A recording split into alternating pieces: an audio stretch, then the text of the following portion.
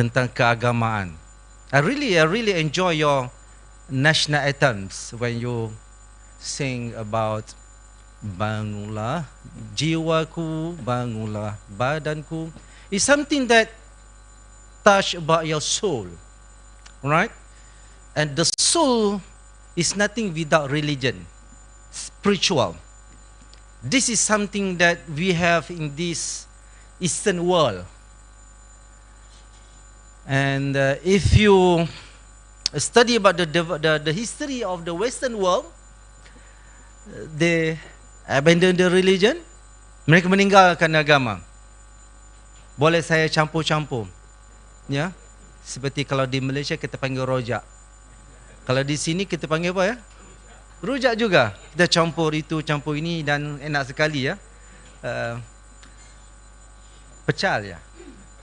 Pecal ya. Pecal umpama rojak juga ya. Ada kangkungnya, ada gado-gado ya. So, is it okay I campur? We call it campurization. Right. After decades, we lost identity. The term we sometimes is misused. When the civilizations of Western country, they lost their identity, they say we lost their identity, because they always sees the world from their perspective. What is happening to them, they say is also happening to other people. So the word we is always commonly used here. They say we lost the identity, but here in the Eastern world, in Nusantara especially, we still have our identity. Look at these two young guys, here they have the blazers, very modern, but at the same time they have the batik to show that we still have our identity. Yeah, we still have a songko. We still, one of my friend yesterday he told me there is a one professor from Japan or Korea.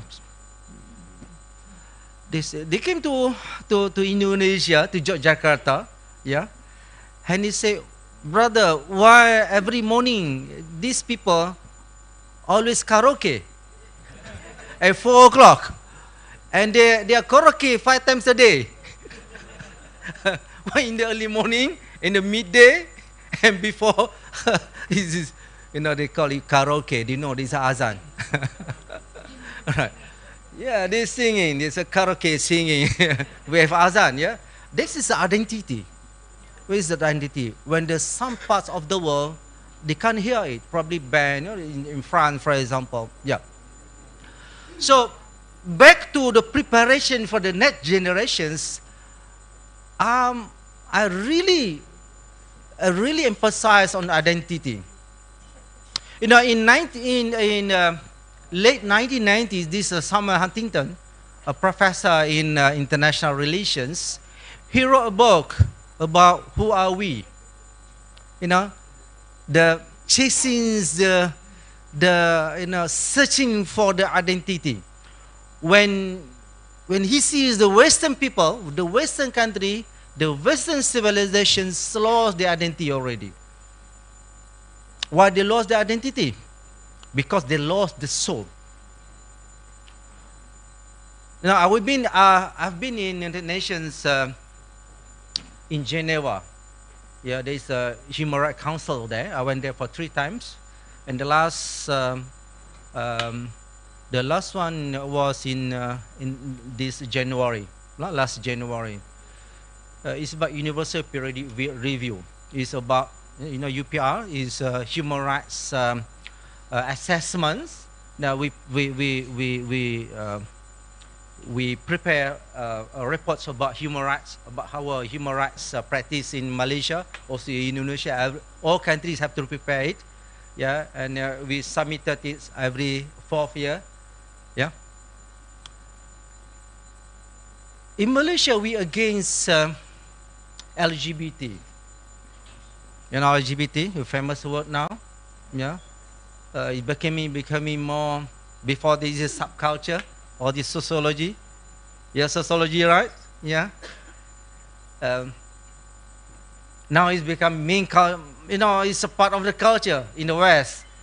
Yeah, and try to propagate it all over the world to say that it's okay to be LGBT and Q and so on and so forth. Then all these wordings. Yeah, uh, it's okay to be this today. I'm man. Tomorrow I'm would like to choose different gender. So and I become an gender, no gender. So for us in the Eastern world, in Nusantara, yeah, it is not part of our culture. It's not part of our identity, and it's let alone it's not part of our religion. Yeah, the religion say no. Now God created man and woman. Yeah, Adam and Eve. There is no Adam and Paul, or Mike Tyson and Jack Paul. No, there's two gender, right? So we firmly believe and pronounce it in the United Nations that, well, it's okay for you. If you want to practice it in the Western country, go ahead. That's your country, it's your people. But don't say that we are not allowed it. We prohibited it, and then don't say that we are against human rights, because that is not right. Yeah, we define the human right based on our belief, religions, and also identity. Yeah, it is something that is not part of our culture. It's not part of our religion. God prohibited it. God prohibits it until the end of the day, the hereafter, right? So don't say that because of the majority of your people say it's okay with LGBT, and then you say this value should be implemented, should be enforced all over the world. Yeah, and you say because you prohibit, this country, Malaysia, for example, we prohibited, it's against the law to practice LGBT. And don't say we are against human rights, because this is not human right for us, because we define human. How you define human? We define human based on religion. Now, the value of human is defined by religions, by God, not by people. If you define the term human, based on your so-called rationality, modern thinking, and they keep on changing. Now, the Western people, the certain group of people in the Western world, they say it's okay to change to call partly animal. Yeah. So what society you're going to produce if you're talking about SDG? Yeah, Sustainable Development Goal. Yeah, when human is more important, is the most important as compared to environment. Environment is nothing without human, but you destroy the human, and you want us to follow your destruction. Look, my friends, the populations in the West is degrading now. Yeah, they have only now the marriage is broken. Nobody's want to get married. Why should I get married? Why can I enjoy, sexual, how to say this, all these, you enjoy sexual relations without marriage. It's a free country. And why should we have children when the children is a burden for us financially, emotionally, and so on and so forth? Yeah, and better keep, pets as compared to children. So expensive now, right? So they are degrading socially. When we talk about Sustainable Development Goal, SDGs, there are 17 there. Yeah, I don't against SDG. It's good. In fact, it's Islamic actually. Yeah, we want to prepare for the future generation. Want to keep the world safe and sound. Yeah, But my critique is about when you try to impose your values toward others. Yeah? Talking about environment, for example, for the last 200 or 300 years, the Western world, as I said there, they destroy the environment because of industrial. Yeah. As you know, you study about the industrial revolutions. How about the pollutions there? How about the lodging? All this balak pokok semua sekali. And then suddenly they realize we have to keep this. Yeah, because we are suffering lack of oxygen, the pure oxygen. Too many carbon emissions in the world. Yeah, because of technology, because of these environmental degradations. Yeah, because of industrial revolutions. And suddenly they ask all over the world to, they put the pressure to the countries like us that they call developing countries. And this is something that, in SDG we speak about equality, right? It's not equality men and women, but also about equality in the world. Yeah. But at the same time, they're still using the word develop. We are developed country, or you are developing country. And the African countries, less developed countries. They put hierarchy. Yeah? And we realize we have to use our resources to develop our country, to make our country more competitive. Yeah? So we have to dig our land to have emas or the resources, yeah? And also we have to explore the oil and gas in our sea, yeah? In all this, in Indonesia is kepulauan, so many pulau, and you have a large in terms of resources in the seas. Pulau Natuna is one of the largest gas reserve in the world. You are becoming rich now. Your people becoming rich after this. Yeah, Malaysia is now. Malaysia will come to Indonesia become bibik after this probably. You know bibik? In Malaysia we call bibik. Bibik is a helper. Yeah. Indonesia went to Malaysia to become helper. Yeah, because of the competitive salary. But not now. I just heard this. Indonesia already have a very competitive salary, minimum wages here. Yeah. So they are talking about what they are suffering, and let's suffer together and let's help together. When they destroy for the last 200 years, and then suddenly they are said that we have to save the world and follow this SDG like we are doing now. Yeah. So this is something that I'm criticized. Not, I still, my premise is we have this kind of policy SDGs, yeah, to maintain as I said, yeah, we have to prepare the world for the next generation. But firstly, we have to prepare the world. We have to prepare the people of our nations to be a better people in next generations.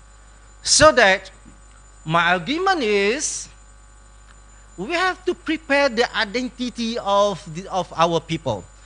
Don't neglect, abandon religion for the sake of modernity, for the sake of SDG. Yeah, because as I mentioned earlier, my argument is the main actor of the SDG is human, people. So prepare the people. Yeah, how to prepare it? Don't leave your soul. Whether you are Muslim, you are Christians, you are Hindu, or you Buddhist, yeah, the soul is your important. Bangunlah jiwaku, bangunlah badanku. Yeah.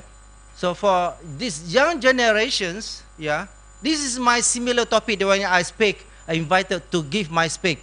I always discuss, promotes how identity is very important. When the Western people, Western countries, they are lost their identity, they lost the soul.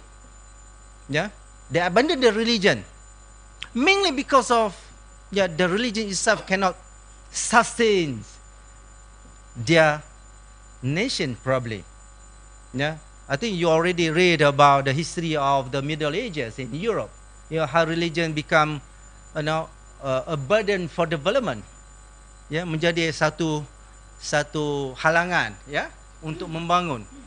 Ya, you read about this science and religion in the Western world, but not in the West, in the Eastern world, not in the Indonesia, not in Malaysia. We develop progressively, mainly because of the religion that keep our society, intact with their identity. Man remain as a man. In family structure, in sociology, we're talking about the family structure. Man and husband and wife, they have their own roles. Yeah, they have their own role. We define the roles collectively and culturally. Yeah, and this is well accepted. It's not like now you want to become modern. If you want to achieve SDG, then gender equality must be followed. What we are doing in Europe, when husband and wife, they have a very similar roles. They say, this is my role, I'm a woman, is equal to you. Yeah, you are my husband, but you are not bigger than me. I'm not subdue to you. I not follow your words. I not follow your instructions. Yeah. So what kind of family, what kind of husband and wife, when both party, yeah, husband and wife say that I'm superior in your house, nobody is superior. Yeah, in the Quran said, "Ar-rijal qawwamun 'ala nisa." Yeah, man is qawwam is not talking about. It's not talking about bravery. It's not talking about gagah, yeah, perkasa. But it's talking about responsibility. Qawwam is responsibility. Yeah. My wife always love to travel with me because I put my responsibility, yeah, during the traveling. It's not only in the house, but also during traveling. If I drive, if I want to go to Kuala Lumpur from Terengganu, it's still about 5 hours to drive. I'm drive the car, and she sleeps as usual. Yeah, and then suddenly, wow, we reach Kuala Lumpur already. We go shopping, dear. Can we go shopping? Well, it's my wife. I should, honor her. Yeah, because it's my responsibility. God, we ask you how you treat your wife. Yeah, is ada dosa pahala? Bukankah begitu? Yeah, it's a reward and sin. You do good to your husband, your wife, you will get a reward in year after. We got to be dadari after that, yeah. No, just kidding. Right, and the wife always see the husband as her leader. Yeah, I said no, we don't go at this time. We go. How about after 1 hour? I want to rest. And my wife said, yeah. You are right. You are, letih. Yeah, you are tired after 5 hours driving. Yeah, and now she is in Yogyakarta with my daughter. And I hire a car with a driver. I said, okay, for these 2 days, this is a car for you, this is a driver for you. You go anywhere you want. I pay everything. I give him as usual, it's not takut bini. Afraid of wife, no. It's more responsibility. I give my card. This is my card, use it. And she spent responsibly. Yeah, she is honored because of that. I give everything to her. And she said, I'm responsible to what my husband gave to me. So this is the mutual understanding because of God says so, and the hadith of the Rasulullah say about the best of you, the Sahaba, yeah, the best of you is the best who treat their wife in the best way. So I want to become the best among men, among husbands. So I treat my wife, perfectly. I want to treat my wife as perfectly because this is something that taught by my religion. That is not my way of thinking. Just how to the Qawam. What is a Qawam? No, you produce leadership. You produce your protections to your wife. Yeah. So there is the identity. There is that how the society developed for the last 500 years probably, and your generation is longer than us, 1,700 years. Yeah, and the institutions of family is very intact until today. Right. So got my point. My second critics is about, in the 16th SDG, yang ke-16. Yeah, we have a 17th SDG goals. Yeah, the 16th goal is about peace. Yeah, it's about how to make this world, the peace in this world remains forever. Yeah, it's very important. And SDG, the institutions that produce SDG is United Nations. Yeah. And they say this, the peace in the world cannot be achieved without stronger institutions. Means that intention must be strong. The institution must be strong. Must be strong means that the countries, the members, 196 members of the country of the United Nations respect the United Nations. Yeah. But today we can see, is what happening in this world when, I'm talking about genocide in Israel. Last 2 days, Indonesia, in Malaysia, we work together. Yeah, we combine, these two leaders, Prabowo and Anwar Ibrahim. Yeah, they put pressure, a very strong statement in the United Nations that we should expel Israel from the United Nations because of the genocide. Yeah, and the world, especially the Arab countries, they opened up their eyes. These two countries, we are Ajam. You know Ajam? Non-Arabs. Yeah, we call it Ajam. Is when an Arab speak about Palestine louder than them. Yeah. Well, the 16th goal of SDG is about how to create peace and maintaining the peace in the world and create strong institutions. Yeah. And we believe democracy is one of the factors that can sustain the peace and stability in the world. Yeah. It's not only in the countries, but also mainly in the United Nations. But if you follow since the last year, even for the last 20 years or 30 years, we can see the inequality when the West talk about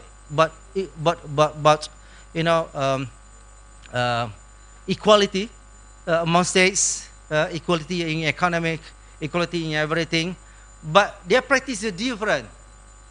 Yeah, there is inequality between countries in the world, especially in the nations. When the America, they impose veto for whatever reasons to protect Israel. It clearly shows to us, it's a genocide in Israel. Since 400 days, since last year, now it's more than 50,000 have been killed and hundreds of thousands is wounded. Yeah, and there is different data say based on the bombing, based on the military operations in Gaza, is no less than 100,000 already been killed. Yeah, and we're talking about displacement, internal displacement is millions. Yeah, people without shelter. Even the Israel bomb the shelters, hospitals, schools, everything. Yeah, but who the main protector of them? America and some Western country, Germans, United Kingdom, France now realize that they have to more distance from this, to avoid complicity. Ya, complicity, tidak mahu dilihat bersama dengan yang membunuh itu. Ya, complicity. Right. So the inequality is based on Western bloc. When America and their coalitions, countries, see the Israel is the Western, value, based on Western value. They are part of us. They identify it. It's a part of their Western democracy, Western blocs, Western countries, and the Palestinians the others. Yeah, and I'm quite how to say this. My heart is very close to Palestinian issues. I'm international relations professor, and part of our my research about Palestine. Even I was kidnapped by the IDF. Yeah, during my humanitarian missions, I put in jail for 2 days in Israel. Yeah, so we are attacked in the Mediterranean Sea by the Israeli military forces. So, why? This is very quite personal. It's my personal experience. But if you follow what happening in the Middle East, yeah, it's not only Palestine now. It's not only Gaza. It's also in Lebanon. Yeah, who affected is not Muslim only. There's so many Christians in Lebanon. Yeah, also in Syria, in Iraq. Yeah, so the West, the Western that promotes, promotes about SDG. Yeah, they don't treat SDG like we are now. Yeah, in university, my friend Dr. Professor Salama asked me about how about your SDG in your ministry. Yeah, we implementing the SDG. Yeah, we try to protect the environment, less carbon emission. We have one day per month not to use all these vehicles that use petrol or diesel. Yeah, all this fossil energy, we don't use it because to protect the environment. Every day we switch off all this electricity during the time rehat. Yeah, during this rest hour for 2 hours. Yeah, so we teach our students how to protect this world, how to prepare for the future generations. Yeah. But what is next generations when the superpower, the called superpower, they are killing the human. Just like that, because of different definitions of human being. They don't see that people in Gaza as human. They don't have, we have something that, we are very protective in terms of human. Kalau ada yang sakit, kalau ada yang kemalangan, kita mau membantu. Ya, yang lemas kita bagi CPR sebagainya. Cuba menghidupkan kembali. Ya. But they are killing there every day. Not 1-2 persons, hundreds. Yeah, hundreds, 200s every day. They drop the bombs bigger than what the America dropped the bombs in Hiroshima, Nagasaki. So these are the critics that you have to understand that, well, I believe SDG is very important. We have to implement SDG as part of our contributions to save the world. But you as Western country should also think about how to save the world. It's not by using your words, you pronounce it, you declare it, and at the same time you destroy it. So we have to be critical on this. Yeah? So I'm trying to establish my premise, my arguments that for the next generations, the countries, the people that are going to save the world is not the Western bloc. They lost their identity. Yeah, they are double standards. They are killers. They are killing so many people now, not only in the Middle East, but also in Ukraine. But look, in Nusantara, there's no war. It's hardly have a war here. Yeah, we have we have a problem in Myanmar. If Dr. Kendo, he knows better than me because he's closer. Thailand is closer to Myanmar as compared to Malaysia. We have a crisis in Myanmar, but how we resolve? We try to mitigate the issue peacefully, right?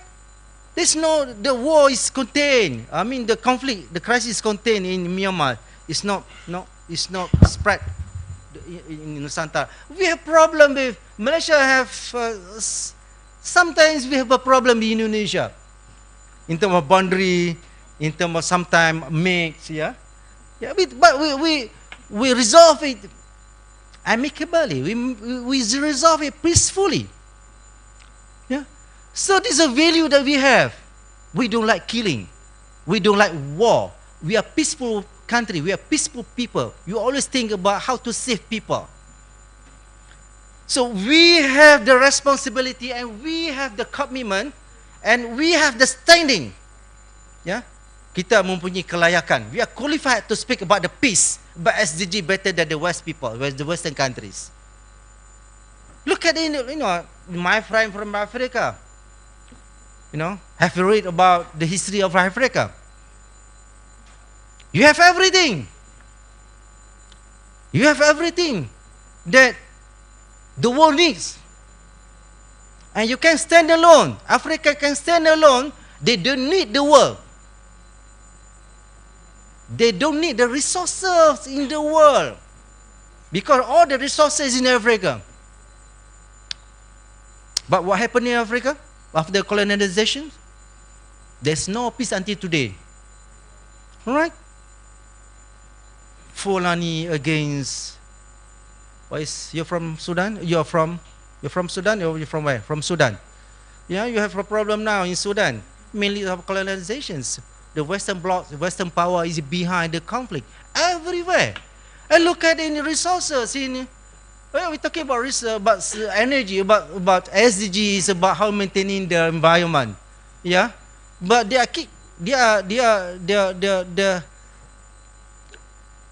take everything from Indonesia, from Africa lands, and left nothing except degradation to the environment. Yeah, they take out this. They exploit gold. They exploit uranium. They exploit even the best, berlian, these diamonds from Africa. The best, everything the best in Africa. And they say you are less developed country. You are poor country. Whereas Africa is the richest country in the world.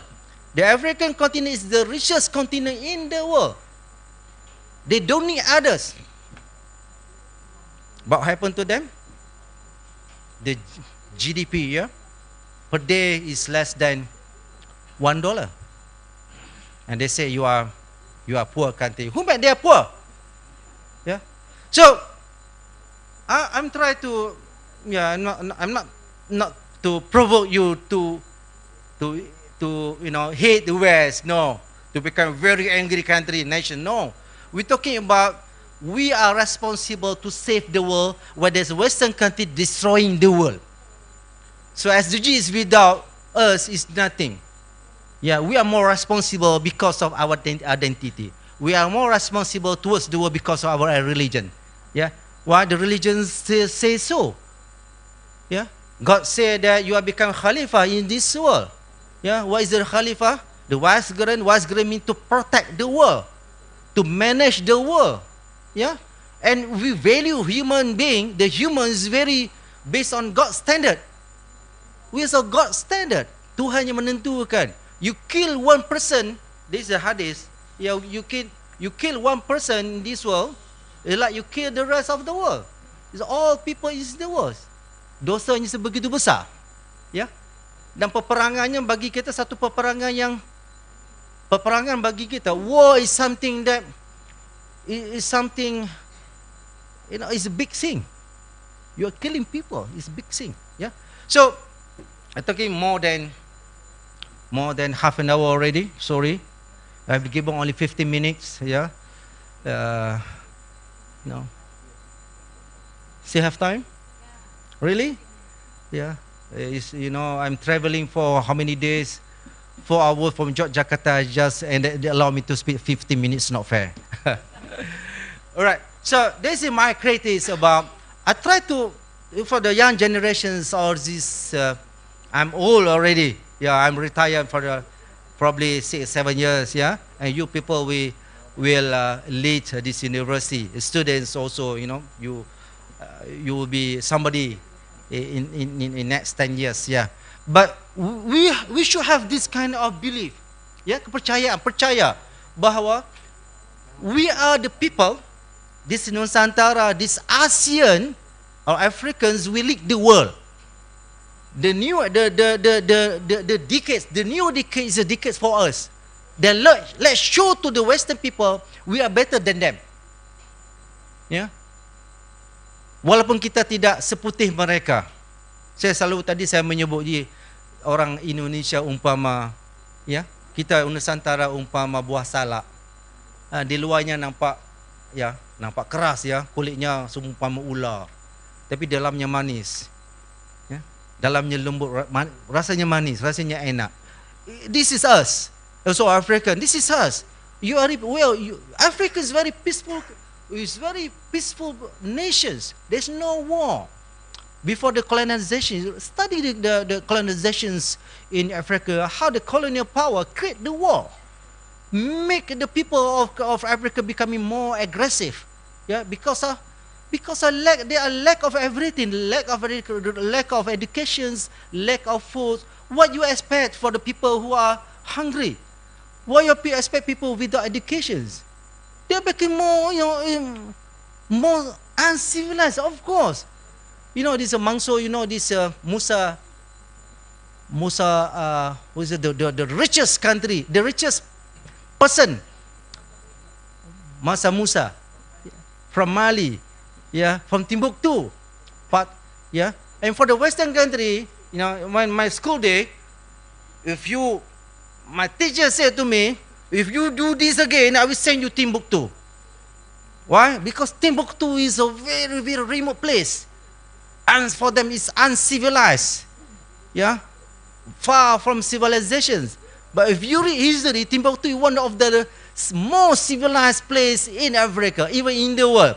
Until today, there is 100,000s of manuscript, kitabs, yeah? Books that still not be translated. It's a full of knowledgeable person, scholars in Africa. Yeah? And if you portray Africa is something, Tarzan saved the world, saved Africa. Yeah? Tarzan is white and the rest is black. Yeah? Black always been portrayed as the evil. Yeah?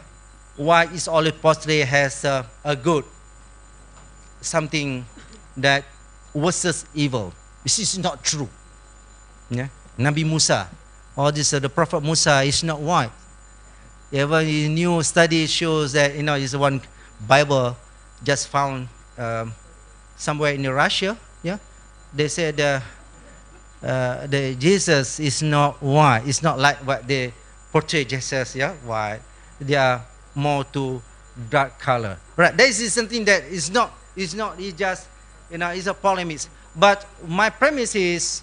My objective to say there is, we the ASEAN people. It's not only Malaysia, it's not only Indonesia, but also Thailand, also Philippines. It's good to have these 4 countries together. Yeah, we have similar mind, similar way of thinking. Yeah, to believe that we have a responsibility to save the world and take that responsibility, not to give to this for me the uncivilized countries now in Western country. They lost their identity. They lost the institution, the family institution, the very important institutions in mankind. Yeah, without family, where you are, you cannot establish civilizations without family, good family institution. Yeah, and they lost the religion. We still have our religion. We still have God. Yeah, so trust me, the next generation, the next decade is for us. Thank you very much. Assalamualaikum warahmatullahi wabarakatuh.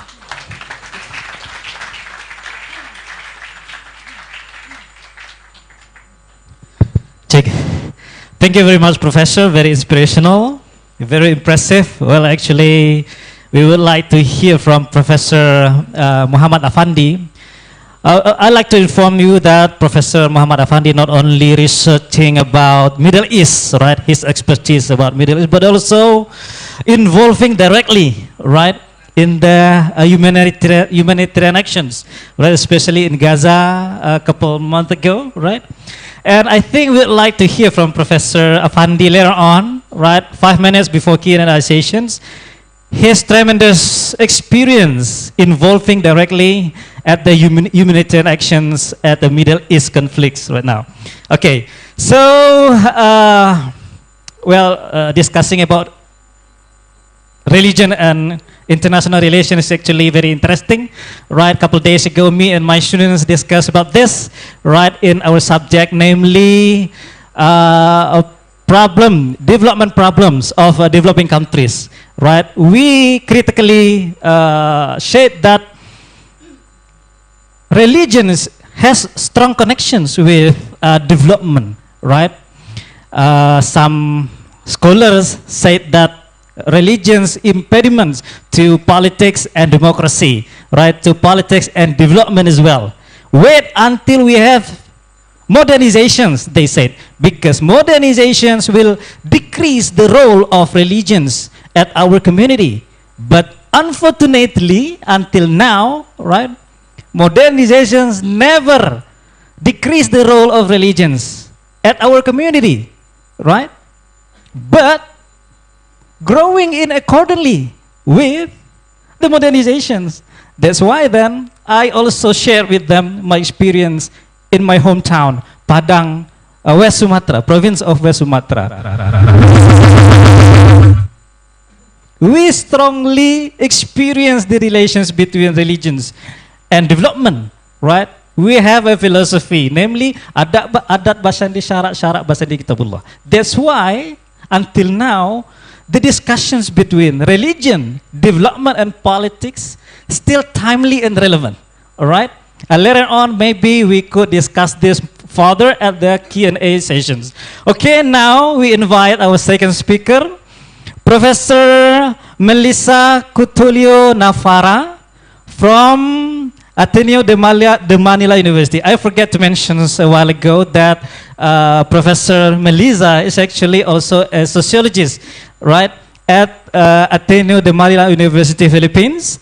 And he has a tremendous experience, my friends, not only in academic field, but also serving as a government officers, right, for selected duties. Probably Professor Melissa care to share with us her experience relating to his academic about our topic, and also her experience working for the government related to the development and policies, right, especially in Philippines. So this is a best practice we're going to hear from Professor Melissa, how these countries, especially Philippines, deal with sustainable development goals. Professor Melissa, the floor is yours. Thank you very much. Give applause, my friends.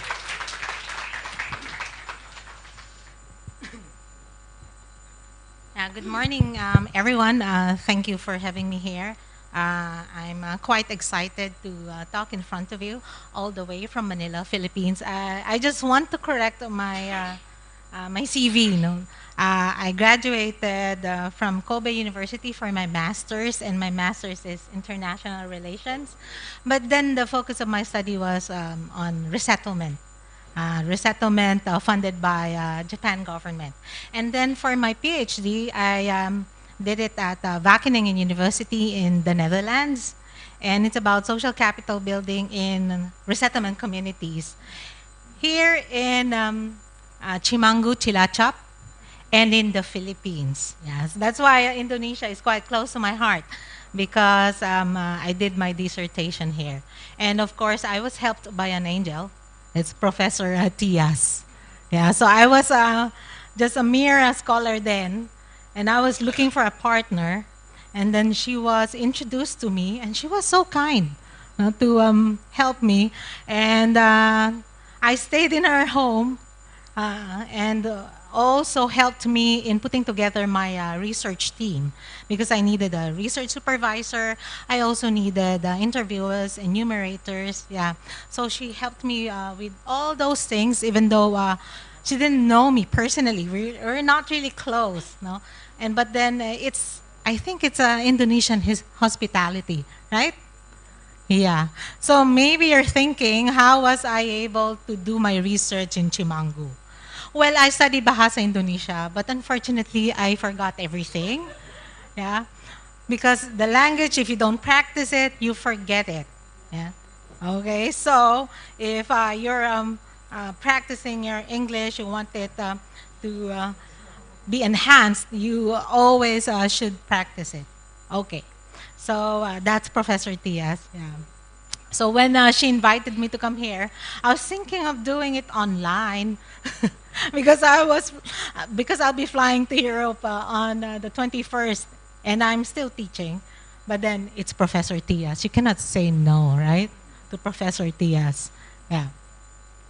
Okay, so I worked with the government for over 2 decades before transferring to the academe. So I finally saw the light.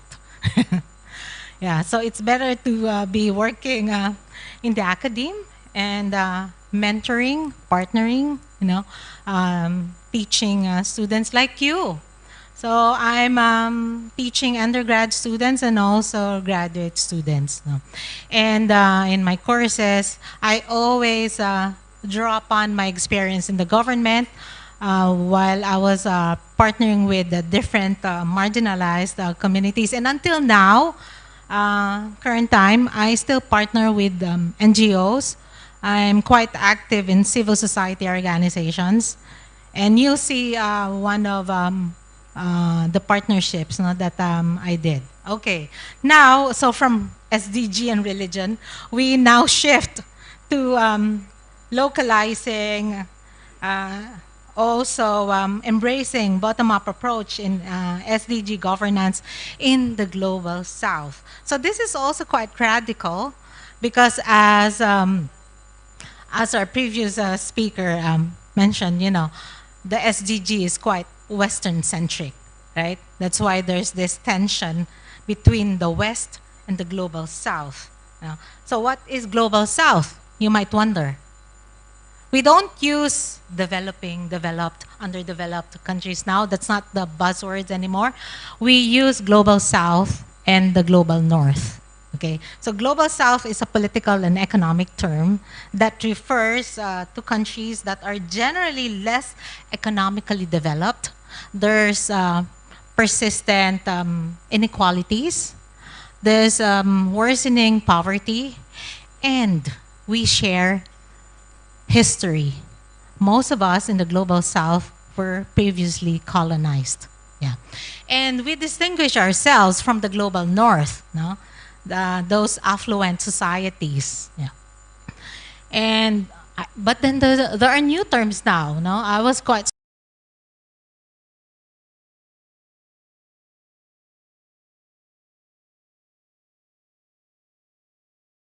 surprised because when I was just in Europe last July, my colleagues there of university and Erasmus, they mentioned about minority worlds and majority worlds. I said, well, I assume that we are, Philippines is part of the minority worlds. And they said, yeah, but then, we're just used to global South and global North. And then there are new terms now. Maybe let's not use the terms yet. No, let's just use the term global and global North and global South. No, but then that's a thing. No, why is it that they are always in the position to come up with these terms? And when you hear the terms, they're really quite binary. Global North, global South, majority, minority, right? They always sustain that divide. Yeah. Well, we know there's a divide, but then it's just that they always play it up. Okay. Okay, so SDGs. I know that, well, I assume you know what SDGs is all about, Sustainable Development Goals. right? So they're also known as global goals. Okay, it was adopted by the United Nations by all the 193 member countries. It was in 2015. No? And because of this SDGs, it now seems that we have shared vision, no? And framework. So we all aspire to achieve these 17 goals, no? From no poverty to partnerships for the global goals. And it also elevates, no, global awareness and global coordination and cooperation. And there's this expectations that, member countries, the states, no, will align their policies and strategies, no, with this sustainable development goals. So you will see your development plans, medium terms and long term, during the administration plan, you'll see SDGs there. And this is part of the agreement, that we align all our development efforts, to the achievement of the 17 goals. Yeah. And of course, there's data collection and monitoring. We are being tracked on our performance. And who came up with this data monitoring, and collection of data? Of course, again, the global north. Yeah, you have the United Nations. But when you say United Nations, it's actually the United States, right? And then you have the European Union. No? Yeah, so they collect data from us. And how do they collect data from us? They collect it from our institutions, the works of the institutions. And our director mentioned a while ago that your university is now the center of SDGs efforts, right? It's the same. In Manila, the Ateneo de Manila University, the #1 university in the Philippines, just bragging. Yeah, we're also the best in SDGs. I wonder how do they collect it? Well, they collect it, like for example, when I submit my publication, there are like checklists, like in what SDGs, is this paper relevant? So no poverty, no. Okay, you just go. And then the institutions will just tally them. And then later on, submit it to the Commission on Higher Education. That's how they collect it. So I don't know if it's really making a difference, right? But then, well, based on their evaluation, we're #1. Yeah, okay, that's good news. Okay, next, maybe we go to the previous slide. Yeah, previous. More. You're quite advanced. No, just, I think it's the number 1, 2, 3, third slide. Yeah. Yeah, this is important. The one before that. Yeah. You might wonder, how come we have the Sustainable Development Goals? What's the impetus towards these global efforts? Of course, we have Jeffrey Sachs as the prime mover of the Sustainable Development Goals. And Jeffrey Sachs, can you raise your hand? Do you know Jeffrey Sachs? Who else here, apart from me, apart from the professors, know Jeffrey Sachs? Okay, well, Jeffrey Sachs is actually the think tank of the United Nations when it comes to development efforts. He's a world-class economist. Yeah. So he's the author of the very famous Age of Sustainable Development and the End of Poverty. So I'm pretty sure your professors already use these books in their lectures. Because I use them in my lectures. I critique them actually. I just don't, just mention them and teach them. I critique them, because that is really what we need to cultivate in our students, to critique, not just to accept. Should be able to critique, just like our previous speaker mentioned. They're coming from the West, right? And we're from the global North, right? So we just don't take in everything, just instantly. We critique. Okay, but then Jeffrey Sachs is the prime mover. So in his book, Age of Sustainable Development, he introduced us the concept of sustainable development. No? And for him, the goal should be meeting the needs of the present without compromising the ability of our future generations to meet their needs. No? So this is really our strategy against the tragedy of the commons. It's a way of taming the greed of the businesses, no, of the humanity, no, to extract no, from the environment for their own interests. No? So there should be a way to regulate our interest. If not, well, we'll destroy our own home, and half of it is already destroyed.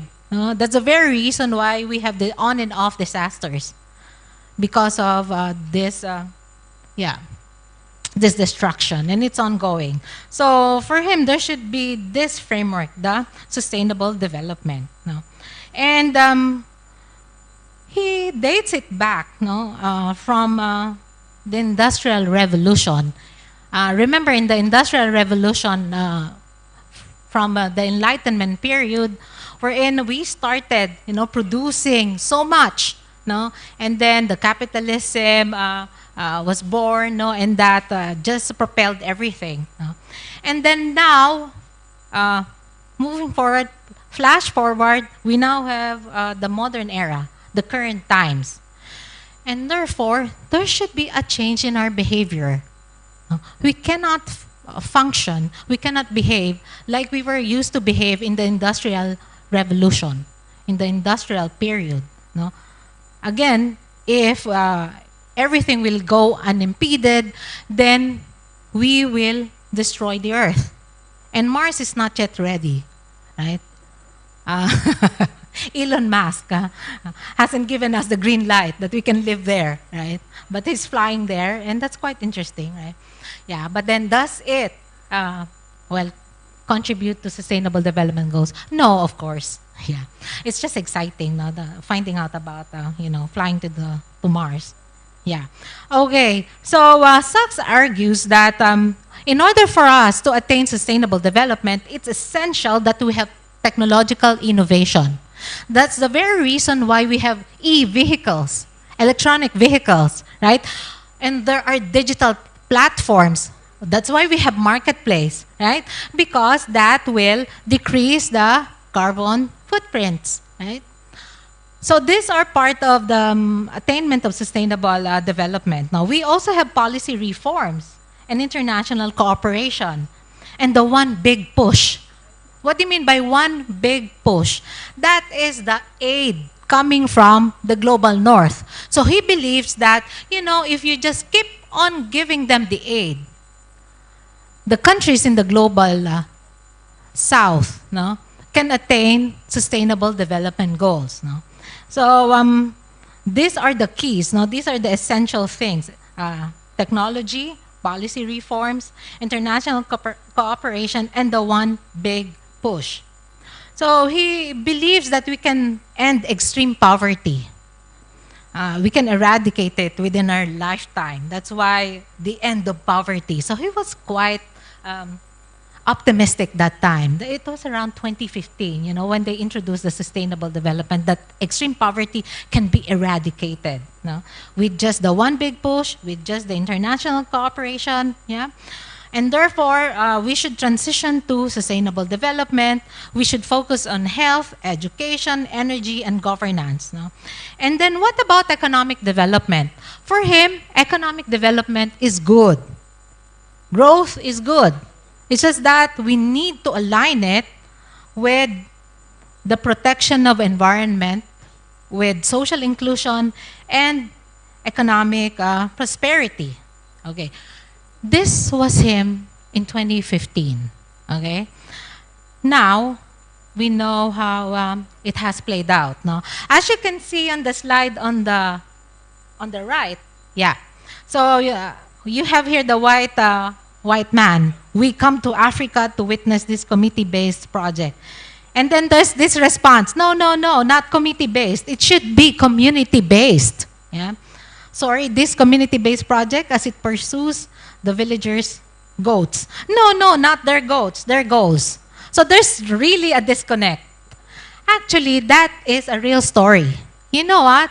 Jeffrey Sachs applied his model in the Millennium Development Villages, wherein he was able to get 120 million US dollars to funnel them in 17 villages, trying to eradicate extreme poverty. Can you guess what happened? Success or fail? Huh? With 120 million US dollars, do you think the 17 villages escaped poverty? No. Yeah. That's why, since that year, Jeffrey Sachs has received backlash because he failed. No? Because he put everything there. One big push. International cooperation, technological innovation, but nothing happened. They just finished the 120 million US dollars. Why? Because there's this disconnect. It doesn't know the culture, the context of these villages. No? So it was really so top down. Okay, so it's like, I'm the great architect, no? And I'm like a magician, and I will eradicate poverty, but that didn't happen. Yeah. And now we question, no? We question sustainable development. We question the model. Okay, now we go to the next model. We go to the next slide. Yeah. Okay, so this model is interesting. This is the donut economics. Yeah. So I'm pretty sure the economists here, in the room, know about donut economics. Every one of you should also know about donut economics. This is a sexy title, the donut economics. Okay. So responding to the prevailing paradigm, wherein it's very top-down, it's quite Western-centric, Kate Raworth, she's also an economist, offers an alternative model. Actually, Kate and Jeffrey Sachs are friends. No? Although Kate is like, critiquing the work of Jeffrey Sachs. No? So like Sachs, Kate Raworth is dismayed with our quest for GDP. Because that's the metric we use, right? The gross domestic product. Meaning, how much do we produce every year? And that's how we are measured.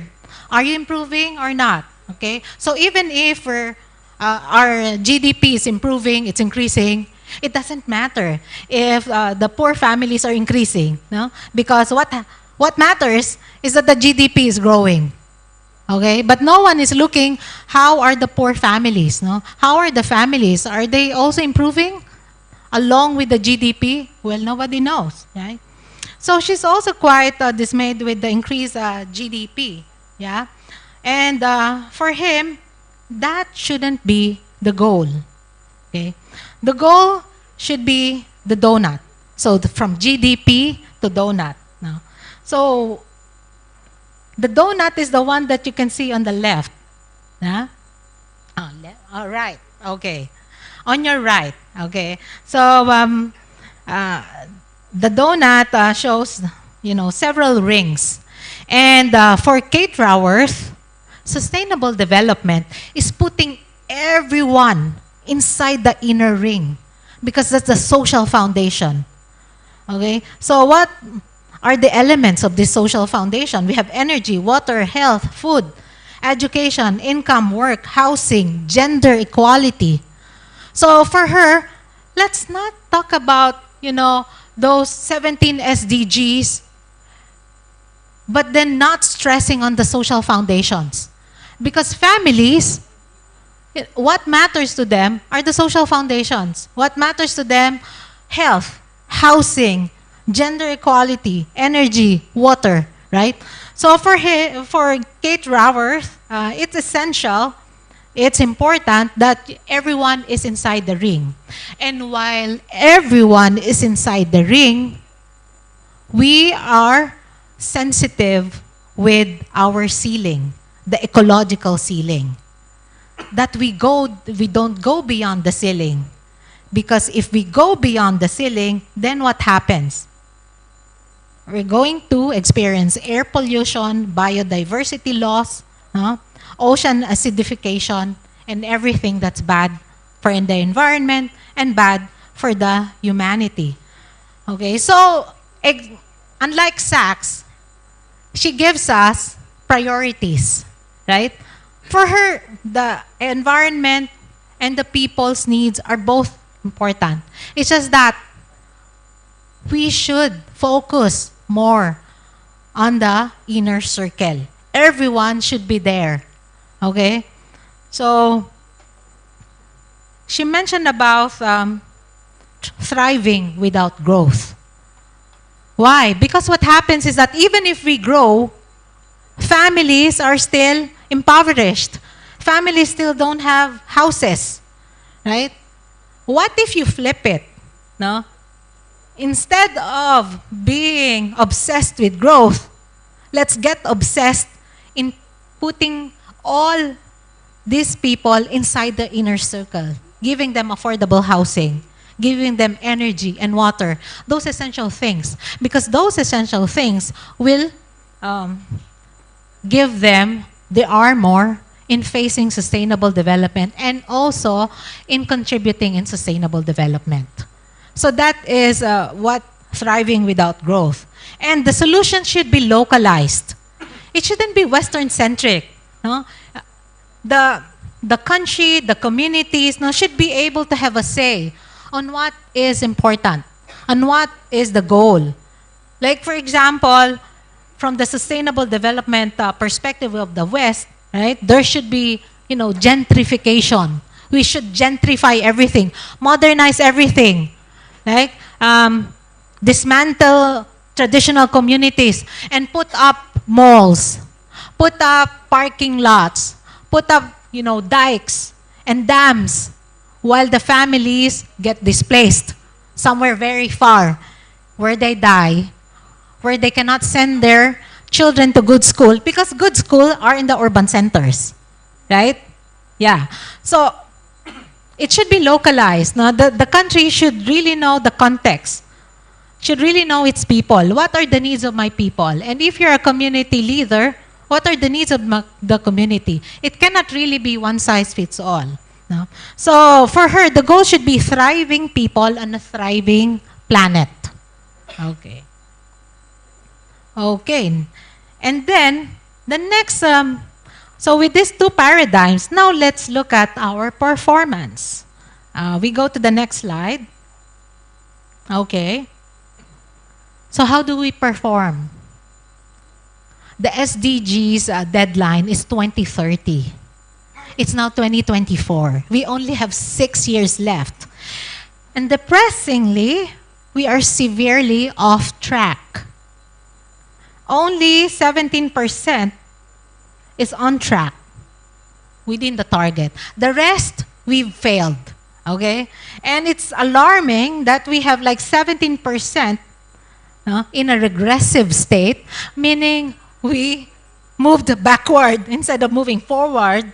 And we have 18% that we've stagnated. We didn't move anything. We didn't move ahead of us. We didn't advance. And that is really bad. And that is from goal 1 to goal 17. Goal 1 is no poverty. Goal 17 is about the institutions, right? So, what does this mean? When we go to the next slide, yeah. Again, we see the North and South divide. When you see their rating, when you see our friends in the global North, their average performance is at 80%. And our performance in the global South is at 60%. Just imagine, it's not really us who destroyed the world. It's the global North, during their industrialization period, And then afterwards, they now said, let's put a stop, global South, okay, do industrialization, but green your technology, which is so expensive, which is really unfair, right? But then they already stopped because they already, acquired that level of wealth, So the divide just continues. right? So there's really something wrong with the SDG. There's really, a disconnection. Why is it that, it's not working for the global south, no? But then for the global north is okay because they have a head start in development. They're already wealthy, right? And next is, of course, the critique. This is where we critique. Yeah. So it's important as students, as scholars, no, that we critique frameworks. We critique paradigms. We just don't accept it and embrace it because we check first our context, our setting. So what are the critiques of the scholars? No? And these scholars gathered this evidence, gathered these issues from the communities, from the marginalized communities, from the civil societies, organizations. So number one is universality versus context specificity. So while the SDGs are presented as a universal framework, of course, there's a debate. It's universal. Can we approach development with using a universal framework? Of course not. Because our context is so different from yours. Right? If the other countries, they would want dams or dikes. No?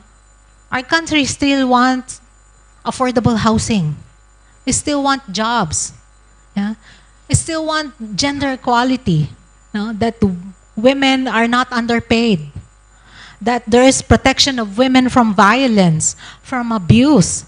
Right? That women can go to universities. So our context is so different, and therefore the universality of SDGs is attacked. Number two is top-down versus bottom-up approaches. No? So SDG is a globally agreed agenda. Again, it's very top-down. But then who decided?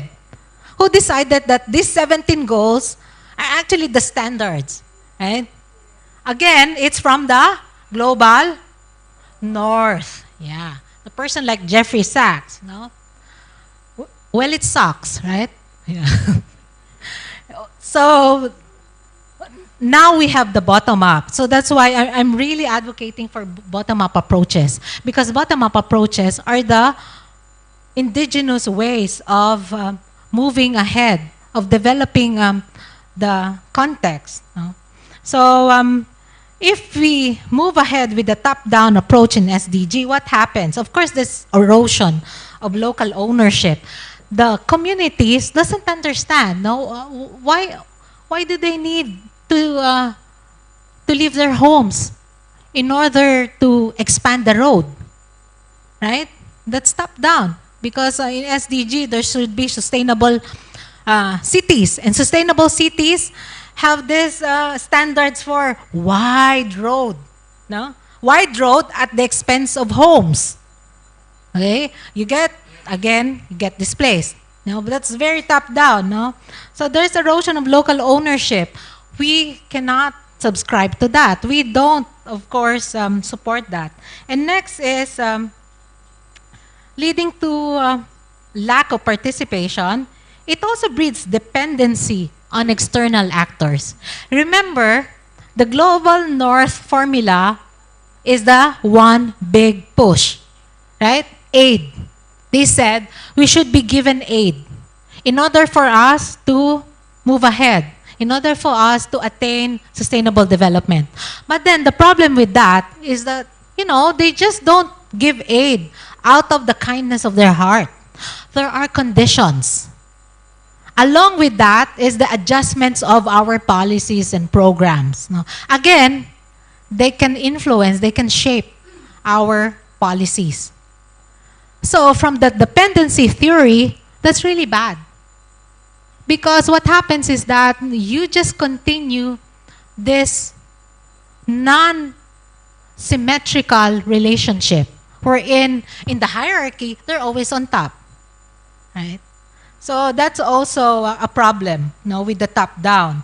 And also, hindering the development of local capacities for sustainable development. Because we already have a standard, and therefore, why should we come up with new ideas? Because this is a standard, no need, right? No need to be creative. So this is really bad, no? But I'm not saying that we get rid of it. What I'm saying is that we should tailor fit it according to our needs, according to what is urgent in the country, in the community. Even one country top-down approach doesn't work because every locality has different needs. And then next is the developed versus developing country responsibilities. No? So the discussions persist about the roles of the developed and the developing. How come the developed can dictate on us what we need to do? Right? It's really a symmetrical relationship. It's not symbiotic. But then you'll see sustainable development. It's all of us. It's global. No? But then it's not a symbiotic relationship. It's an unequal relationship. No? So why is it that we're not taxing the rich, right? They said we just need the money from the 7 big people in the world, the top 1% of the globe. And who are they? Who are they? Elon Musk. Who else? Bezos. Who else? Mark Zuckerberg. Who else? Warren Buffett.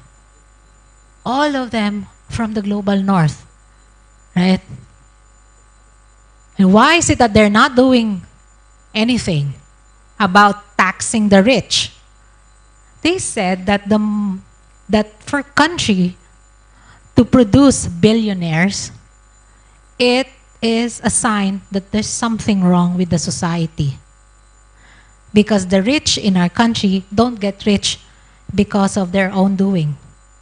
They get rich because of what? Favors? Cheap labor? What else? They just don't get rich because they're brilliant. All of us here, all of you are brilliant, right? But we'll never get rich, no? But for as long as there's something wrong with the taxation, for as long as there's something wrong with the distribution of wealth, for as long as they stay in power, of course, they can have a say on the decisions of the government. And in the Philippines, it's really alarming because those who are quite rich also rule the country. They become politicians. And maybe you wonder why they want to become politicians, right? Well, maybe they want to protect their wealth, their interests, yeah.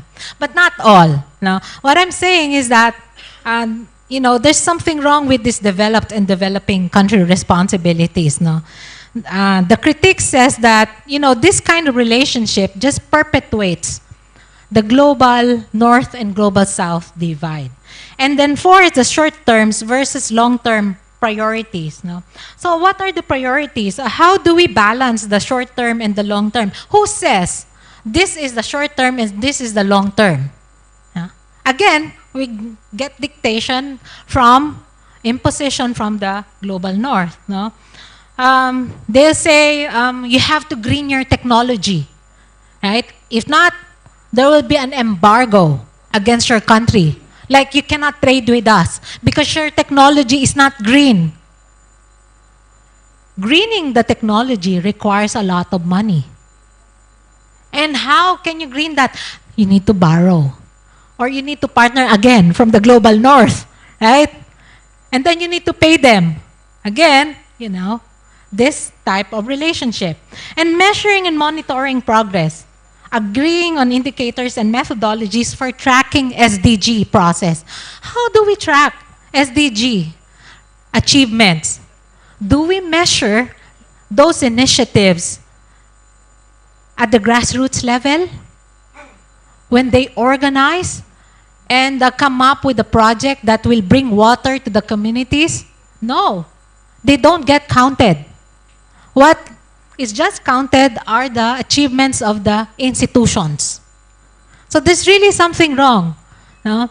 Because the voices, the initiatives, the triumphs from the bottom, they don't escalate in such a way that they get counted, that they matter, and that they shape and reshape the Sustainable Development Goal policies. Yeah. And also the qualitative aspects of measuring the achievements. We're just, right now, it's just after numbers, right? Quantitative, just tally and tally, tally. Okay, just like in my university. Okay, your publication is goal 1. Okay, goal 3, goal 3. Did they even know the story behind those goals? Right? Because we just tally. Did we even try to find out why the communities cannot achieve goal 1 or goal 3 or goal 7? We don't know. Because it's not the way SDG achievements are being tracked, are being measured. We're being measured by what we achieve. Okay? So for example, environment. Okay, we produced flood management projects. But then, that flood management project displaced hundreds and hundreds of families. How do you now score that? Right?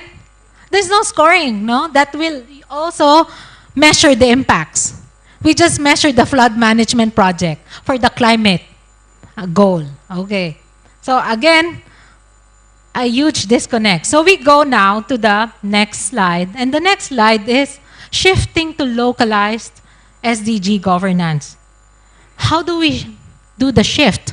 Okay, we shift with the contextual relevance and effectiveness. No? We should really know the context. And the local officials should know the context. And you get to know the context if you engage meaningfully with the communities. They will say, we engage. Now, what they do is that they just convene meetings. No, just meetings and meetings and meetings. But then they don't even listen to the people. Yeah. But then this one is really meaningful engagement. There should be ownership and agency. No? Ownership in such a way that the countries, the communities can craft their own solutions to their development problems. And third is leveraging local knowledge and innovation. How do we harness local knowledge? Like for example, cooperatives in poor communities. They came up with cooperatives, right? That cooperatives gives out credit, microcredit to the communities, to the poor families, right? So how do we scale that up? How do we support that? There should be ways of supporting this because this thing works. Of course, there will be economic shocks, but then that is where the government comes in. That is where, the aid should really come in to the local efforts of the communities. Yeah? We should build local capacities. Like how do they protect their own forests? Not take them out because, again, the SDG standard is that forests should be protected. Well, maybe if you are in Europe, because in Europe, you don't live in the forest because they have affordable housing in the city, right? But in the Philippines, we have families, maybe also in Indonesia, you have families living in the forest, right? And when you apply the SDG standard, you take them out.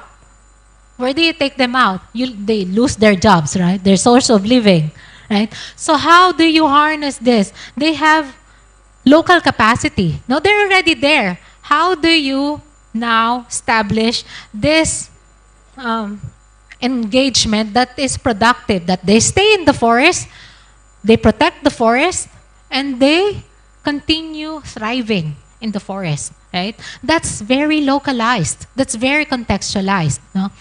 Our friends from the global north, they cannot understand that because they don't live here, right? They don't really engage with us. And then we promote equity and justice. The equity and justice, we know it because we experience it on a daily basis. Right? How do you balance that? How can you now explain to families that, we've greened our technology and that technology has led to job loss among hundreds, right? Because before it would, require hundreds of workers, but with this technology, it just needs 50 workers or 5 workers, right? Is that justice? No, right? There should be safeguards. Okay, if you go green, how do you now protect the economic interest of these families? How can they now feed their children and send their children to school? What do you mean by sustainable development? Yeah. Okay, so that should also be balanced.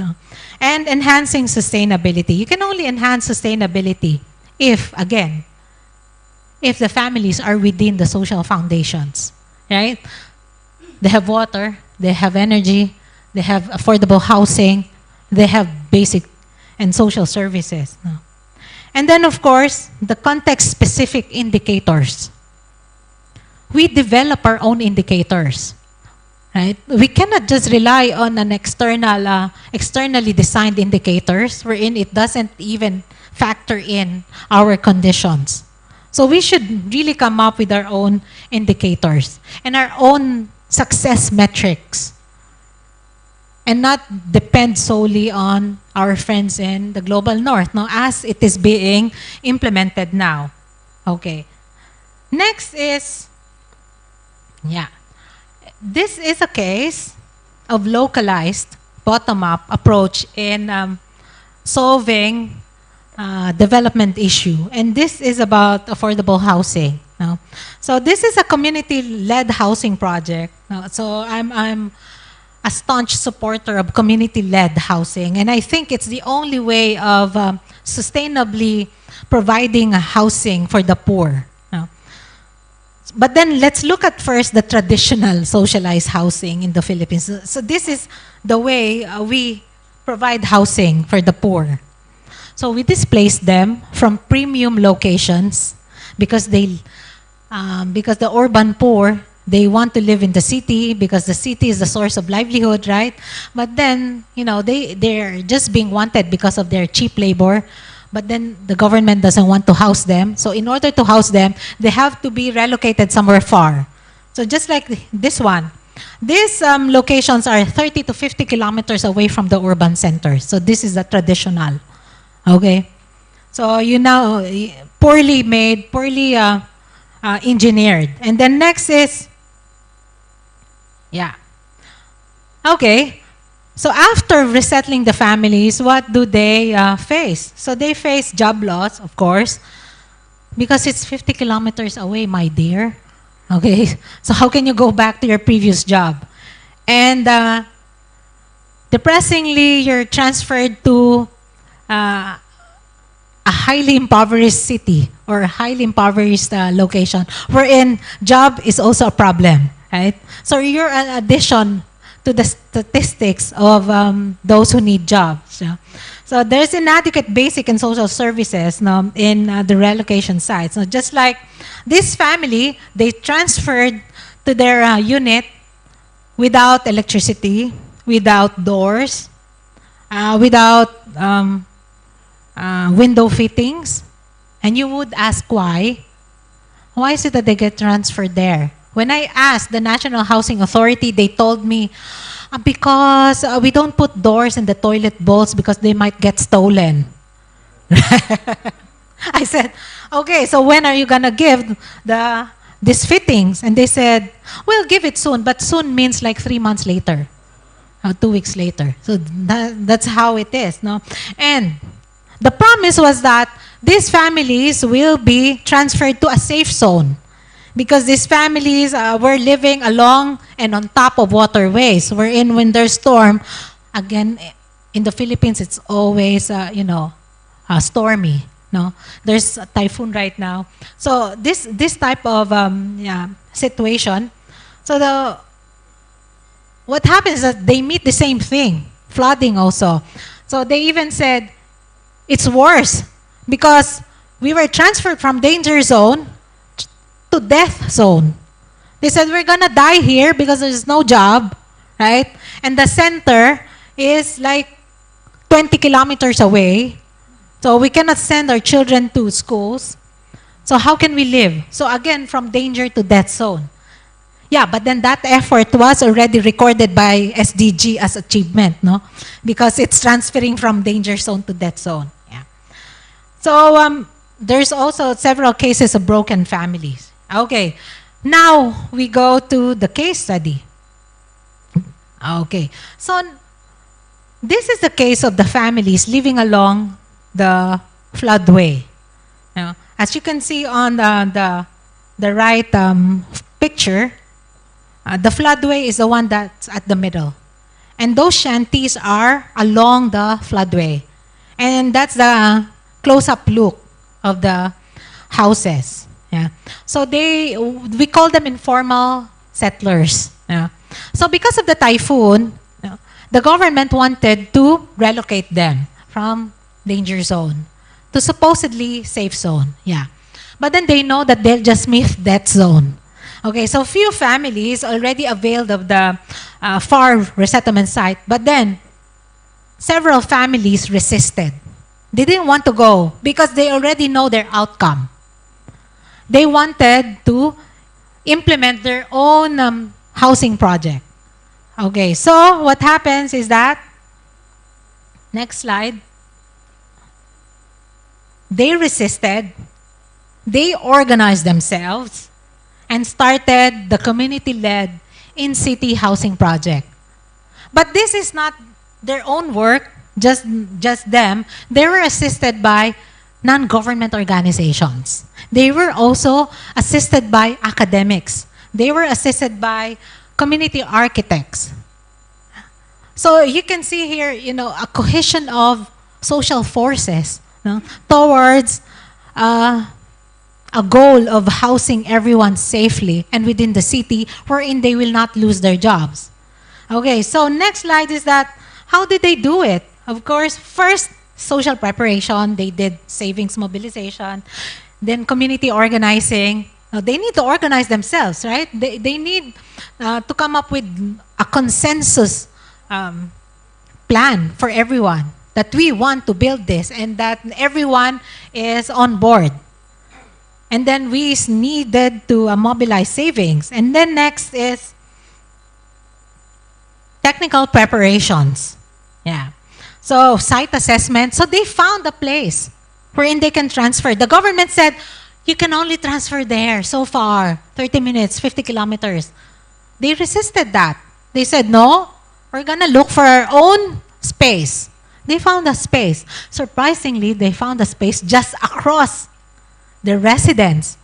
And it's owned by a government institution. And that government institution didn't want to give the space, the land, because it has a different plan. No? But then, of course, they resisted. No?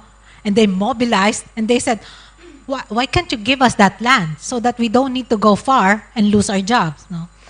So we did the community mapping. We did the housing design workshop.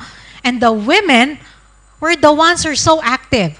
No? It's not just, I'm not saying that you cannot really rely on men, no? But, women are really the force behind transformative change, right? Yeah, so that we really need to empower women. No, so as you can see there in the middle picture, that woman, so we came up with the community workshop. How do you now lay out? We have this space, like a square space. How do you now fit the families, 900 families?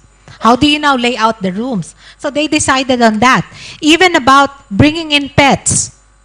No, they also decided on state management. How do we manage the public spaces? And then afterwards, the community architects will now render their vision into a model, as you can see on the right picture. So you can see there a replica of their design.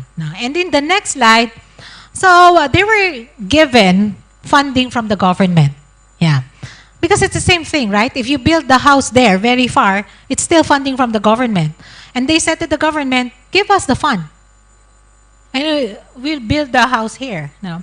So they're given the fund, and they even monitored the construction phase. No?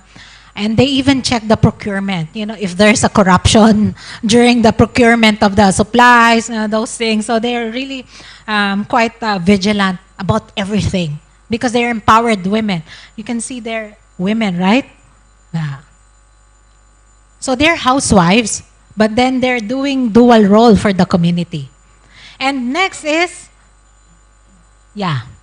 so from that, from the before, you'll now see the after.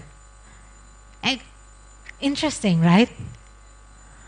These families who are lowly educated, who are into informal work, can come up with such an achievement. And that's bottom up, and that's localized governance. They were also supported by senators, by congressmen, by mayors, not just the civil society organizations. Next slide. We have several cases. That one is also in Manila. Families were living along the creeks for a very long time. And then afterwards, they did the same thing, mobilize, organize, and then ask funding from the government. And you now see the women and men in red shirt. And the building behind them is their project. Yeah. So again, this is community-led. Okay, so what are our takeaways? Next slide. The takeaways from this discussion is that there's a consensus towards aspirations for sustainable development. We don't reject sustainable development, right? We are all for sustainable development. Yeah. We believe in the ideals of sustainable development. It's just that the prevailing paradigm is not aligned with the local initiatives. There should be contextualization. There should be tailor fitting. So the paradigm should be able to factor in the global South-centric approaches. We prioritize our interests based on our situations, based on our conditions. It's not their metric. It should be our metric from the global South. It should be our approach. It should be our ideas, right? It should be our people deciding on these things. Scholarship, academics, we need to highlight, examine also the indigenous localized sustainable development approaches and stories for further enhancement and evidence. So it's also our job as researchers, as scholars, as scientists, social scientists, to elevate this at the international level, to present to the Western-centric models of sustainable development. We show them the evidence that there are local initiatives that are sustainable. And then we ease the dependency. Let's mitigate our dependency in the global South and instead strengthen the South-South cooperation. Yeah, so like the Philippines and Indonesia, with Malaysia, with Thailand, we share the same history, right? So instead of, strengthening our partnership in Global North, let's strengthen our partnership with our brothers and sisters in the Global South. Because more or less, we share contexts and interests. And we put people from below at the heart of the pathways to achieving sustainable development. Because it's actually the people who experience underdevelopment who can come up with the solutions. You just need to capacitate them. You just need to give them the right tools. And then they can craft their own formula and their own solutions. Yeah. Okay, so I stop at this slide, and I hope that you learned a lot from my discussion. Thank you very much for listening.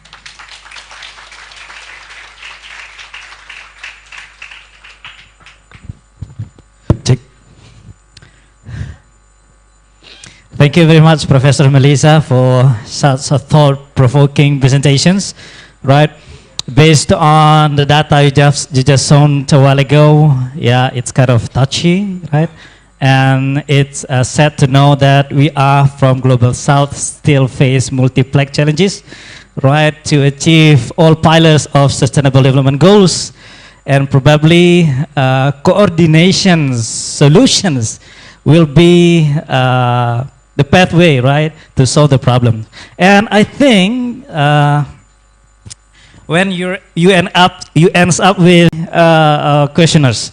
Okay, thank you very much. Please mention your affiliations and also your questions. Thank you for the opportunity. My name is Oti Kusumaningsih from Wijaya Kusuma University. The question for Mr. Afandi bin Saleh. Based on religion and international relations, how is collaborative governance do for human dignity and rule of law for a peaceful and inclusive society in this world? Thank you. Thank you very much. Shall we directly answer the question or we wait until all questioners? Okay. The second question, okay. Thank you so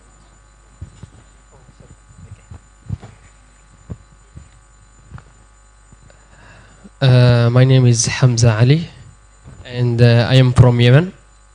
I am a student in General Sudirman University in Faculty of Law. Thank you so much, Dr. Melissa and Dr. Muhammad Afandi, for wonderful words that you explained to us. I really learned from what you said. I have a quick question for Dr. Muhammad Afandi.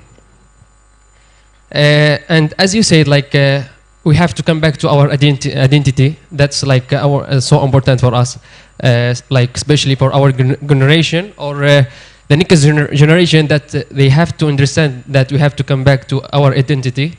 Whether I am from Yemen or from Indonesia or from Thailand or from Malaysia or from any country, we have to come back to our identity. So, as you said, Dr. Afandi, about the laws and principles that made by Western countries, the developed countries, they support the freedom.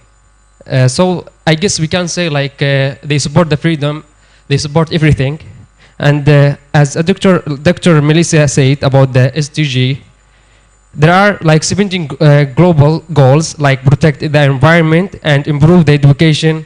So this is from the goals SDG. So the Western countries, and one of the points that you mentioned about the Western countries, they have the freedom to choose anything. They have the freedom, they have international law and everything.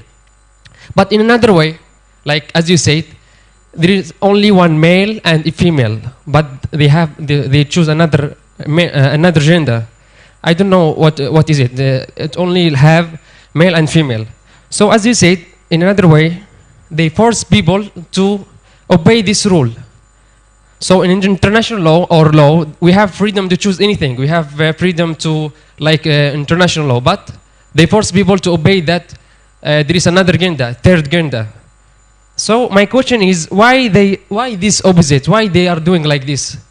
And another things, as you said, in Palestine, what happened now in Palestine, or maybe in Vietnam before, in Philippines, or in my country, or also in Indonesia, the international law, they I know in French, what happened in French before, there is a case, there is 10 people die, and all the president from United Nations go out, and they are so sad, and also we are sad. But in Palestine, there is a lot of children died, more than 20,000 children died, but no one say anything. They say this is international law, they don't obey the international law. So my question is, why this opposite? So why they are doing like this? Thank you so much. Okay, for the third questioners. Yes, please.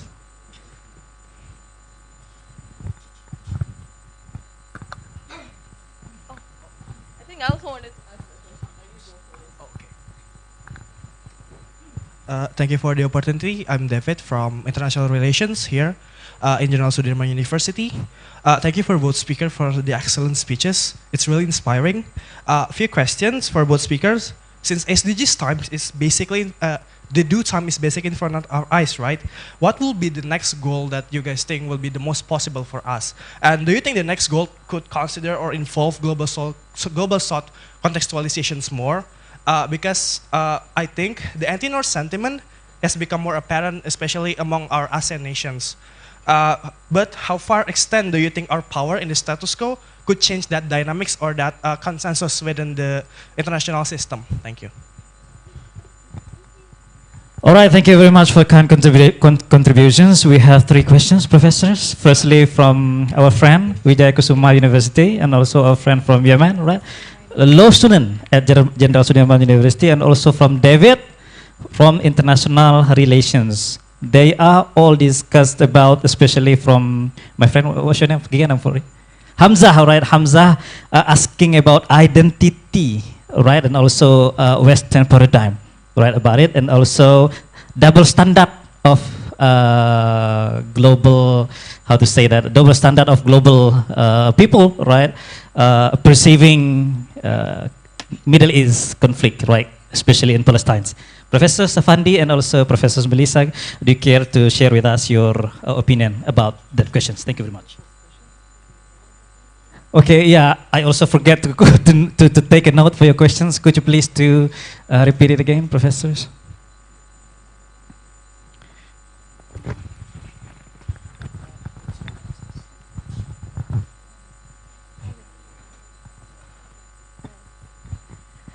Based on religion and international relations, how is collaborative governance do for human dignity and rule of law for a peaceful and inclusive society in this world? Thank you. The first question is about collaborative governance on human dignity, right? And inclusive society as well. Professor Safandi, I think these questions are directly, yes, asking to you.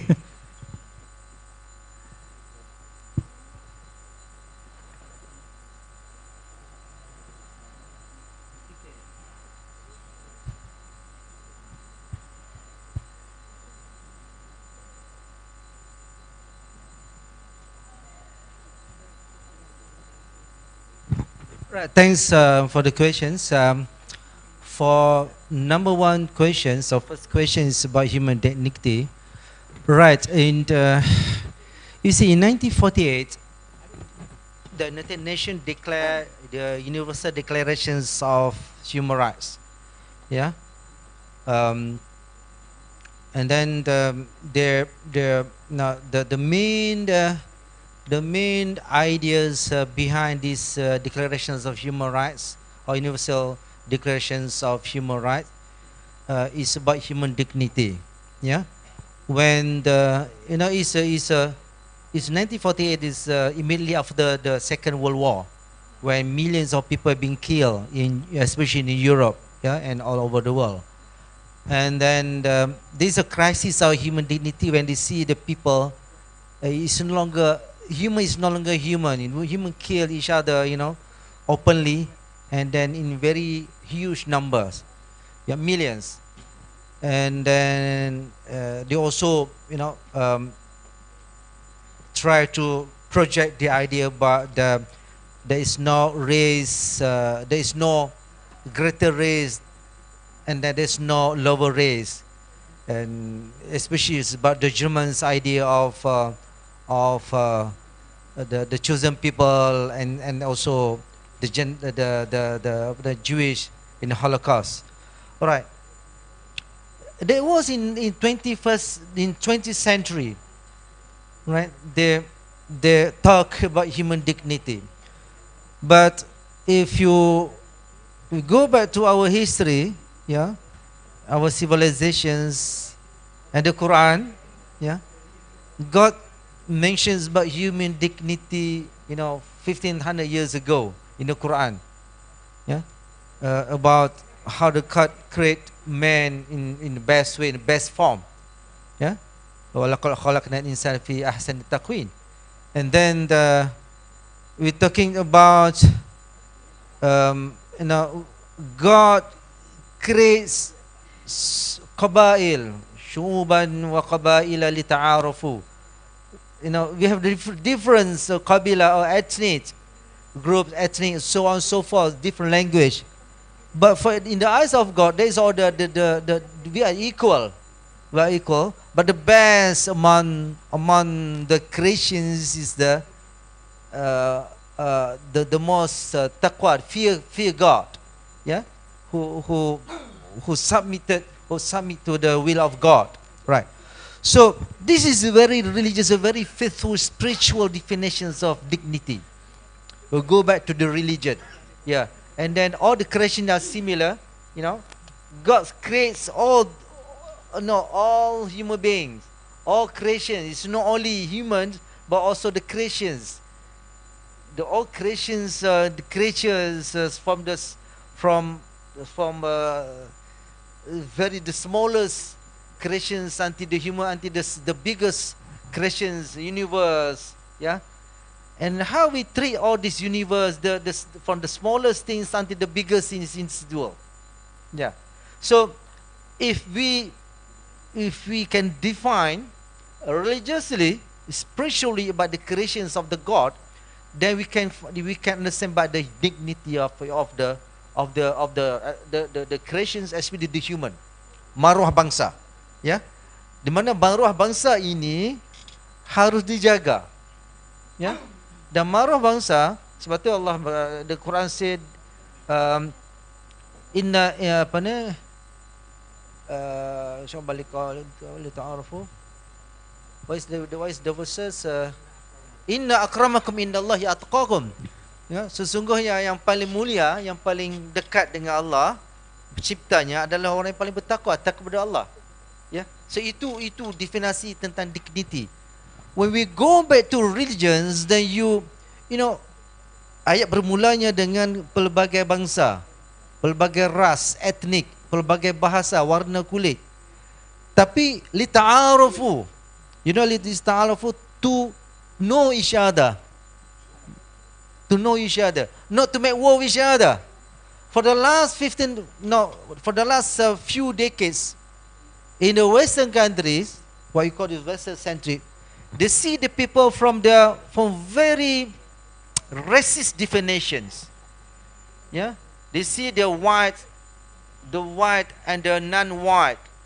Yeah, even in America, who, you know, these declarations of Universal Declaration of Human Rights been declared in New York.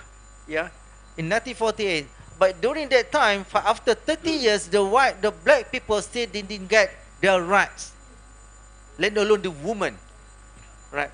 But in the Eastern world, we have almost, you know, similar rights between women and men. We have a ratu di sini. Ya, apa ratu yang besar yang di Indonesia dalam sejarah? Ratu Shima. Ya, ya, pelbagai. Ya, even di Malaysia kita ada pemaisuri. I mean, bercakap tentang sejarah kita, sejarah yang tidak meminggirkan. We don't abandon, we don't neglect the other you know, men and women, other races. But the idea of nationalism, the idea of human dignity in the West, based on their nationality, based on their skin color. Look at even in the language, they see the other language is the secondary language. They see the English language is the best language in the world, which is not true. Every language they have their own, you know, their own maruahnya, their own dignity, their own values. Yeah. So back to the first questions. Yeah, that's why I'm really try to understand the definitions of human dignity.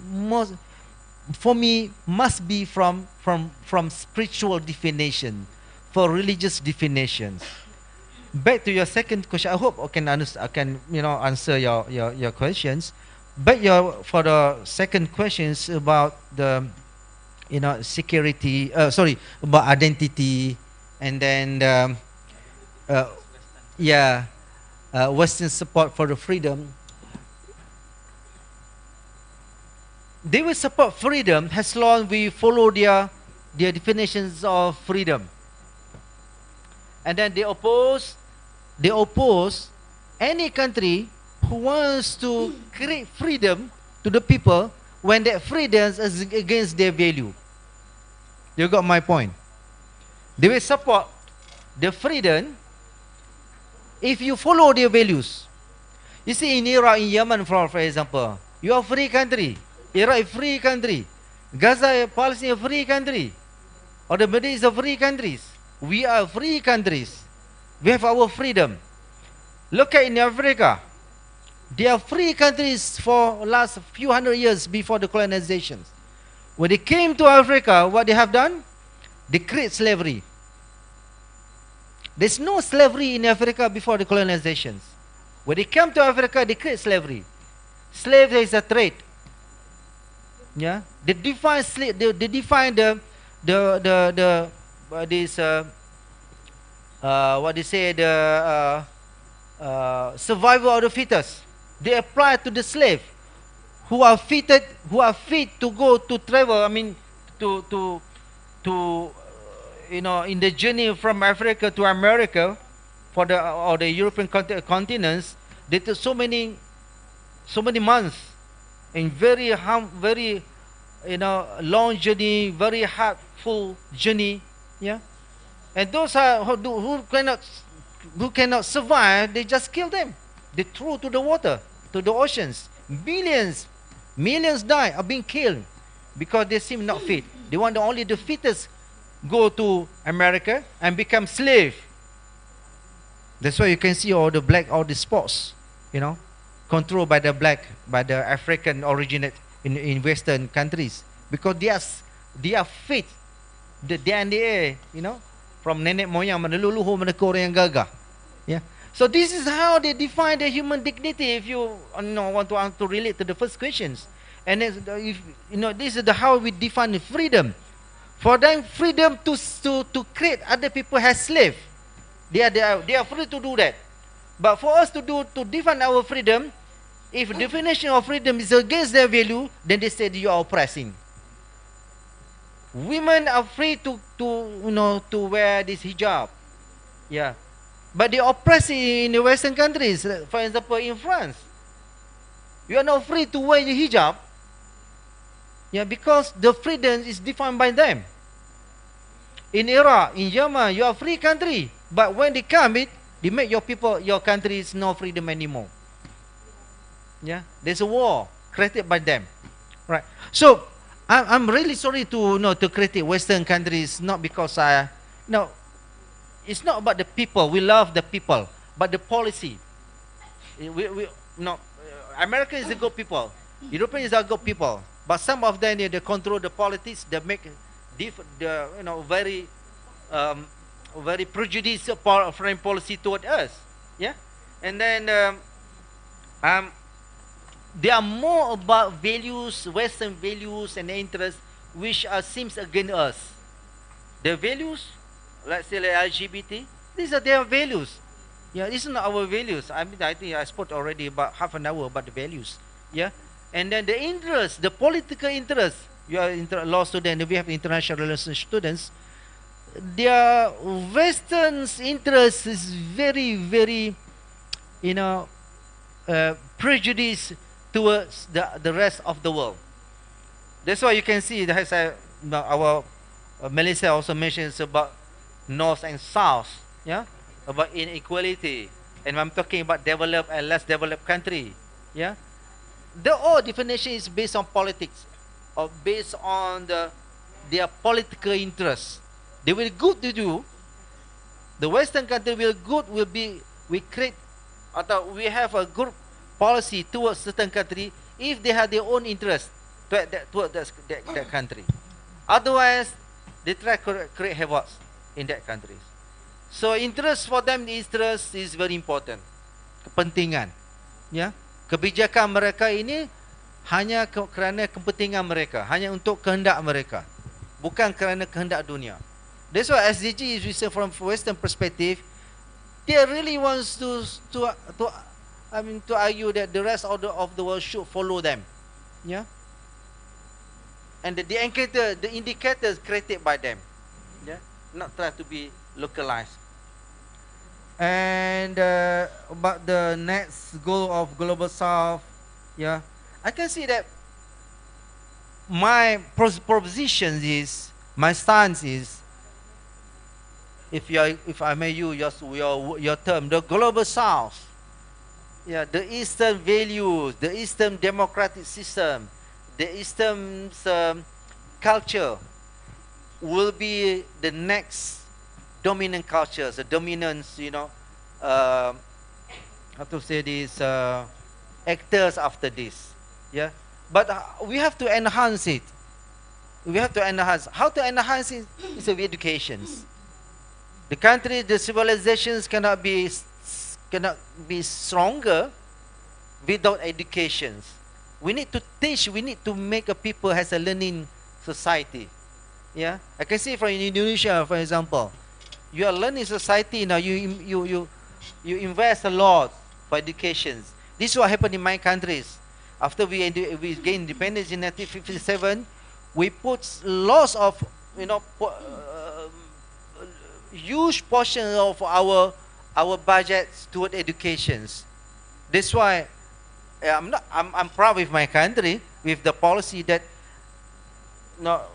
within few years we develop quite fast as compared to others, mainly of educations, mainly to develop a new culture that love educations, but at the same time we still protect our identity.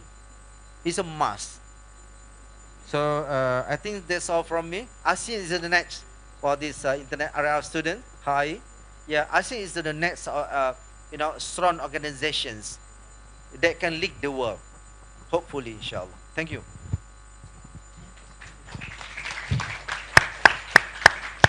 Thank you, Dr. Afandi. I'll just respond to the last question, right? Because that question pertains to my presentation, and this is about what's the future of SDG.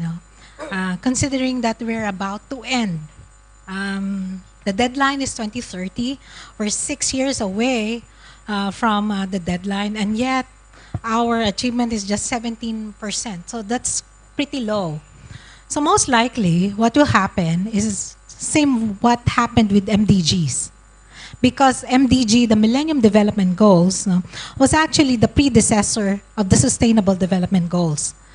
We were not able to meet the targets around that time, and therefore we transitioned to Sustainable Development Goals. Okay, so what's next, no? After Sustainable Development Goals, so sustainable, okay, 2.0. Well, my prediction is that it will continue, because sustainable development is a brilliant idea. It's the right idea because it also brings the values of sustainability, right? Because there should be enough for everyone and for the future generations. Now the question is, who gives to us, say, the last thing? Who gets to impose? Is that going to change? Is there going to be a recalibration of power structure?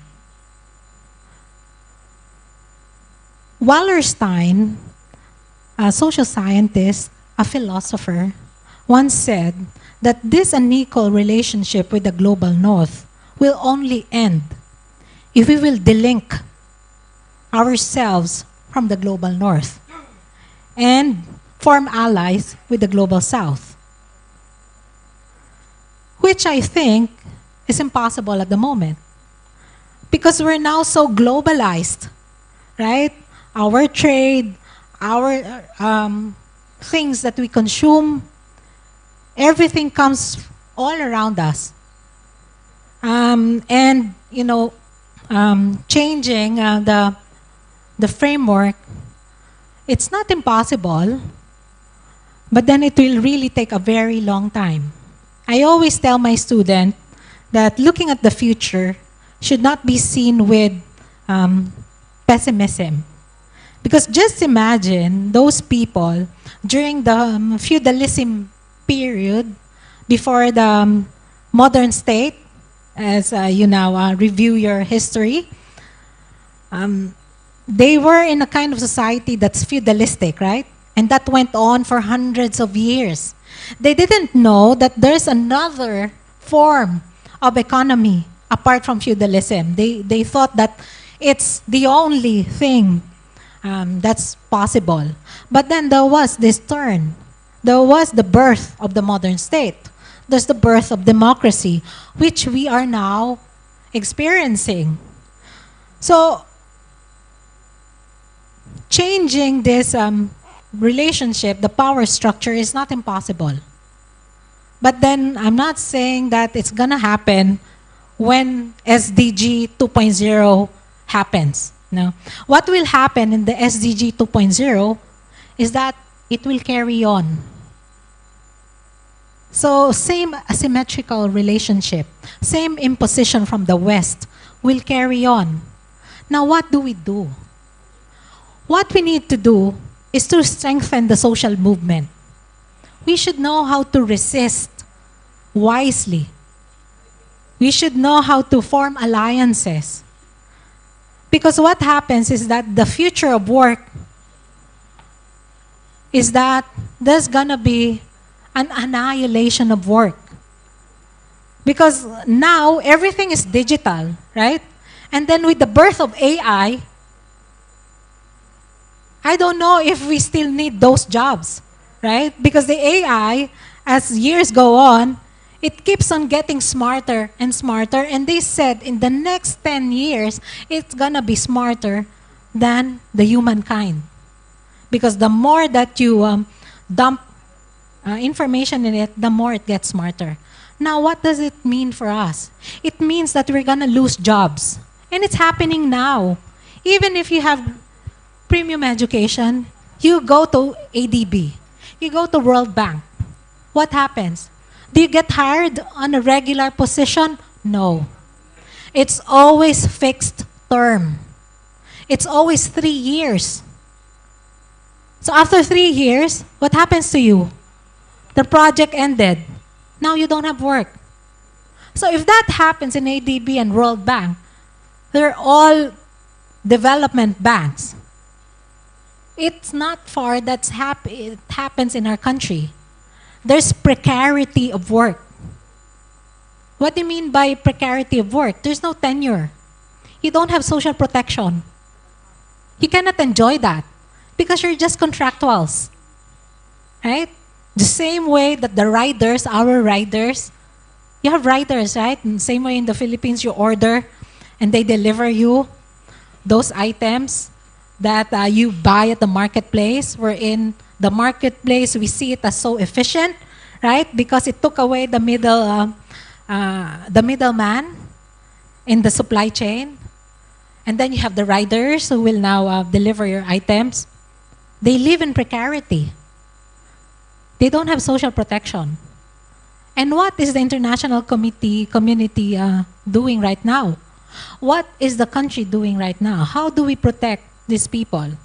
How do we protect the future workers, the future workforce of the country? How can they feed their family if they will only end up in jobs in fixed term? In fixed term that when you reach 50, you're considered irrelevant, right? Because you're already slow, you have other things to do. So what they do is that they just terminate you and then hire younger ones. That's living in precarity. And when you live in precarity, you cannot plan out your life. You cannot buy a house or a car, right? Because you don't know if the next year you still have work.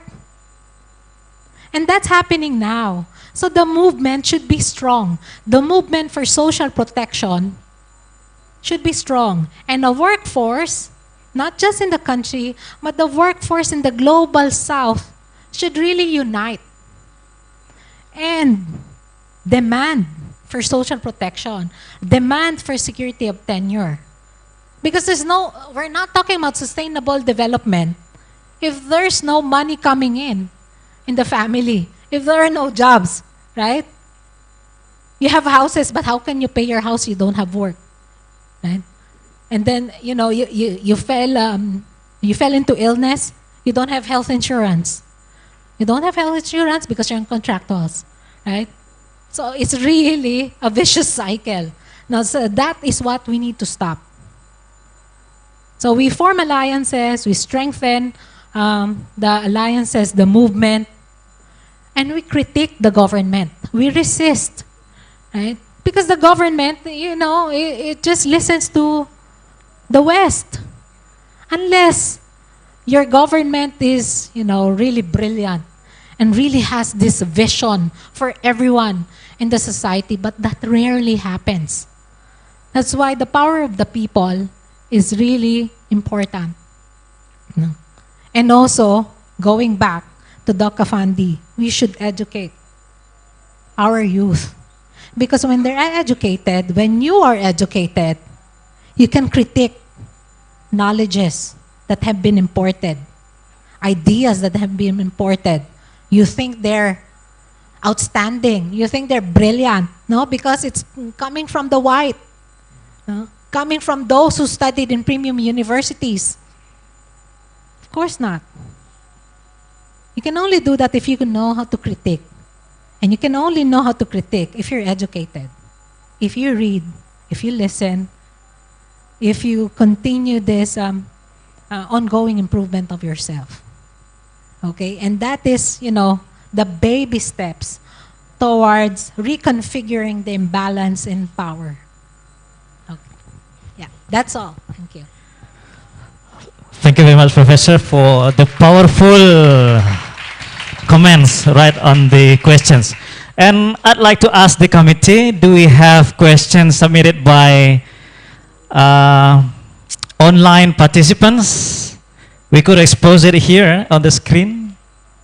Do we have questions submitted by virtual audience? No? Okay, I'll give opportunity for my friends from, where are you from, my friends? Okay. All right. Yeah, thank you so much for this opportunity, and I've been craving in my seat to have this opportunity to speak or ask my noble speakers. I would like to commend, let me introduce myself as my bad. My name is Mariam Abdullahi, and I'm a student of UNSUD and from Faculty of Animal Science. And I would like to use this opportunity to thank the organizers for this insightful and educative and highlighting topic. And I would also like to commend our guest speakers or keynote speakers for touching on kind of provocative areas whereby you don't usually get to hear of this kind of information on the regular. So I would like to acknowledge and then say a very big thank you for them for sharing this information with us. So I would go to my question now. It's a lot. I'm sitting here and I'm so confused now as to the future of us, the younger generations. We have been left with something, but sometimes I ask myself, what are we also going to leave for the next generation, looking at what is happening all around us? So my question, I would like to take from both speakers their opinion and what they would also recommend to the younger generation, since they are very experienced. When it comes to, personally, I feel that this SDG, it's kind of cliche. I stand to be corrected. But it's a feeling based on the happenings and the result, because if you look at the performance you're getting, it started with the Millennium Development Goals and it's metamorphosized into SDGs like an addition. We've not been able to achieve the MDGs yet. Fine, it's a good initiative. They had an add-on to enhance livelihood, but is it worth it? Do we need it? For example, I'm from Africa. My needs and my wants are different from someone who is in Asia. We might have similarities, but our wants and needs are different, totally different. We are crying for something else. Asians are crying for something else. Europeans are crying from something else. But the bottom line, I get emotional when I see stuff like that. But like, this is our reality. And as a younger generation, what would I tell those coming after me? It's heartening. It's heartbreaking when you think about it. We talk about education. What's the essence of education? We've lost focus when it comes to all these areas. Like one of the goals about climate change action. Who we all know who is contributing to the pollution of this globe. Who? Africans, what we do doesn't even contribute to micro of what is happening now. Who are those contributing to major part of this pollution in this world? But we all keep quiet. Why? Why? Especially with my generation. We are all quiet. What is the reason? Let's ask questions. So if we have opportunities like this, please let's speak up. Let's kind of come together. She touched on the alliance thing. I think it's a good initiative. Yes, a good idea. But how sustainable are these alliances? It's like we have all lost focus. And we are all navigating through a place where like we are all lost. The brainwashing is too much. We don't know what is right and wrong any longer. So I would like to take the view from the religious point of view. And also from, I'm sorry, but yeah, I think I would end here. Thank you very much for the opportunity. And I sincerely apologize for going all out. Sometimes some of these things, you can't keep it inside. Like sometimes you keep it and then it pushes you to just speak up and then just let people know what is hurting your inside. So thank you for this amazing opportunity. Assalamu alaikum. Okay, I think it's clear enough, Professor Melissa, the questions. And I'd like to read the question as well from online participants. From Ayuning Budiarti, affiliated from Untirta Universitas Tirtayasa, right? The question is, how about top-down mixed with bottom approach in SDGs? Okay, I think this all two questions will, how to say that, will be the ends of Q&A sessions for today's first sessions for Dr. Melissa and also Prof. Afandi. Please, Kat. Yeah, Dr. Afandi said that I should answer first. Okay, yeah. So what's the future? Well, that's always a question of my students. Doc Melissa, what's the future? Yeah. Well, the future is that it's gonna be, the same. We're not gonna be different overnight. It's really gonna be a slow process of transformation. But then we can only transform if we work towards transformation, right? You mentioned about why is it that your classmates are not speaking up. That's important. If you are in a talk, in a discussion, you should be heard. And when you go to an event, especially if it's an international event, you should always make yourself known. And when you attend there, in a conference, you just don't attend there as you. You always represent your country. You ask, why is it that it's that way? Well, it's cultural. Well, in the Philippines, I just found out now why it's cultural. I found out that it's cultural when I studied in European university. In Japan, because it's Asian, everyone is okay. The sensei would talk, nobody would speak up, no radical reaction. I think that's the desired reaction from the students. So all of us would share the same behavior. But then when I went to Europe, wherein the sensei is not a sensei, but then there's egalitarian treatment. No, you call your professor first name. You call me Melis.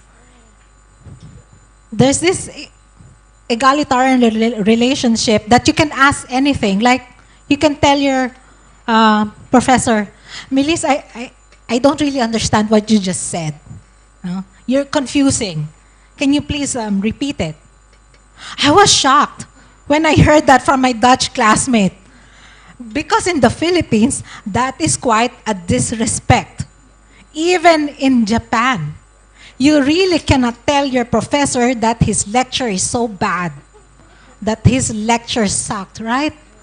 But in Europe, it was encouraged. You should be critiquing. Like, I don't believe in you because I just heard from the other professor that, these things are not working and so on and so forth. And that is when I realized that our culture made us this way. That we have to be obedient, we have to be good listener, a people pleaser. But then it was really quite detrimental for us, not for our country, because we don't get heard. We don't really become so truthful and honest about what we think. But then time has changed because it's now a borderless society, right?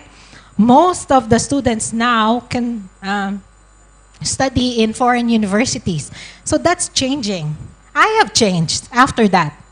I've become radical and an activist, no? I tell everyone, I can't really understand you. You're like digressing all the time. What's the point, right?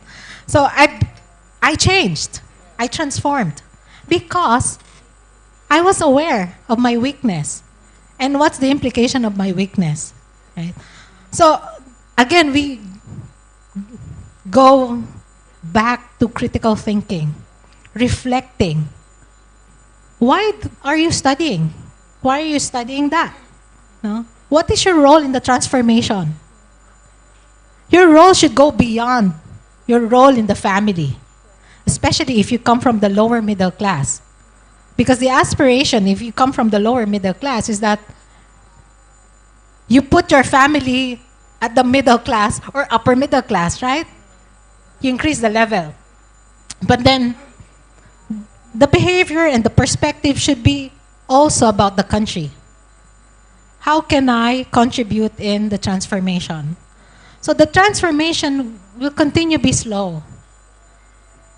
It really depends on the people in the global south. It depends on the movement.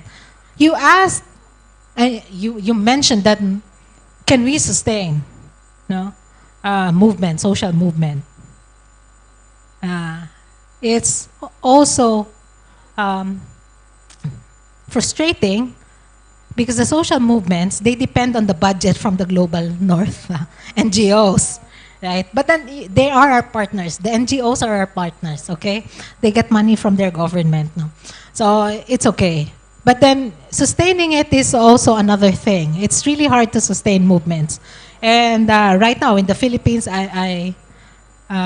we're pushing for this affordable housing, and it's been slow. And sometimes you regress, you move back because there's a change in the administration. The administration is oppressive, exploitative. So coming from an administration that is progressive, now you move back. No, and that is really the challenge, and that's the reality. SDG, do we believe it? I believe in sustainable development. Okay? For me, that is just a framework. That is the ideal way of moving forward. But then we can reinterpret it. Like Kate Raworth. No? For Kate Raworth, what is essential, what is important is that everyone is inside the inner circle. So let's make that our goal. No? Everyone has access to clean water.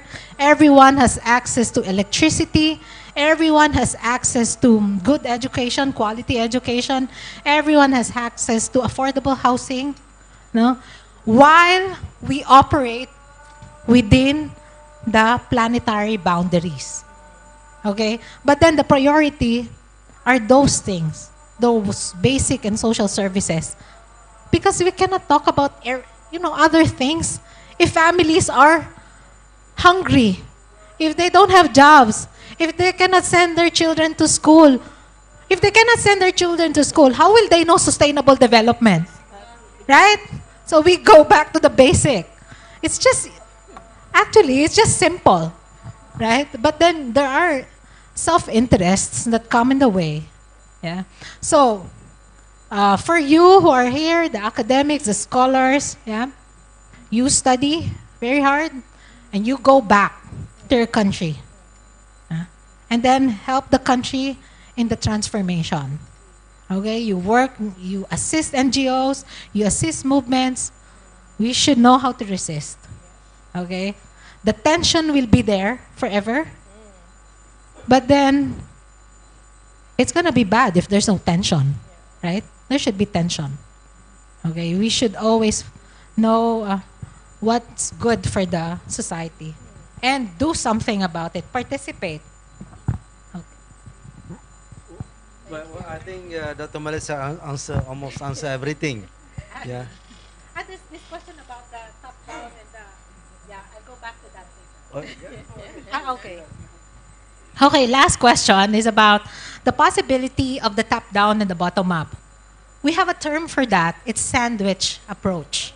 Yeah. So you have fire at the top and fire at the bottom. Actually, the community-led housing is something like that. Because that will not happen if the government doesn't give the funding. If the mayors and the other institutions will not give the permits, right?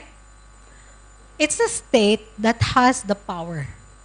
It's the state that has the resources. But it doesn't mean that they should be the one dictating on how we are going to move forward the development, especially at the community level. Right? So this is actually the ideal way of doing development, the sandwich approach, no? Wherein you meet at the middle. So you have the top down, you have the laws, you have the policies, you have the programs, but then you have the bottom up. You customize it, you tailor fit it, and then you meet halfway. Yeah. So that's the ideal way. And I think that's happening in some instances, but that's not really what foregrounds economy in Global South.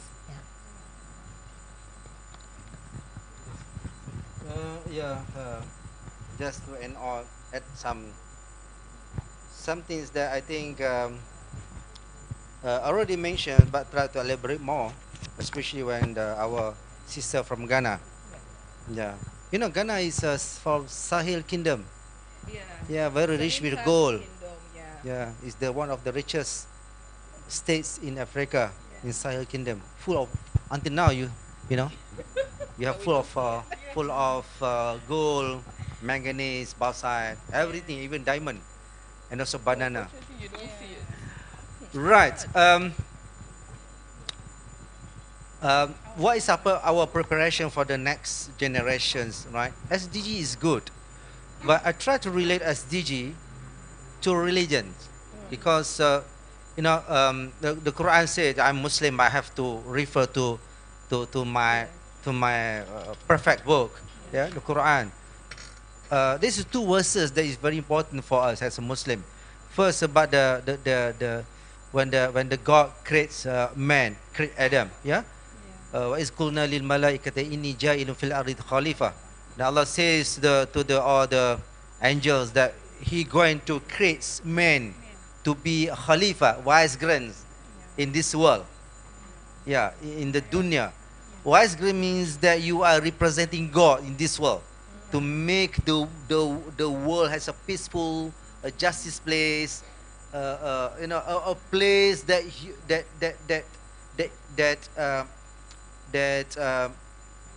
you know is an example to the heavenly world. You got my point. When Adam came to the world, Adam from Firdaus, from the heaven, yeah, before he's expelled to the world, he lived there with Eve, Hawa, yeah. And when he sent down to the world, they have this kind of collective memory. You know, collective memory. You have your memory, the best memory ever, during the school time, during the youth time, during your children time. And this is what Adam and Eve, you know, they experienced the golden time during the heaven, and then when they sent down to the world, they try to make the world has what they experience during their time in heaven. So whatever the terms SDG or whatever, millennium goal or whatever, we try to create this world as if we are living in the heaven. You got my point? So this is very important to understand the word Khalifa. Go back and study the word Khalifa. Sometimes we are so engrossed to study the terms that used by the Western countries, or the Western civilization, and we forgot our own definitions. We are very rich with our own definitions about human, in Ya Ayuhan Nas, inna khalaqnakum min zakarin wa unsa. Yeah. Or mankind. Allah said, all mankind. It's not only for the Muslim or for the Muslim people, but also for the Nas, for everybody. God said that we create, zakarin wa unsa. It's create men and women. And beside you have to understand, you have to read, you have to understand the term Khalifa, the vicegerent, from the Muslim perspective, from the Islamic perspective. The vicegerent also, there is a vicegerent from the Christianity perspective, also for other religious perspective. But from our, as a believer, we have to go back to understand the term Khalifa.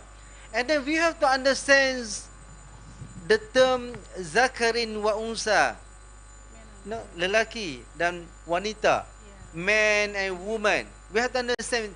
Without understanding the meaning of man, definitions of man, and women, then we can't understand ourselves. So our roles. So this is very important. And for the man, you have to understand the word qawam. Ar-rijal qawamu 'ala an-nisa. For the Sudanese people, you speak Arabic, right? Yeah. And for Yemenis, Hamza, you're from Yemen. Yeah, which part from Yemen? From Taiz, yeah. It's not under. It's under Houthis now. It's under Houthis. So you can't go back. You want to stay here, yeah? Marry here. Right. So I mean that this is very important to. I'm very basic. I go to fundamental. Definition for us is very important. That's why if you have an opportunity to have a debate session in Oxford or Cambridge, the first thing that you have to do is define your terms. You say, if you want to debate, define your terms. So for us, if you want to debate about SDG or whatever, DG, goal, whatever, we try to create heaven in the earth, we have to define our roles. Khalifa, men and female. That's why I'm against LGBT, because there is no definitions of LGBT, and then you lost your role when you are not in the definitions of men and female.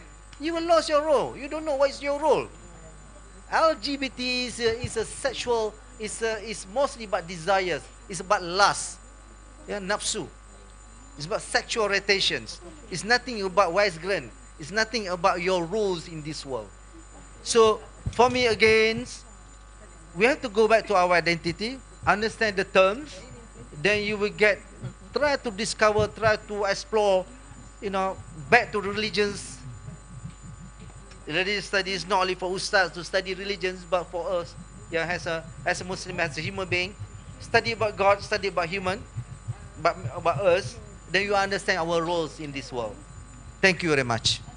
All right, thank you very much. Give applause to our fantastic speakers today. Since we have limited time, I think that's the end of this first sessions. We look forward to continuing these discussions in the next sessions with two other fantastic speakers. There's Professor Ritikon Siri Prasatkok and also Professor Nurul Aziza Zaizda connecting with us from Melbourne shortly after this. All right, so I think that's all from me. I do apologize for inappropriate things. All right, and I will leave this floor to the Master of Ceremony again. Thank you very much.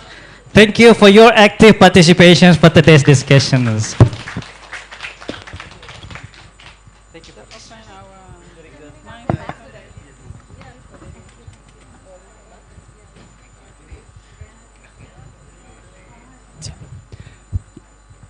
Thank Thank you so much, Mr. Alpeni Fitra, as our moderator for the conference with Professor Dr. Muhammad Afandi bin Saleh and Dr. Melissa Quetulio Navarra as our amazing speaker. The discussion was insightful and we were thrilled to see the enthusiasm of all the participants here. Right.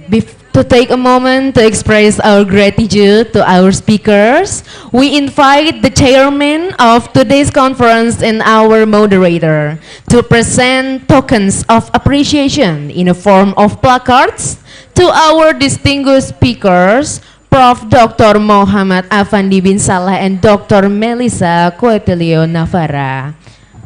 By this, we may take pictures on the stage.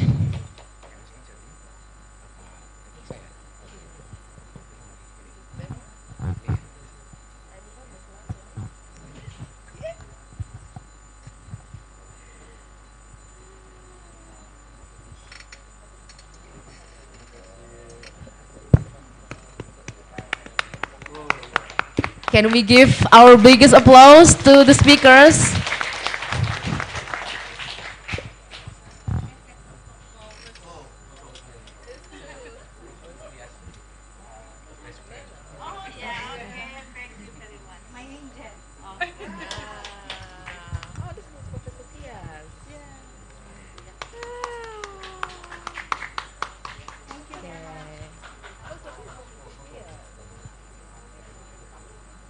Okay.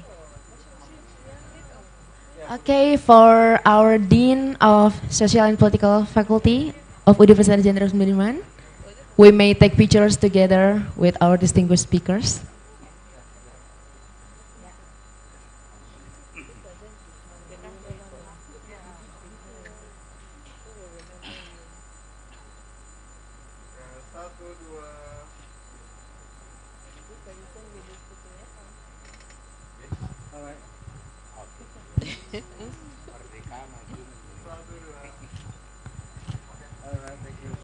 Let's give once again our biggest applause to the speakers, moderators, and everyone.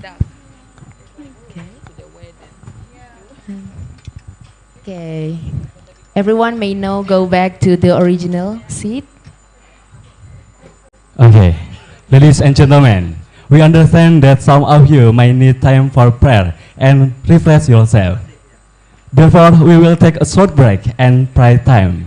Right. We kindly ask everyone after our lunch break to return promptly in 35 minutes, specifically in 12:30, because we will have another next session with our speakers again. Therefore, it is okay for everyone in this room to take a lunch break. Thank you for your understanding and we look forward to continuing our discussion with you all. Kepada para partisipan yang telah hadir di sini, dimohon untuk tidak pulang kembali karena kita akan mengadakan sesi berikutnya setelah lunch break di jam 12.30. Terima kasih banyak.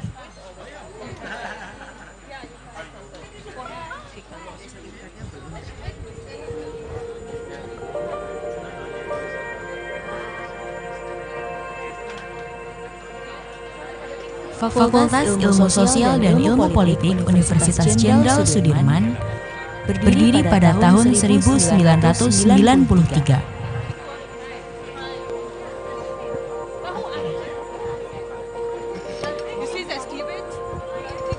Kepada seluruh partisipan diinformasikan bahwa untuk scan barcode bisa diakses di depan, sehingga nanti bisa mendapatkan sertifikat kehadiran. Betul sekali. QR code untuk kehadiran dan juga mendapatkan sertifikat sebagai partisipan bisa langsung diakses di depan pintu auditorium. Dimohon untuk yang belum scan bisa langsung mengakses di depan pintu. Terima kasih banyak. Kearifan lokal merupakan basis utama kami. Dengan visi menjadi pusat pengembangan ilmu sosial dan ilmu politik yang berbasis kearifan lokal di tingkat internasional, visi Unsut menyelenggarakan pendidikan, penelitian, dan pengabdian kepada masyarakat untuk pengembangan ilmu pengetahuan yang berbasis kearifan lokal, sehingga mampu berkontribusi bagi peningkatan harkat kemanusiaan dan kesejahteraan, serta mewujudkan perdamaian. FISIP Unsut memiliki 5 jurusan dengan 8 program studi.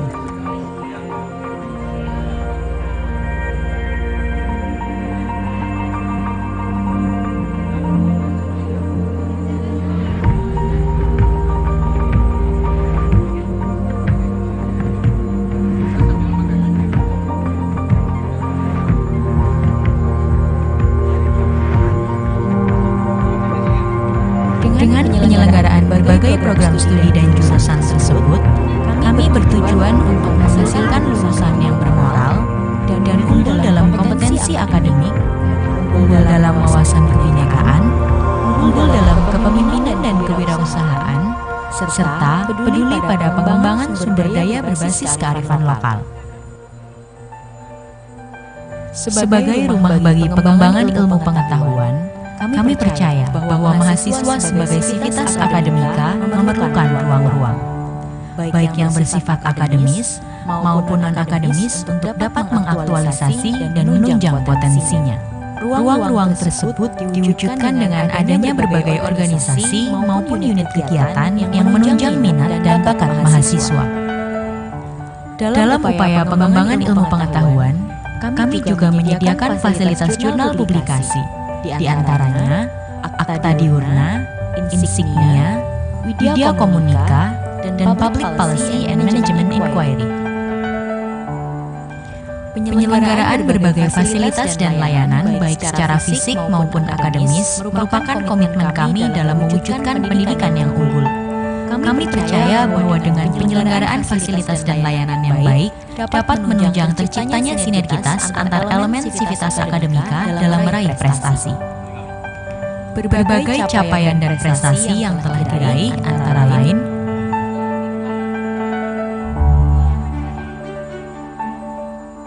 Selain itu, terdapat capaian dalam bentuk kerjasama yang telah kami lakukan demi menunjang kualitas pendidikan. Kerjasama tersebut antara lain program kerjasama baik dengan universitas dalam dan luar negeri, kerjasama dengan lembaga dan institusi, serta program-program kerjasama dengan berbagai organisasi dan industri. Dalam menjalankan nilai-nilai Tridharma pendidikan, kami tidak hanya berhenti pada penyelenggaraan pendidikan dan pengajaran, namun juga kegiatan penelitian dan pengabdian. Kegiatan tersebut diwujudkan dengan terjun langsung di masyarakat dalam bentuk kuliah kerja nyata, serta kegiatan penelitian dan penyuluhan sebagai bentuk pengabdian masyarakat yang dilakukan mahasiswa maupun dosen.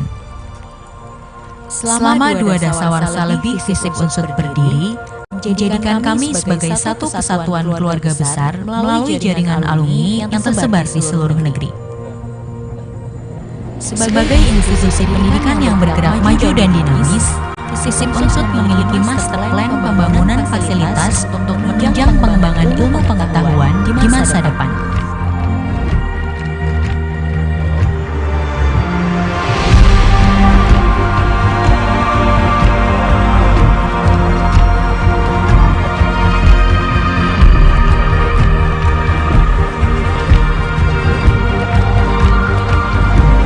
FISIP Unsut berkomitmen untuk mewujudkan lulusan yang memiliki kemampuan analisis dan inovasi, mampu memberikan inisiatif dan menyelesaikan masalah di masyarakat yang semakin kompleks, mampu berpikir kritis, serta memiliki kecerdasan emosional. FISIP Universitas Jenderal Sudirman unggul dalam pengembangan ilmu sosial dan ilmu politik di tingkat internasional berbasis kearifan lokal.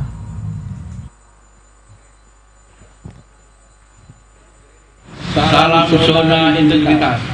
Salam zona integritas.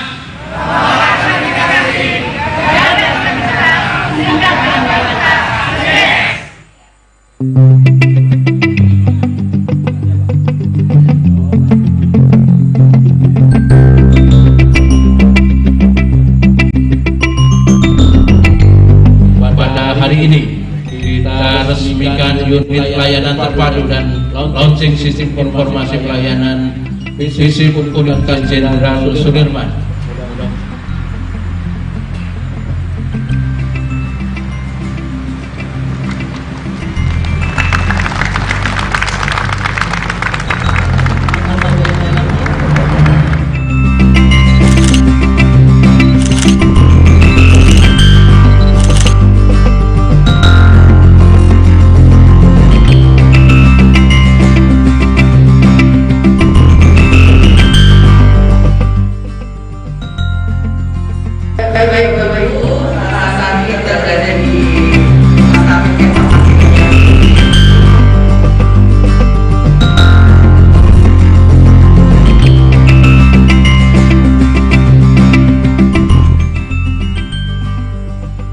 Kita launching sistem informasi pelayanan yang ada di Fakultas Ilmu Sosial dan Ilmu Politik Universitas Jenderal Sudirman.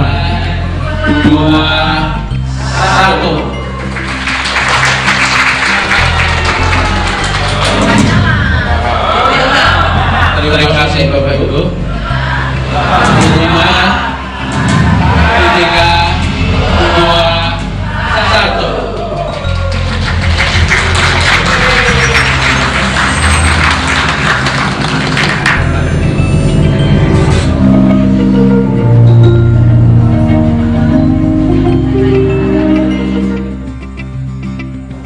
Assalamualaikum warahmatullahi wabarakatuh. Salam sejahtera, salam sehat, salam Om Swastiastu, Namo Buddhaya, salam kebajikan. Saya Rektor Universitas Jenderal Sudirman menyampaikan komitmen untuk membangun dengan sungguh-sungguh zona integritas yang ada di Universitas Jenderal Sudirman. Salam zona integritas untuk meningkatkan kualitas layanan yang ada di Universitas Jenderal Sudirman. Layanan untuk meningkatkan kualitas lulusan dan mahasiswa, layanan untuk meningkatkan dosen dan tenaga pendidikan dan juga pengajar, serta layanan untuk meningkatkan kualitas pembelajaran dan kurikulum. Mudah-mudahan Tuhan senantiasa memberkati ikhtiar kita menjadikan visi Universitas Jenderal Sudirman menjadi zona integritas yang terpercaya, kemudian merambah kepada fakultas-fakultas yang lain. Terima kasih. Assalamualaikum warahmatullahi wabarakatuh. Salam zona integritas, tolak gratifikasi, jaga integritas, tingkatkan kualitas. Yes. Assalamualaikum warahmatullahi wabarakatuh. Saya Wahyuningrat, Dekan Fakultas Ilmu Sosial dan Ilmu Politik Universitas Jenderal Sudirman. Dengan ini menyatakan bahwa dengan penguatan zona integritas pada hari ini, Senin tanggal 17 Juli 2023, dengan harapan seluruh sivitas akademika semakin meningkatkan nilai-nilai integritas dalam rangka meningkatkan kualitas pelayanan baik di bidang pendidikan, penelitian maupun pengabdian serta bidang-bidang lainnya dalam rangka menuju reformasi birokrasi dan birokrasi yang bersih melayani di lingkungan Fakultas Ilmu Sosial pada khususnya dan di Universitas Jenderal Sudirman pada umumnya. Terima kasih. Wassalamualaikum warahmatullahi wabarakatuh.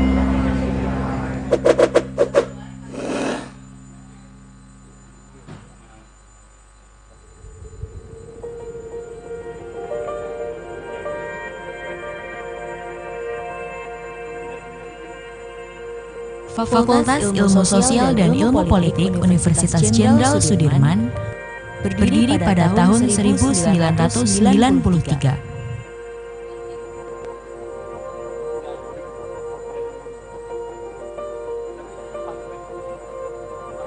Lebih dari 2 dasawarsa, FISIP Unsut menjadi rumah bagi pengembangan ilmu sosial dan ilmu politik.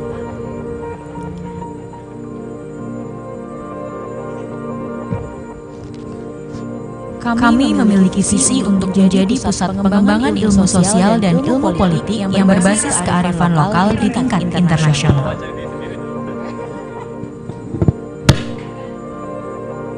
Kearifan lokal merupakan basis utama kami. Dengan visi menjadi pusat pengembangan ilmu sosial dan ilmu politik yang berbasis kearifan lokal di tingkat internasional, FISIP Unsut menyelenggarakan pendidikan, penelitian, dan pengabdian kepada masyarakat untuk pengembangan ilmu pengetahuan yang berbasis kearifan lokal, sehingga mampu berkontribusi bagi peningkatan harkat kemanusiaan dan kesejahteraan, serta mewujudkan perdamaian. FISIP Unsut memiliki 5 jurusan dengan 8 program studi.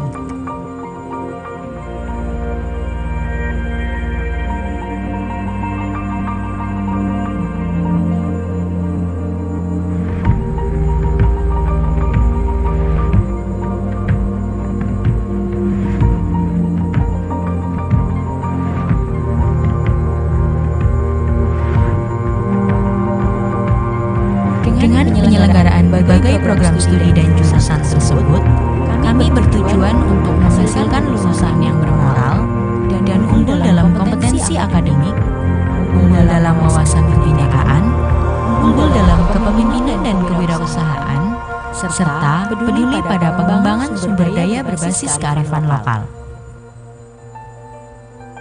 Sebagai rumah bagi pengembangan ilmu pengetahuan, kami percaya bahwa mahasiswa sebagai sivitas akademika memerlukan ruang-ruang, baik yang bersifat akademis maupun non-akademis untuk dapat mengaktualisasi dan menunjang potensinya. Ruang-ruang tersebut diwujudkan dengan adanya berbagai organisasi maupun unit kegiatan yang menunjang minat dan bakat mahasiswa. Dalam upaya pengembangan ilmu pengetahuan, kami juga menyediakan fasilitas jurnal publikasi, di antaranya Akta Diurna, Insignia, Widya Komunika, dan Public Policy and Management Inquiry. Penyelenggaraan berbagai fasilitas dan layanan baik secara fisik maupun akademis merupakan komitmen kami dalam mewujudkan pendidikan yang unggul. Kami percaya bahwa dengan penyelenggaraan fasilitas dan layanan yang baik dapat menunjang terciptanya sinergitas antar elemen sivitas akademika dalam meraih prestasi. Berbagai capaian dan prestasi yang telah diraih antara lain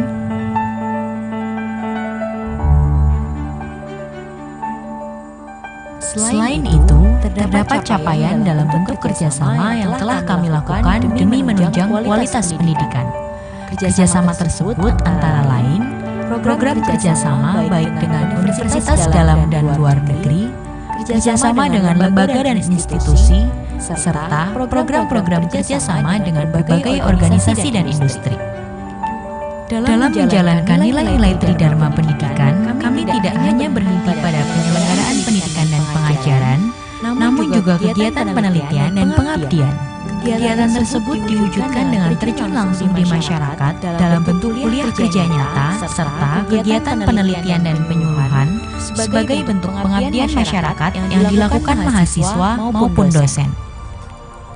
Selama 2 dasawarsa lebih FISIP Unsut berdiri, menjadikan kami sebagai satu kesatuan keluarga besar melalui jaringan alumni yang tersebar di seluruh negeri. Sebagai institusi pendidikan yang bergerak maju dan dinamis, FISIP Unsut memiliki master plan pembangunan fasilitas untuk menunjang pengembangan ilmu pengetahuan di masa depan.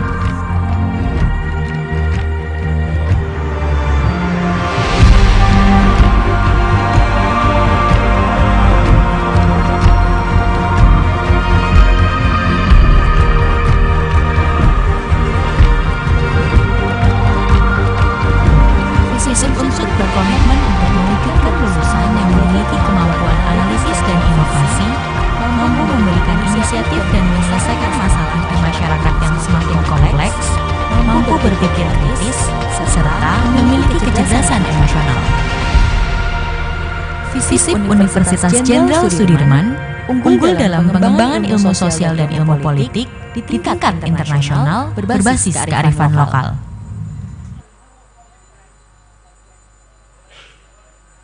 Salam zona integritas. Salam zona integritas.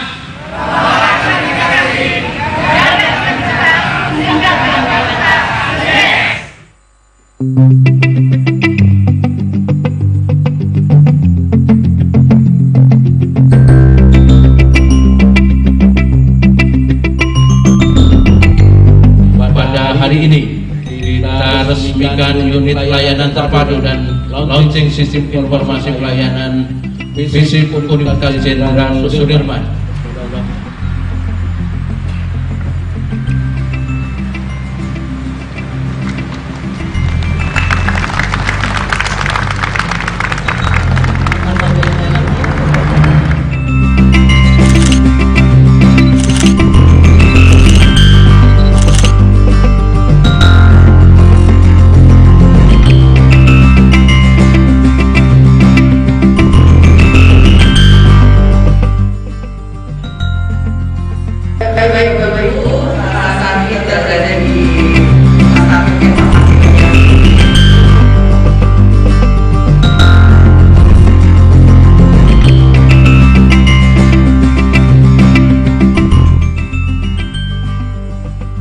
Kita launching sistem informasi pelayanan yang ada di Fakultas Ilmu Sosial dan Ilmu Politik Universitas Jenderal Sudirman. 2, 1. Terima kasih Bapak Ibu. 5, 3, 2, 1.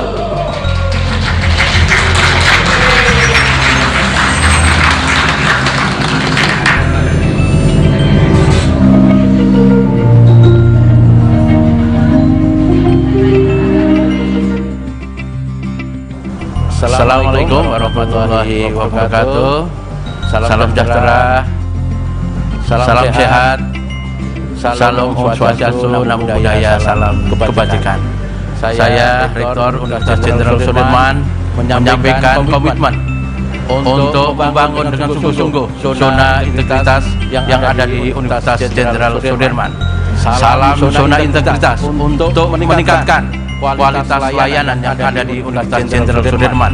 Layanan untuk meningkatkan kualitas lulusan dan mahasiswa, layanan untuk meningkatkan dosen dan tenaga pendidikan dan juga pengajar, serta layanan untuk meningkatkan kualitas pembelajaran dan kurikulum.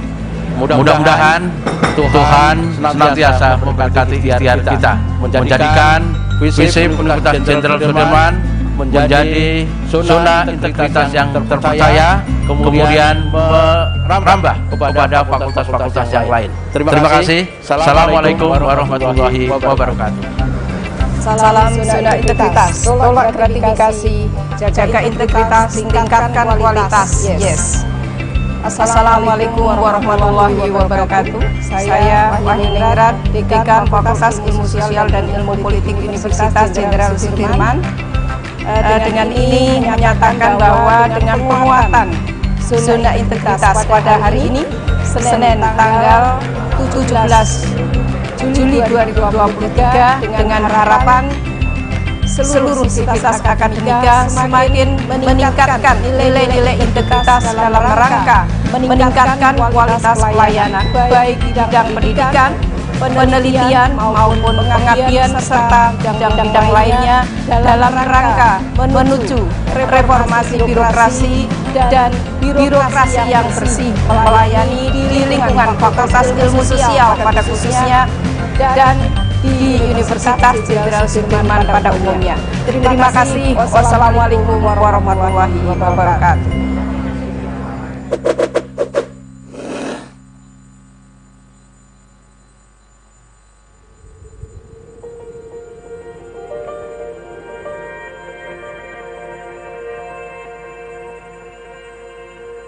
Fakultas Ilmu Sosial dan Ilmu Politik Universitas Jenderal Sudirman berdiri pada tahun 1993.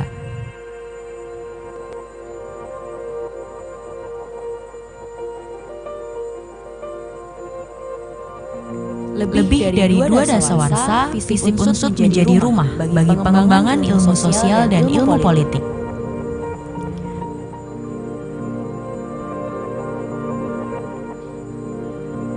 Kami memiliki visi untuk menjadi pusat pengembangan ilmu sosial dan ilmu politik yang berbasis kearifan lokal di tingkat internasional.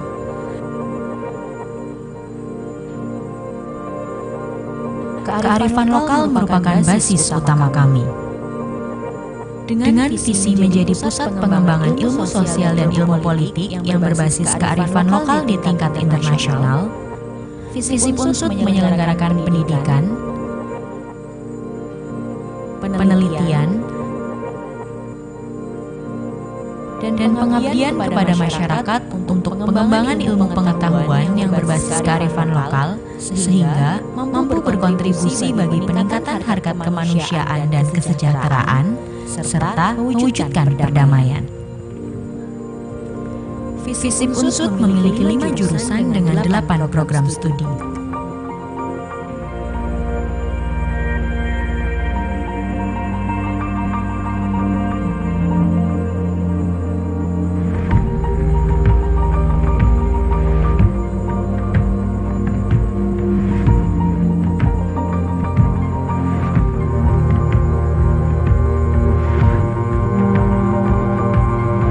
Dengan penyelenggaraan berbagai program studi dan jurusan tersebut, kami bertujuan untuk menghasilkan lulusan yang bermoral dan unggul dalam kompetensi akademik, unggul dalam wawasan kebinekaan, unggul dalam kepemimpinan dan kewirausahaan, serta peduli pada pengembangan sumber daya berbasis kearifan lokal. Sebagai rumah bagi pengembangan ilmu pengetahuan, kami percaya bahwa mahasiswa sebagai sivitas akademika memerlukan ruang-ruang, baik yang bersifat akademis maupun non-akademis, untuk dapat mengaktualisasi dan menunjang potensinya. Ruang-ruang tersebut diwujudkan dengan adanya berbagai organisasi maupun unit kegiatan yang menunjang minat dan bakat mahasiswa. Dalam upaya pengembangan ilmu pengetahuan, kami juga menyediakan fasilitas jurnal publikasi, di antaranya Akta Diurna, Insignia, Widya Komunika, dan Public Policy and Management Inquiry. Penyelenggaraan berbagai fasilitas dan layanan baik secara fisik maupun akademis merupakan komitmen kami dalam mewujudkan pendidikan yang unggul. Kami percaya bahwa dengan penyelenggaraan fasilitas dan layanan yang baik dapat menunjang terciptanya sinergitas antar elemen sivitas akademika dalam meraih prestasi. Berbagai capaian dan prestasi yang telah diraih antara lain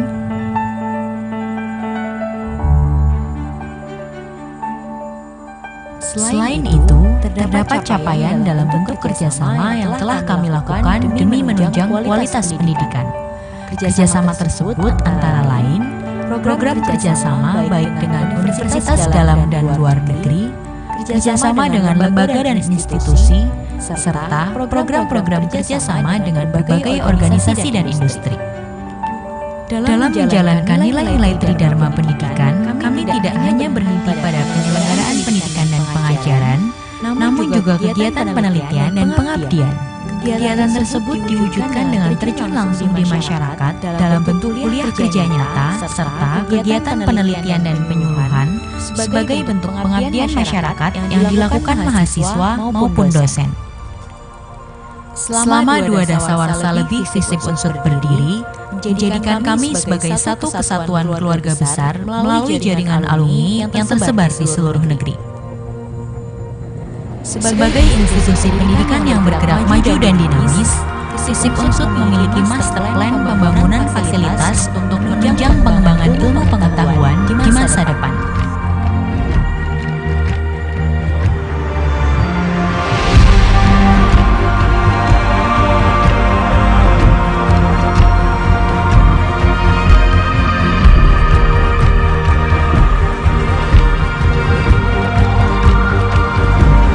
FISIP Unsud berkomitmen untuk mewujudkan lulusan yang memiliki kemampuan analisis dan inovasi, mampu memberikan inisiatif dan menyelesaikan masalah di masyarakat yang semakin kompleks, mampu berpikir kritis, serta memiliki kecerdasan emosional.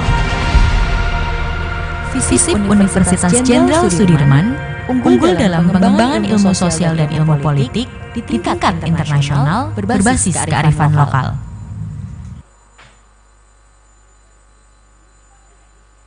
Salam zona integritas. Salam zona integritas.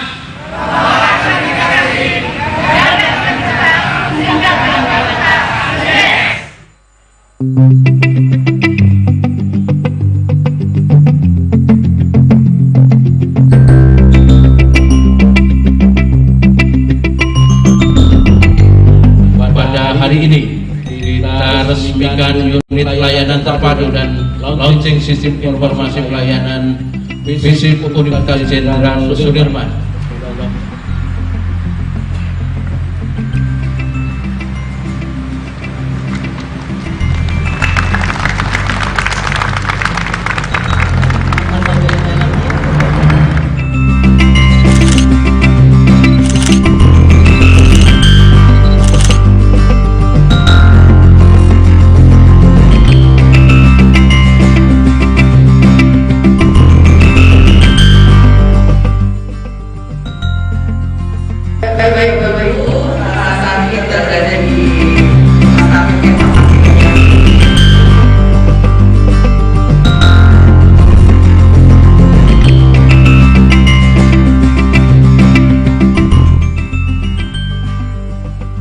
Kita launching sistem informasi pelayanan yang ada di Fakultas Ilmu Sosial dan Ilmu Politik Universitas Jenderal Sudirman.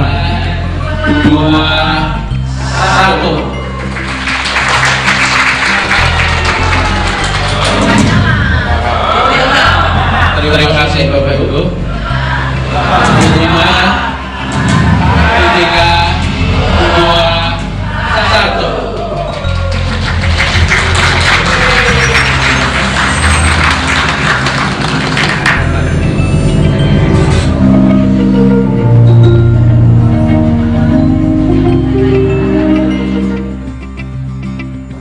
Assalamualaikum warahmatullahi wabarakatuh.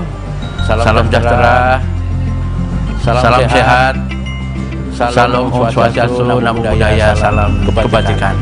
Saya Rektor Universitas Jenderal Sudirman menyampaikan komitmen untuk membangun dengan sungguh-sungguh zona integritas yang ada di Universitas Jenderal Sudirman. Salam zona integritas untuk meningkatkan kualitas layanan yang ada di Universitas Jenderal Sudirman. Layanan untuk meningkatkan kualitas lulusan dan mahasiswa, layanan untuk meningkatkan dosen dan tenaga pendidikan dan juga pengajar, serta layanan untuk meningkatkan kualitas pembelajaran dan kurikulum. Mudah-mudahan Tuhan senantiasa memberkati ikhtiar kita menjadikan visip Universitas Jenderal Sudirman menjadi zona integritas yang terpercaya, kemudian merambah kepada fakultas-fakultas yang lain. Terima kasih. Assalamualaikum warahmatullahi wabarakatuh. Salam zona integritas, tolak gratifikasi, jaga integritas, tingkatkan kualitas. Yes. Assalamualaikum warahmatullahi wabarakatuh. Saya Wahyuningrat, Dekan Fakultas Ilmu Sosial dan Ilmu Politik Universitas Jenderal Sudirman. Dengan ini menyatakan bahwa dengan penguatan zona integritas pada hari ini, Senin tanggal 17 Juli 2023, dengan harapan seluruh sivitas akademika semakin meningkatkan nilai-nilai integritas dalam rangka meningkatkan kualitas pelayanan baik di bidang pendidikan, penelitian maupun pengabdian serta bidang-bidang lainnya dalam rangka menuju reformasi birokrasi dan birokrasi yang bersih melayani di lingkungan Fakultas Ilmu Sosial pada khususnya dan di Universitas Jenderal Sudirman pada umumnya. Terima kasih. Wassalamualaikum warahmatullahi wabarakatuh.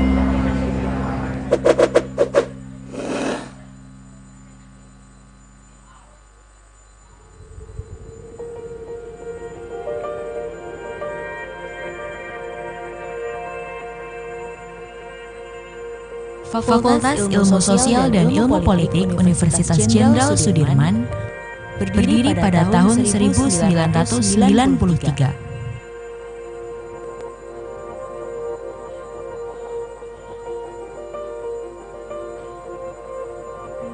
Lebih dari 2 dasawarsa, FISIP Unsud menjadi rumah bagi pengembangan ilmu sosial dan ilmu politik.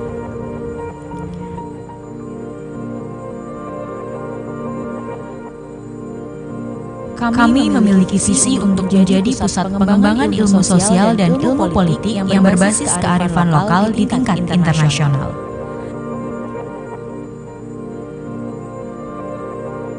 Kearifan lokal merupakan basis utama kami. Dengan visi menjadi pusat pengembangan ilmu sosial dan ilmu politik yang berbasis kearifan lokal di tingkat internasional, FISIP Unsut menyelenggarakan pendidikan, penelitian, dan pengabdian kepada masyarakat untuk pengembangan ilmu pengetahuan yang berbasis kearifan lokal, sehingga mampu berkontribusi bagi peningkatan harkat kemanusiaan dan kesejahteraan, serta mewujudkan perdamaian. FISIP Unsut memiliki 5 jurusan dengan 8 program studi.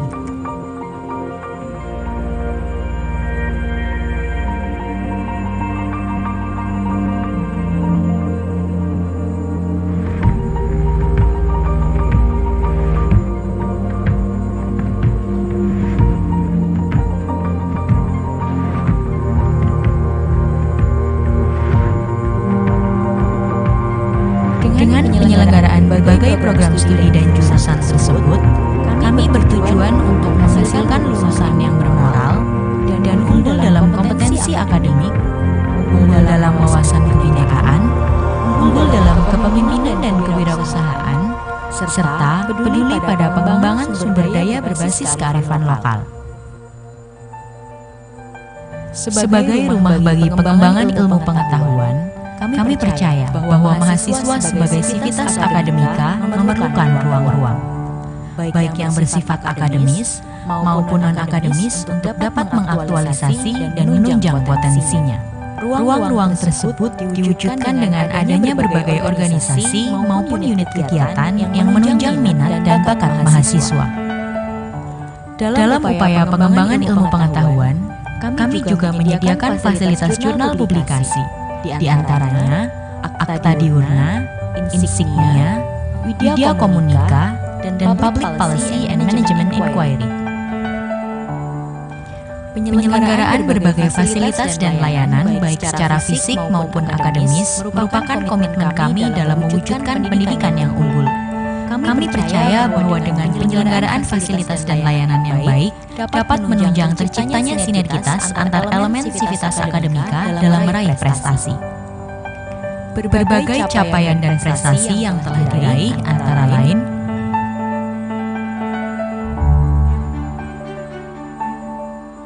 Selain itu, terdapat capaian dalam bentuk kerjasama yang telah kami lakukan demi menunjang kualitas pendidikan. Kerjasama tersebut antara lain program kerjasama baik dengan universitas dalam dan luar negeri, kerjasama dengan lembaga dan institusi, serta program-program kerjasama dengan berbagai organisasi dan industri.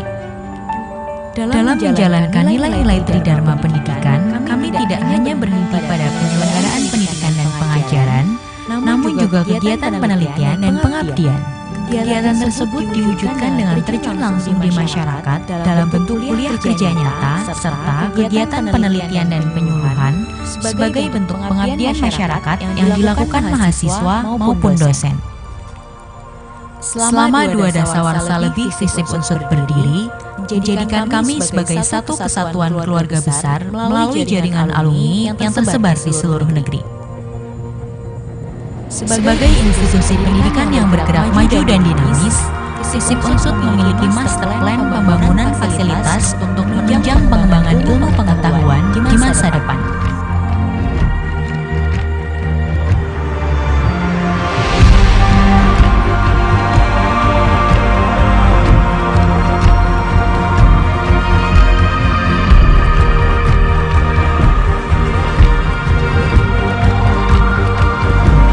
FISIP Unsut berkomitmen untuk mewujudkan lulusan yang memiliki kemampuan analisis dan inovasi, mampu memberikan inisiatif dan menyelesaikan masalah di masyarakat yang semakin kompleks, mampu berpikir kritis, serta memiliki kecerdasan emosional.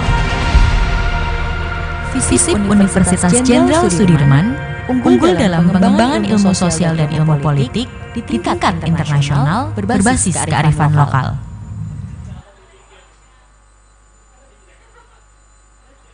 Salam zona integritas.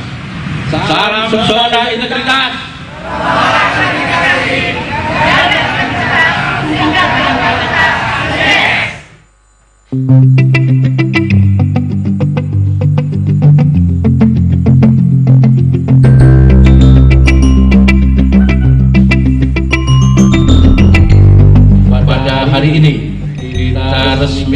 unit layanan terpadu dan launching sistem informasi pelayanan visi Universitas Jenderal Sudirman.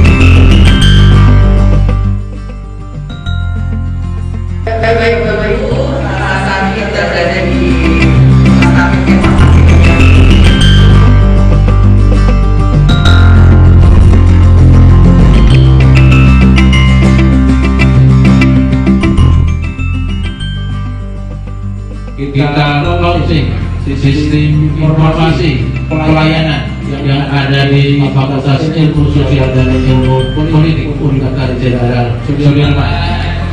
2, 1. Terima kasih Bapak Ibu. 5,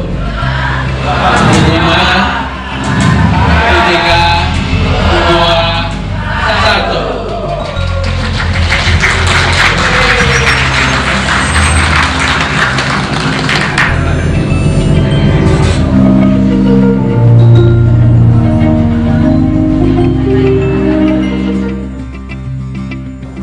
Assalamualaikum warahmatullahi wabarakatuh.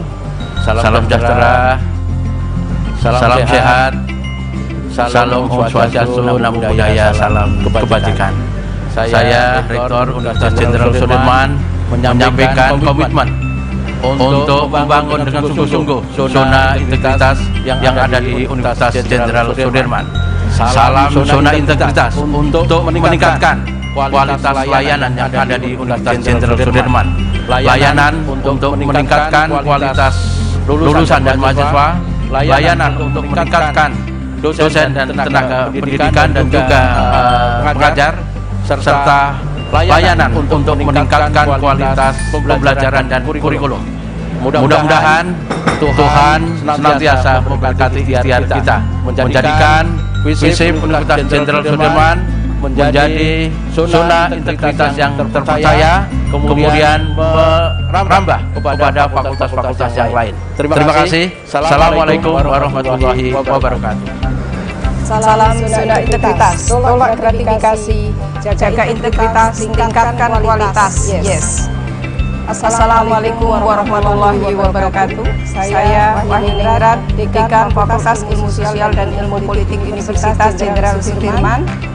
Dengan ini menyatakan bahwa dengan penguatan zona integritas pada hari ini, Senin tanggal 17 Juli 2023, dengan harapan seluruh sivitas akademika semakin meningkatkan nilai-nilai integritas dalam rangka meningkatkan kualitas pelayanan baik di bidang pendidikan, penelitian maupun pengabdian serta bidang-bidang lainnya dalam rangka menuju reformasi birokrasi dan birokrasi yang bersih melayani di lingkungan Fakultas Ilmu Sosial pada khususnya dan di Universitas Jenderal Sudirman pada umumnya. Terima kasih. Wassalamualaikum warahmatullahi wabarakatuh.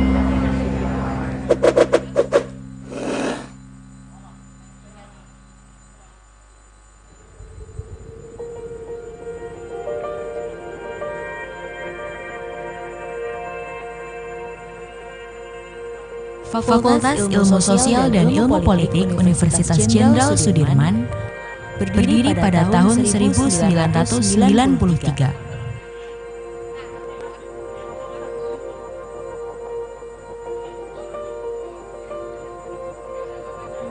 Lebih dari 2 dasawarsa, FISIP Unsud menjadi rumah bagi pengembangan ilmu sosial dan ilmu politik.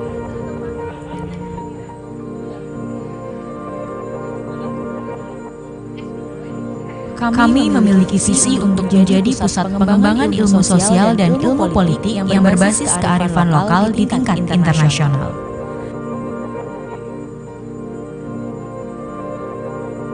kearifan lokal merupakan basis utama kami.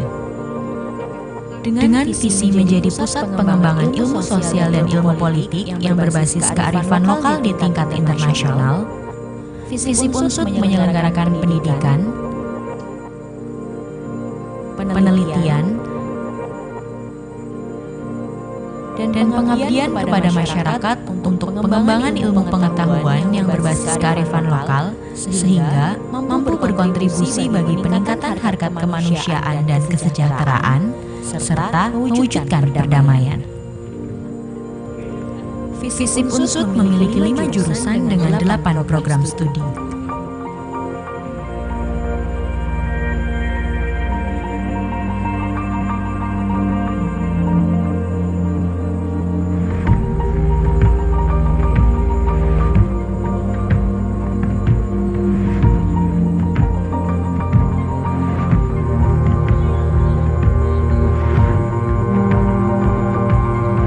Dengan penyelenggaraan berbagai program studi dan jurusan tersebut, kami bertujuan untuk menghasilkan lulusan yang bermoral dan unggul dalam kompetensi akademik, unggul dalam wawasan kebinekaan, unggul dalam kepemimpinan dan kewirausahaan, serta peduli pada pengembangan sumber daya berbasis kearifan lokal.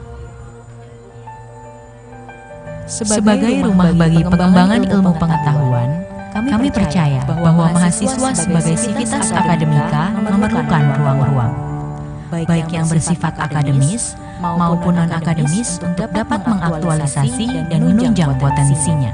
Ruang-ruang tersebut diwujudkan dengan adanya berbagai organisasi maupun unit kegiatan yang menunjang minat dan bakat mahasiswa.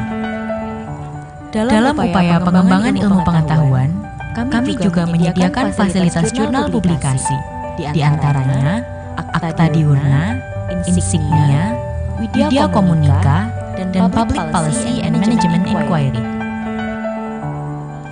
Penyelenggaraan berbagai fasilitas dan layanan baik secara fisik maupun akademis merupakan komitmen kami dalam mewujudkan pendidikan yang unggul. Kami percaya bahwa dengan penyelenggaraan fasilitas dan layanan yang baik dapat menunjang terciptanya sinergitas antar elemen sivitas akademika dalam meraih prestasi. Berbagai capaian dan prestasi yang telah diraih antara lain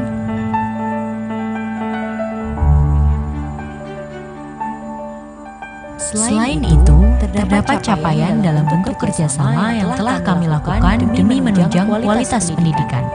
Kerjasama tersebut antara lain program kerjasama baik dengan universitas dalam dan luar negeri, kerjasama dengan lembaga dan institusi, serta program-program kerjasama dengan berbagai organisasi dan industri. Dalam menjalankan nilai-nilai Tridharma pendidikan, kami tidak hanya berhenti pada penyelenggaraan pendidikan dan pengajaran, namun juga kegiatan penelitian dan pengabdian. Kegiatan tersebut diwujudkan dengan terjun langsung di masyarakat dalam bentuk kuliah kerja nyata, serta kegiatan penelitian dan penyuluhan sebagai bentuk pengabdian masyarakat yang dilakukan mahasiswa maupun dosen. Selama 2 dasawarsa lebih FISIP Unsud berdiri, menjadikan kami sebagai satu kesatuan keluarga besar melalui jaringan alumni yang tersebar di seluruh negeri. Sebagai institusi pendidikan yang bergerak maju dan dinamis, FISIP Unsud memiliki master plan pembangunan fasilitas untuk menunjang pengembangan ilmu pengetahuan di masa depan.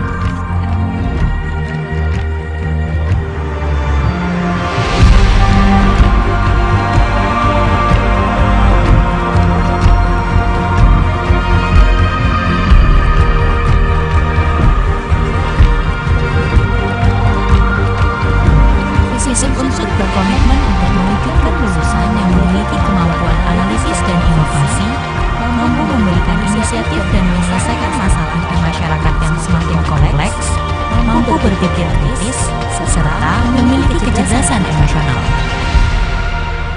FISIP Universitas Jenderal Sudirman unggul dalam pengembangan ilmu sosial dan ilmu politik di tingkat internasional berbasis kearifan lokal.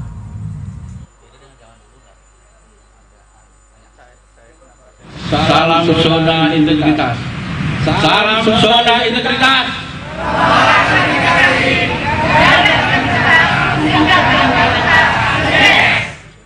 Pada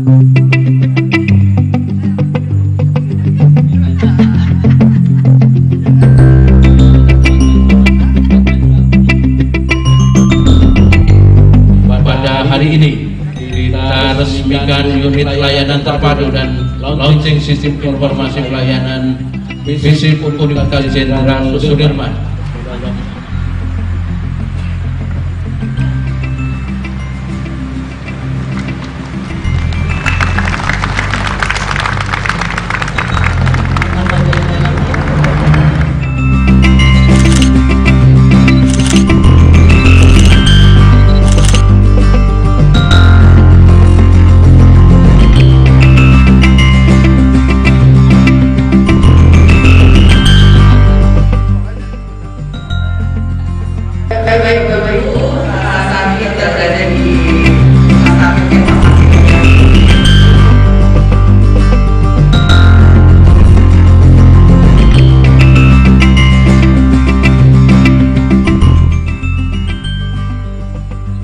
Kita launching sistem informasi pelayanan yang ada di Fakultas Ilmu Sosial dan Ilmu Politik Universitas Jenderal Sudirman.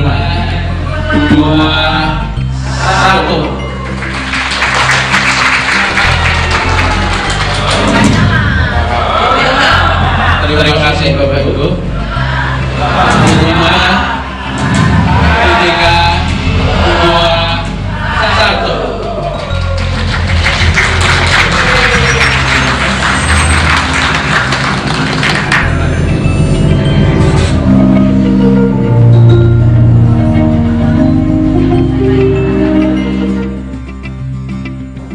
Assalamualaikum warahmatullahi wabarakatuh. Salam sejahtera, salam sehat, salam swastiastu, namo buddhaya, salam kebajikan. Saya Rektor Universitas Jenderal Sudirman menyampaikan komitmen untuk membangun dengan sungguh-sungguh zona integritas yang ada di Universitas Jenderal Sudirman.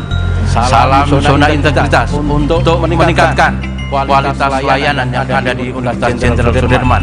Layanan untuk meningkatkan kualitas lulusan dan mahasiswa, layanan untuk meningkatkan dosen dan tenaga pendidikan dan juga pengajar, serta layanan untuk meningkatkan kualitas pembelajaran dan kurikulum. Mudah-mudahan Tuhan senantiasa memberkati ikhtiar kita menjadikan visi Universitas Jenderal Sudirman menjadi zona integritas yang terpercaya, kemudian merambah kepada fakultas-fakultas yang lain. Terima kasih. Assalamualaikum warahmatullahi wabarakatuh. Salam zona integritas, tolak gratifikasi, jaga integritas, tingkatkan kualitas. Yes. Assalamualaikum warahmatullahi wabarakatuh. Saya Humanities, Dekan Fakultas Ilmu Sosial dan Ilmu Politik Universitas Jenderal Sudirman.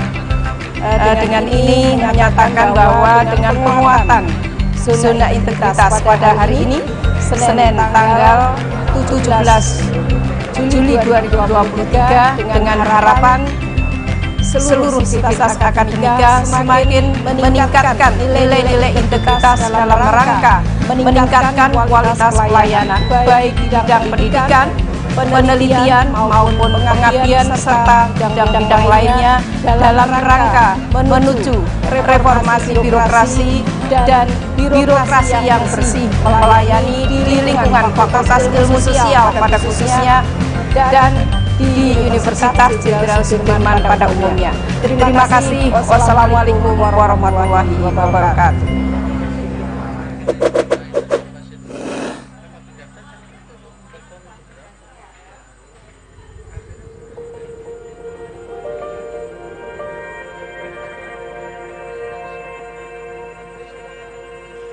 Fakultas Ilmu Sosial dan Ilmu Politik Universitas Jenderal Sudirman berdiri pada tahun 1993.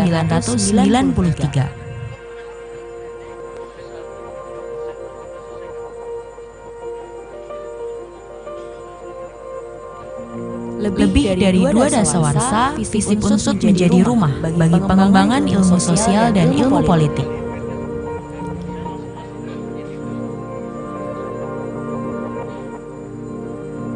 Kami memiliki visi untuk menjadi pusat pengembangan ilmu sosial dan ilmu politik yang berbasis kearifan lokal di tingkat internasional.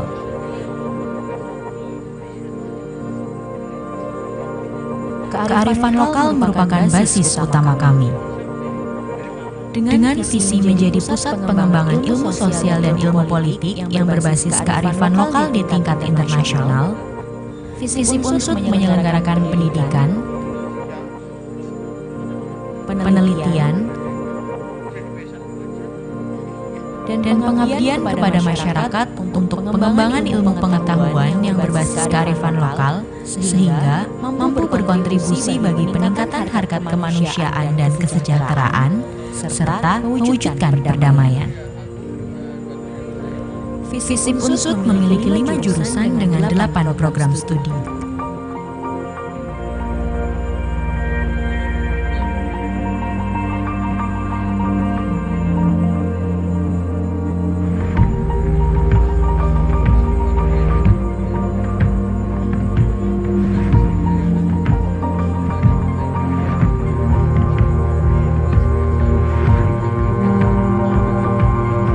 Dengan penyelenggaraan berbagai program studi dan jurusan tersebut, kami bertujuan untuk menghasilkan lulusan yang bermoral dan unggul dalam kompetensi akademik, unggul dalam wawasan kebinekaan, unggul dalam kepemimpinan dan kewirausahaan, serta peduli pada pengembangan sumber daya berbasis kearifan lokal.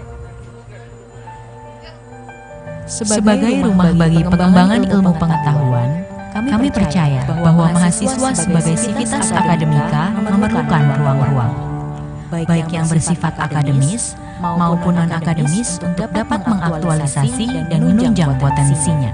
Ruang-ruang tersebut diwujudkan dengan adanya berbagai organisasi maupun unit kegiatan yang menunjang minat dan bakat mahasiswa. Dalam upaya pengembangan ilmu pengetahuan, kami juga menyediakan fasilitas jurnal publikasi, di antaranya Akta Diurna, Insignia, Widya Komunika, dan Public Policy and Management Inquiry. Penyelenggaraan berbagai fasilitas dan layanan baik secara fisik maupun akademis merupakan komitmen kami dalam mewujudkan pendidikan yang unggul. Kami percaya bahwa dengan penyelenggaraan fasilitas dan layanan yang baik dapat menunjang terciptanya sinergitas antar elemen sivitas akademika dalam meraih prestasi. Berbagai capaian dan prestasi yang telah diraih antara lain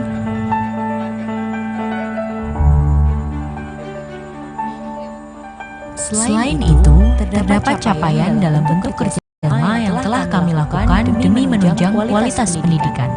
Kerjasama tersebut antara lain program kerjasama baik dengan universitas dalam dan luar negeri, kerjasama dengan lembaga dan institusi, serta program-program kerjasama dengan berbagai organisasi dan industri. Dalam menjalankan nilai-nilai Tridharma pendidikan, kami tidak hanya berhenti pada penyelenggaraan pendidikan dan pengajaran, namun juga kegiatan penelitian dan pengabdian. Kegiatan tersebut diwujudkan dengan terjun langsung di masyarakat dalam bentuk kuliah kerja nyata, serta kegiatan penelitian dan penyuluhan sebagai bentuk pengabdian masyarakat yang dilakukan mahasiswa maupun dosen.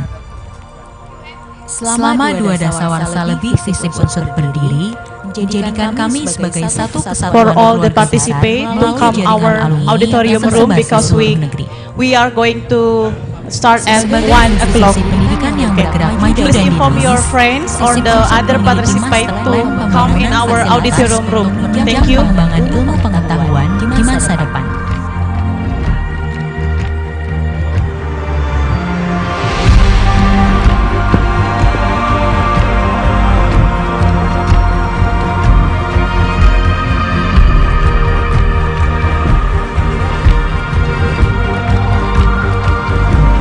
FISIP Unsut berkomitmen untuk mewujudkan lulusan yang memiliki kemampuan analisis dan inovasi, mampu memberikan inisiatif dan menyelesaikan masalah di masyarakat yang semakin kompleks, mampu berpikir kritis, serta memiliki kecerdasan emosional.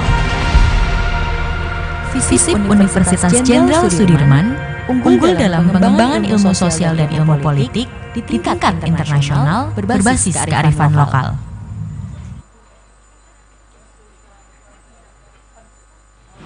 Salam zona integritas.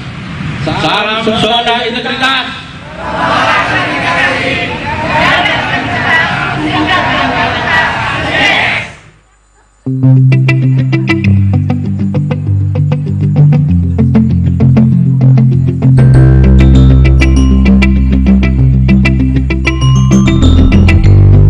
Pada hari ini kita resmikan unit layanan terpadu dan launching sistem informasi pelayanan visip Universitas Jenderal Sudirman.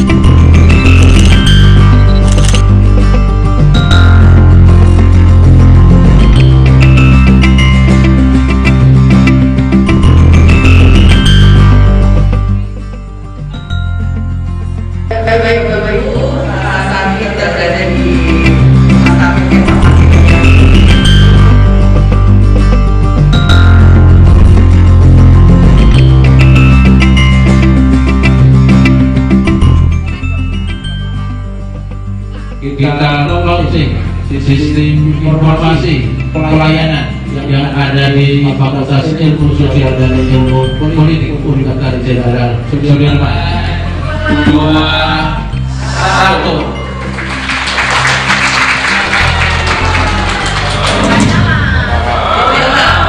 Terima kasih Bapak Ibu. 5, 3, 2, 1.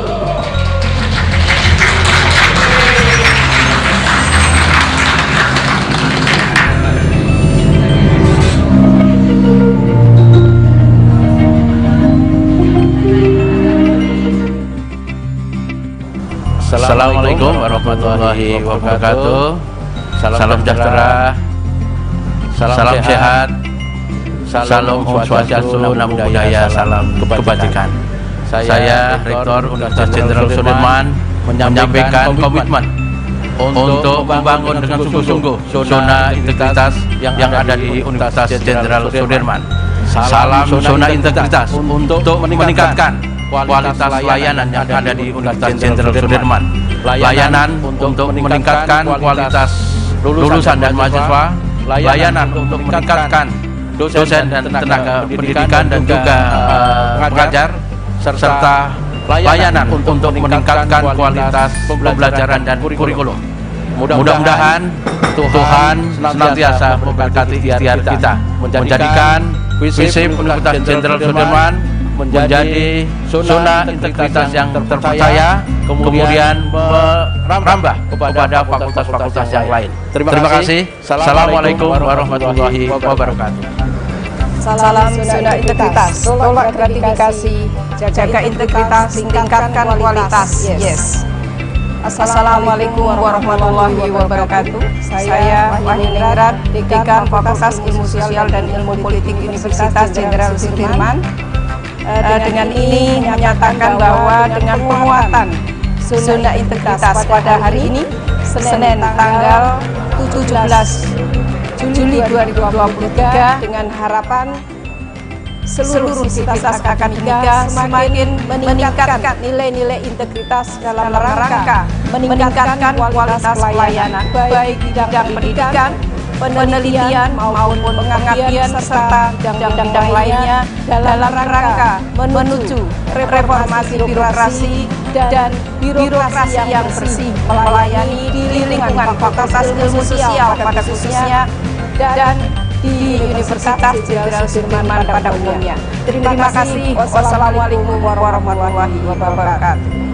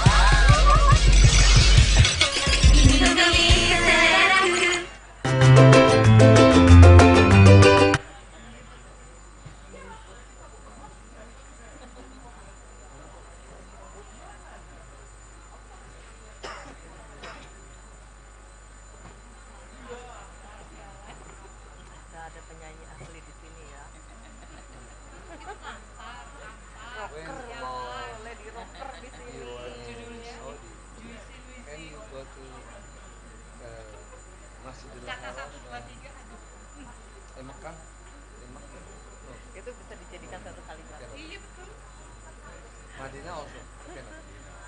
Lantas tampat. Untuk bertemu baru kau sapa ku tersipu, kau puji lupa amarahku, karena kau paling tahu cara makan hatiku. Walau tak ada yang pasti, yang kau beri hanya mimpi.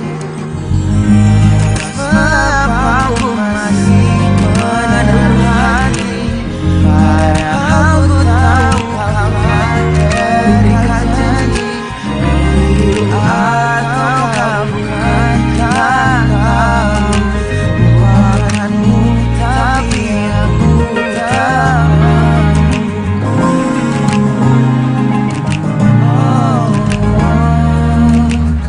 Baru kau sapa ku tersipu, kau puji lupa amarahku, karena kau paling tahu cara makan hatiku. Kalau tak ada yang pasti, yang kau beri hanya mimpi. Mengapa aku masih menaruh hati, padahal ku tahu kau akan berikan janji. Atau kau bukan, tak tahu lupakanmu, tapi aku tak mau. Pantaskah aku menyimpan rasa cemburu, tahukah aku yang memilikimu. Sampai kapankah ku tak tahu. Adakah akal sehat menjagaku?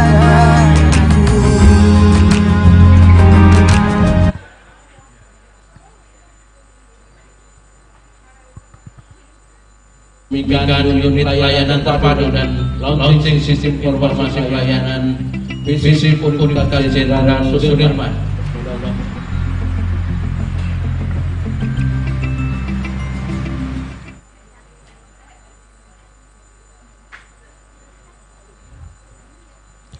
Good afternoon, ladies and gentlemen who have gathered again in this room. Thank you much for your attention and participation during the first session. We hope you had a productive break and now ready to dive into our second session. This next segment promises to be just as engaging with more insightful discussions ahead. With that, we are now ready to begin our second session. We are excited to continue the conversation. So, without further ado, I would like to hand the floor back to our esteemed moderator, the Honorable Mr. Alpeni Fitra, to guide us through the next session. Mr. Alpeni, the stage is all yours.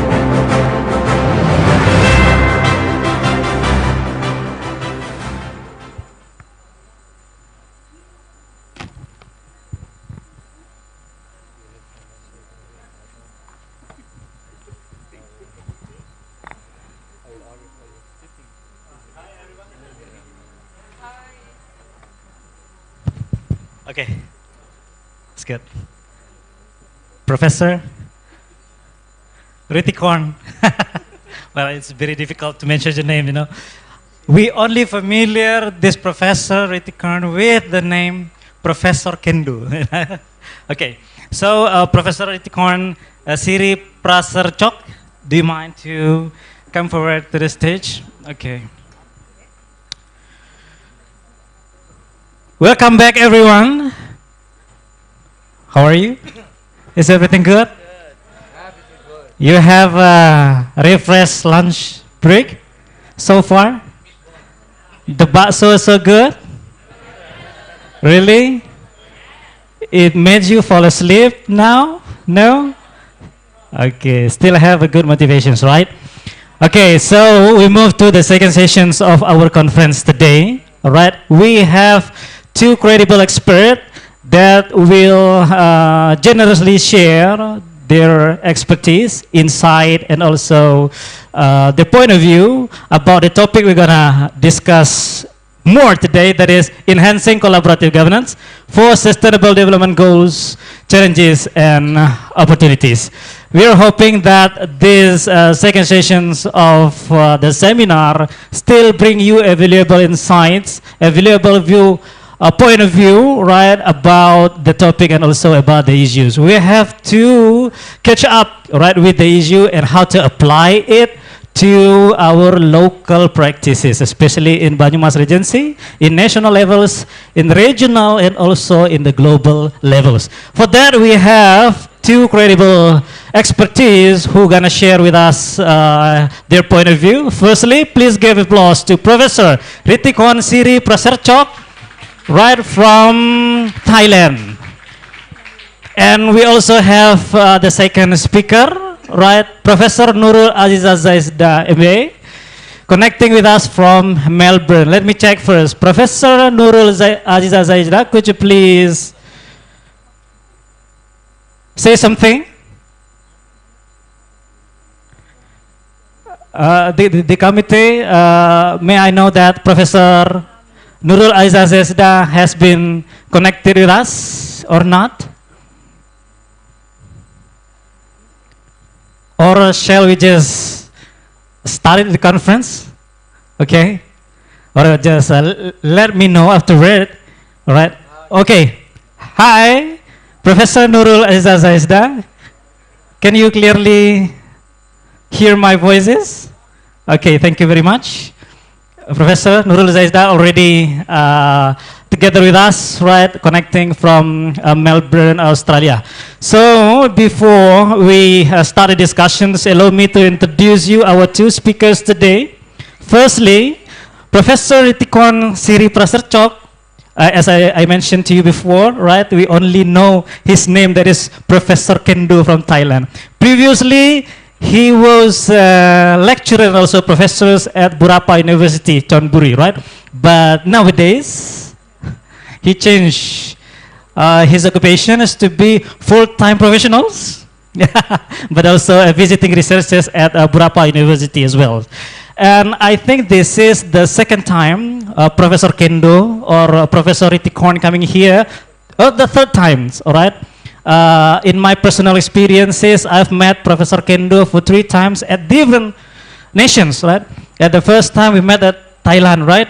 At Burapa University, and then we also met at Kunming, right? Kunming, China, and also we have met at Jakarta, and now at Purwokerto. Previously, Professor Kendo or Ritikon Siri Praserchok shared with us his experiences about internationalizations of higher educations, right? But nowadays, Professor Kendo gonna share with us here his point of view about sustainable development goals, especially when it comes to the best practices of Thailand.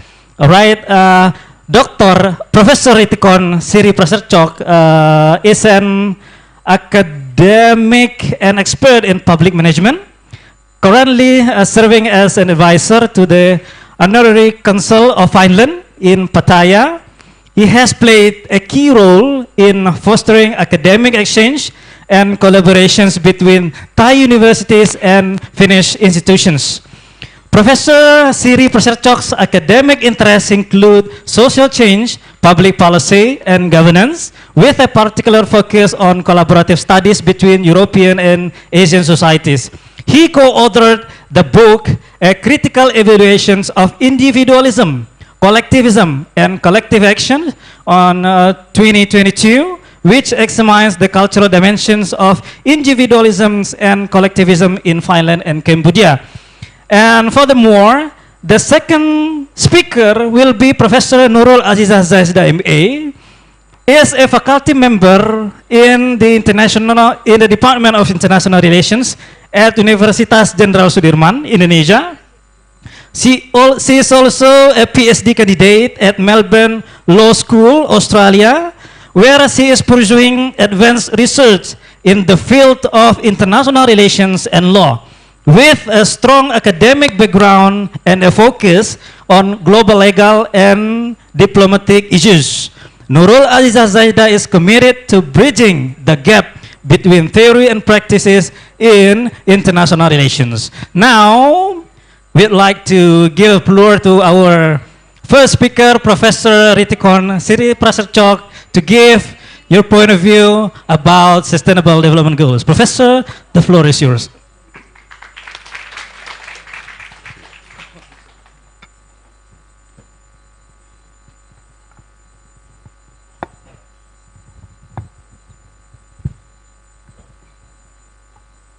I promise you that my session in the afternoon is going to be quick.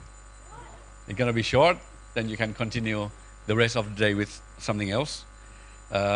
Before I start sharing of my viewpoint, you need to hear some of my murmur that I know UNSUD for about 14 years. Previously, when I was in university, I came to Indonesia 2 or 3 times a month. And all of my friends back home, they said, you have a family here or what? How is your wife and children here in Indonesia? I said, no, I have the family here. And I can say that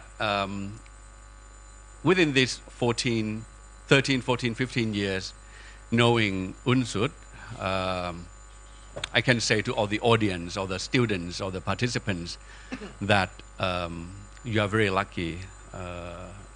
You have a very good, strong management, the rector, the dean, the vice dean. You have a very good professor. You have a very good colleagues, lecturers. I'm very impressed.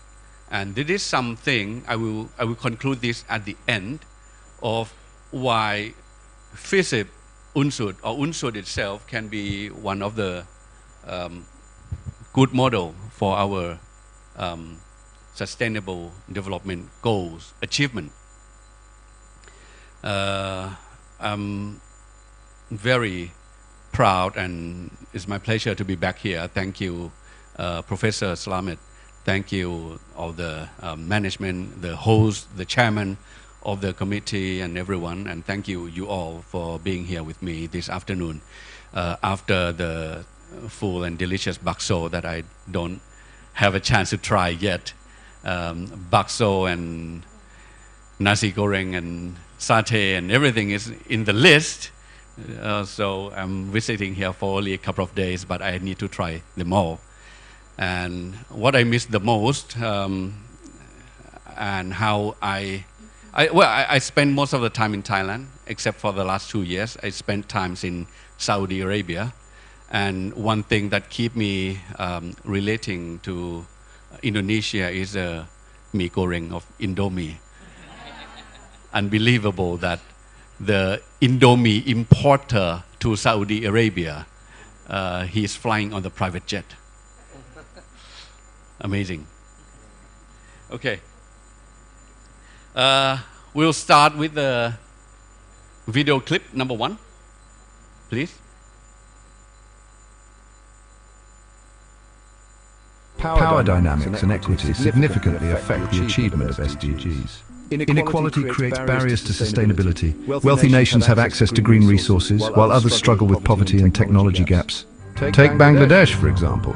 Dependent on coal, it faces pressure from wealthier nations pushing for strict climate targets, often overlooking these challenges. A one-size-fits-all approach doesn't work. Instead, it can deepen global inequalities. True sustainability must be fair and inclusive for every nation. After the session this morning, I think we all have already heard about the viewpoint of how academia, at least 2 in the morning, I think we see the same direction to make it, sorry my language, but the SDG seems to be like, sorry, but like a bullshit. All right?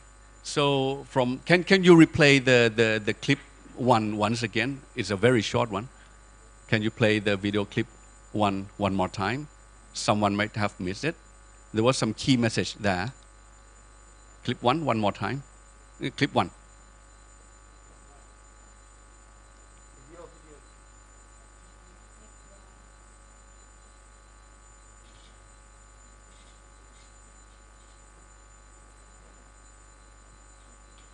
Power dynamics and equity significantly affect the achievement of SDGs. Inequality creates barriers to sustainability. Wealthy nations have access to green resources, while others struggle with poverty and technology gaps. Take Bangladesh, for example.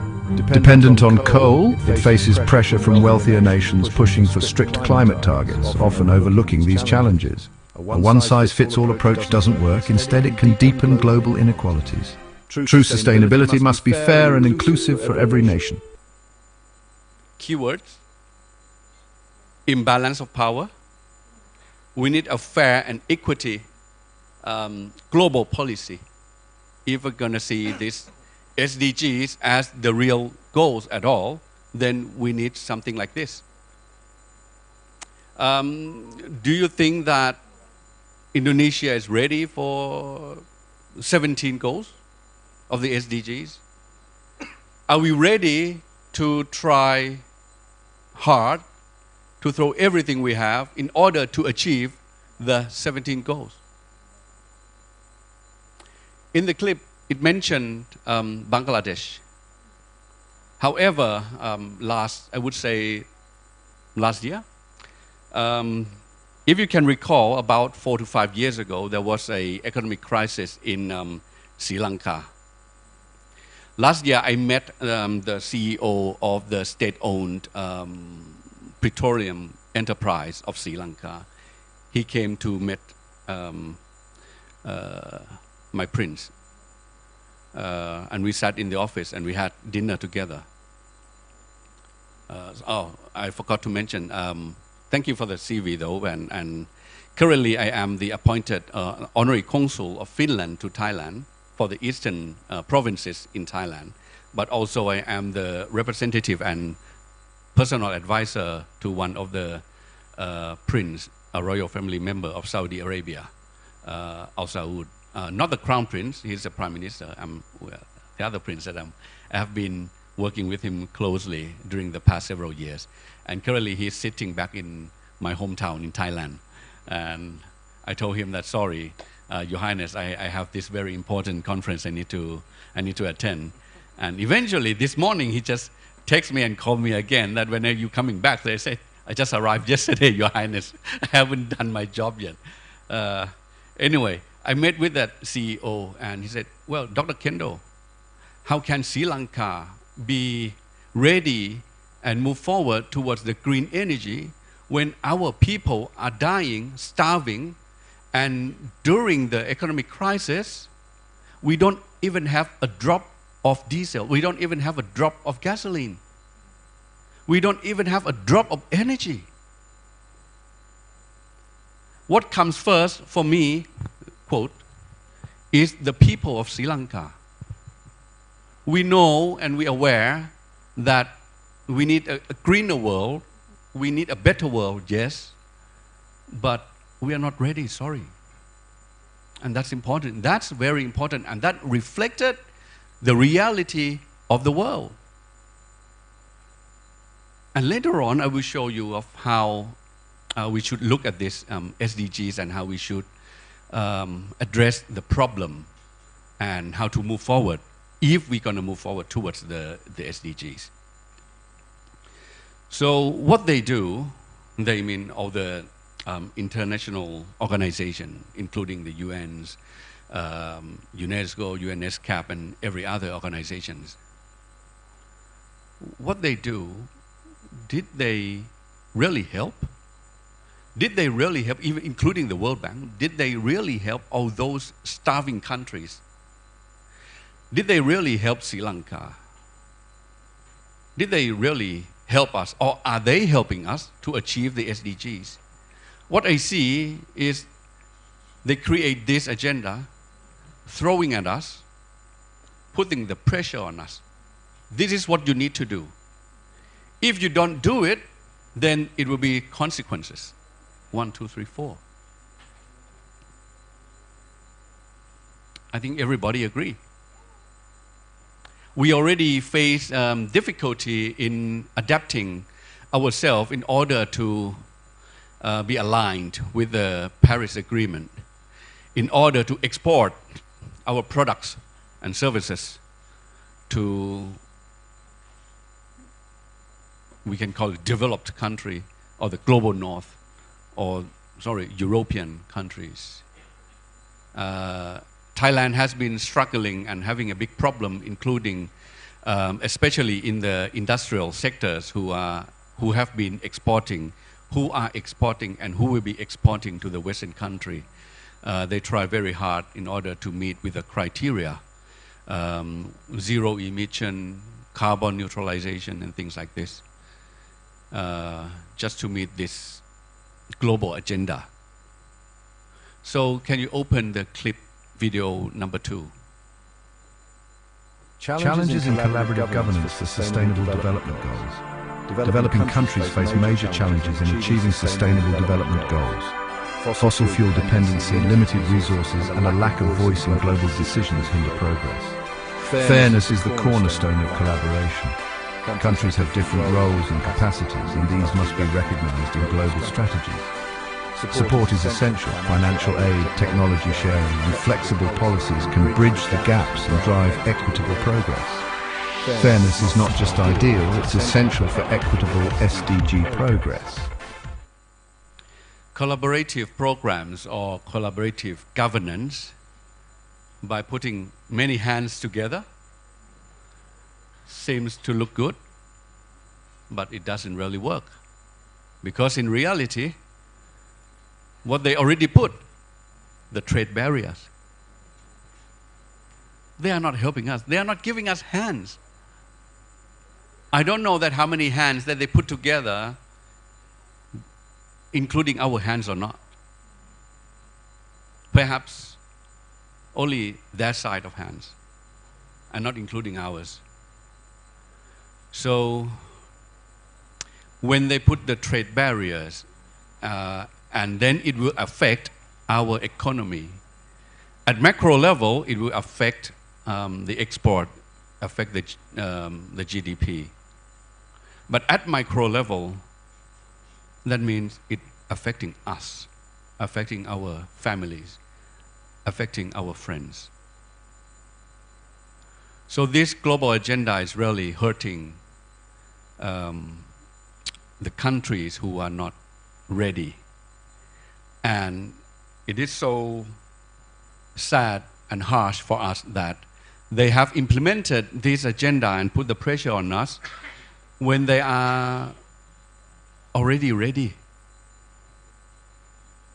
and when we are not ready.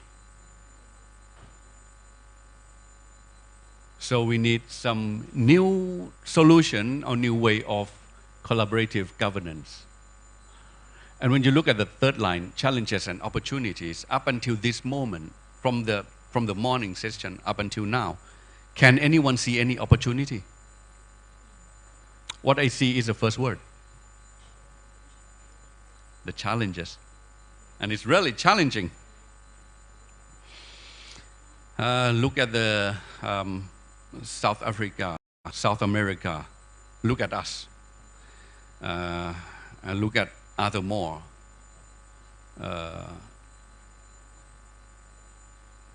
I think what we are in the SDGs situation is really how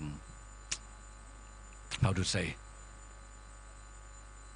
I'm quite nervous if it really going to be implemented fully and really blocking economic activities between countries and countries, between the North and the South, with the new terms that we have heard this morning.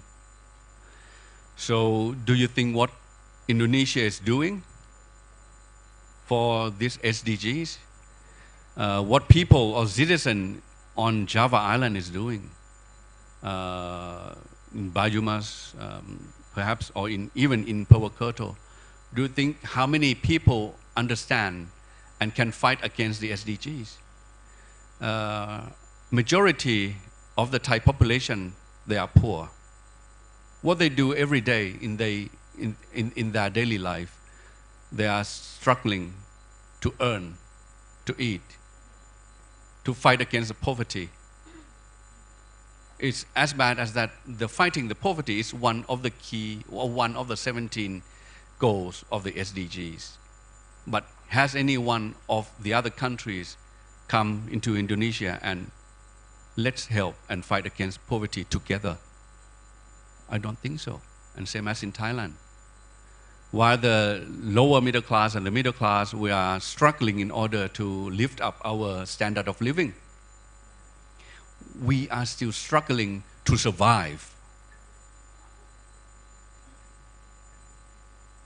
While some other countries telling us that you need to dedicate yourself, dedicate your resources for the greener world.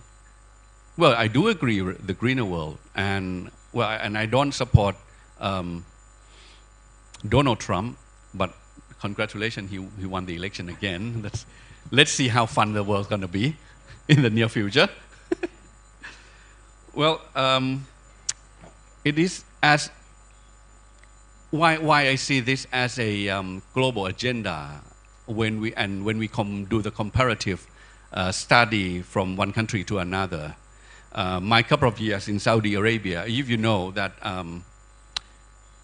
Saudi is the largest new emerging market in terms of investment, in terms of market, in terms of everything. It became the new biggest gold mine for all the businesses. Saudi Aramco, the oil and gas company of Saudi Arabia, is among one of the top 3 or top 4. Actually, it's become the second place and even the first place in terms of the biggest of revenue. It's competing with the Apple Core. And by the name Aramco, what business they do? Oil and gas. Fossil fuel. The country like Saudi Arabia, they are earning rich, they are growing big, they become the richest in the world from the fossil fuel, from the oil and gas. The good news for them, perhaps not for us, in the history of Aramco and of Saudi Arabia, the crude oil they have been digging and using and selling to the world, that was only the first portion, the onshore reserves, the deposit on land. Now in the next few years, they will expand that already confirmed deposit offshore. That means they still have a lot more of energy reserve, oil. Next, what they have not been utilizing is a gas. They have onshore oil deposit, they have offshore oil deposit untouched, they have gas deposit untouched. That means Saudi Arabia is going to be trillionaires of the world, it seems like forever. And they are getting rich out of what? The oil and gas. That's the SDGs, talking about zero emission, talking about carbon neutrality.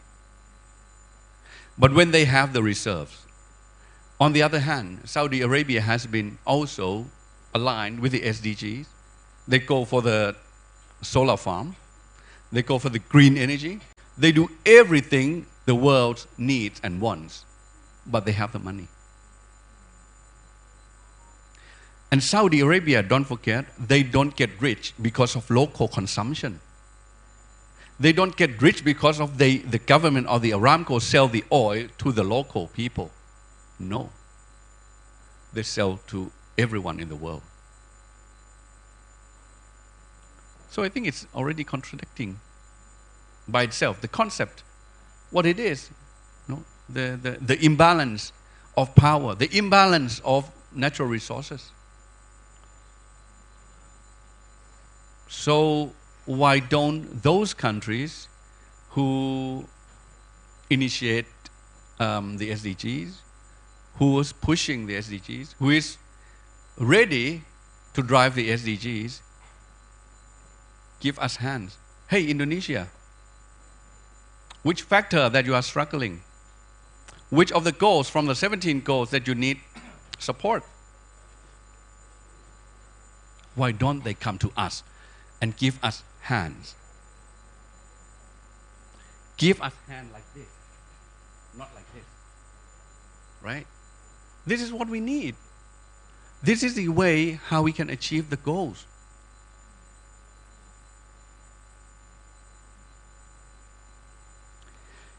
So we move to the video clip number 3. Innovative strategies for collaborative SDG progress. Achieving sustainable development goals requires innovation. Key strategies include incentivized partnerships, flexible frameworks, and building local capacity. Examples include Kenya's successful public-private partnerships and Africa's transformative Great Green Wall project, which combine innovation with equity. Governance must prioritize inclusivity, empowering all stakeholders to drive meaningful progress. Equity and collaboration are the foundation of a truly sustainable future. Collaboration among or between governments, that means between nations or countries, is always challenging at the utmost level. We don't have to look far. We have our very great model of ASEAN community and see what we, how far we had been since 2015. If you can remember the ASEAN community 2015. I think we are pretty much the same.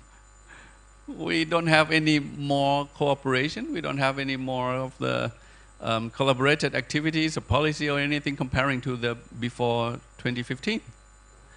So collaborative governance among the countries by words. Oh yes, yes, yes. It is what we need. That's a good solution. But in action, questionable. We have different system. We have different law. We have different regime. We have different culture. We have different beliefs. We have different languages. So in order to reach the SDGs, mutually agree for the whole world, we need a new viewpoint with a different approach. All the classic approach and the modern approach up until now, I don't see it works. And I don't believe it will work. SDGs is the current global agenda that they have put on us. Before the SDGs, we had something else in the past. And in the future, we will have something new. It's just another tool, just another toy. That if we don't stand firmly, holding hands together, and well, we don't want to fight them, but I mean, we can fight them in terms of way of thinking and solutions and things like that. That's how we can sustain our development.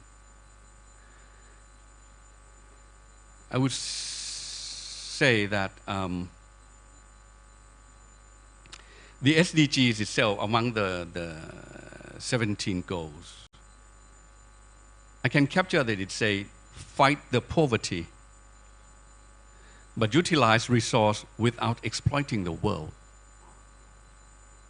Sorry, but how the hell that gonna happen? You already did something in the past,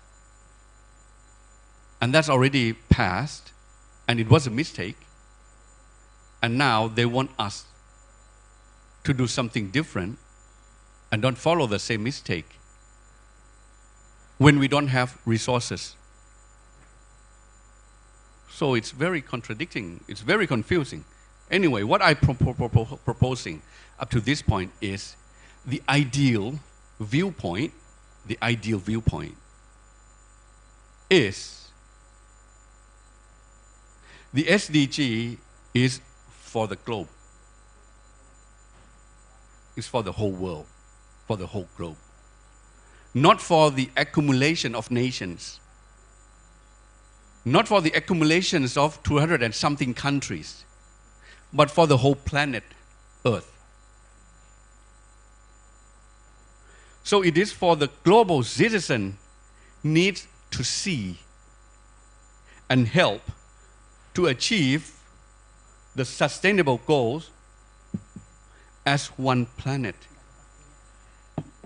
For whom? Not for them, not for us, not for that country and not that country, but for the whole species of mankind. If we look at the SDGs, the goal is, number one, for the planet Earth, number two, for the species of mankind. Then we don't have the differentiation of countries. That means everybody, every country, every nation needs to do it together.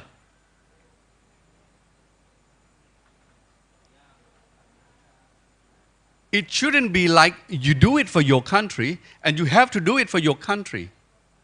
Otherwise, it will be consequence. If you don't do it for your country, that means it will affect the world. Oh yeah, if you know how to do it, you have the resource and you can do it, please just do it for the whole world. Don't put the pressure and measure and restriction on Indonesia, on Thailand, Africa, every country. See the world as a world. See the earth as one planet. See you and see me as a member of the species of mankind. If we have this viewpoint, all the policy, all the measure, all the program, it will be redesigned. It will not be like this, what we are suffering.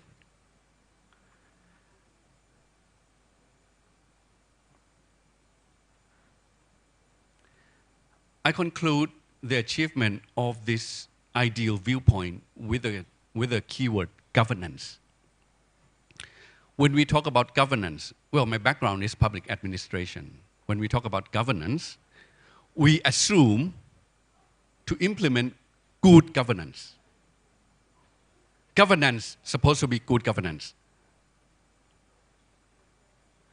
The good governance, the classic governance under the public management or public administration, we have to be implemented with a new approach, with a new level. Under the SDGs, it have to be the global good governance for the global sustainable development goals. If you can remember the elements of good governance, number one, anyone? Good governance consists of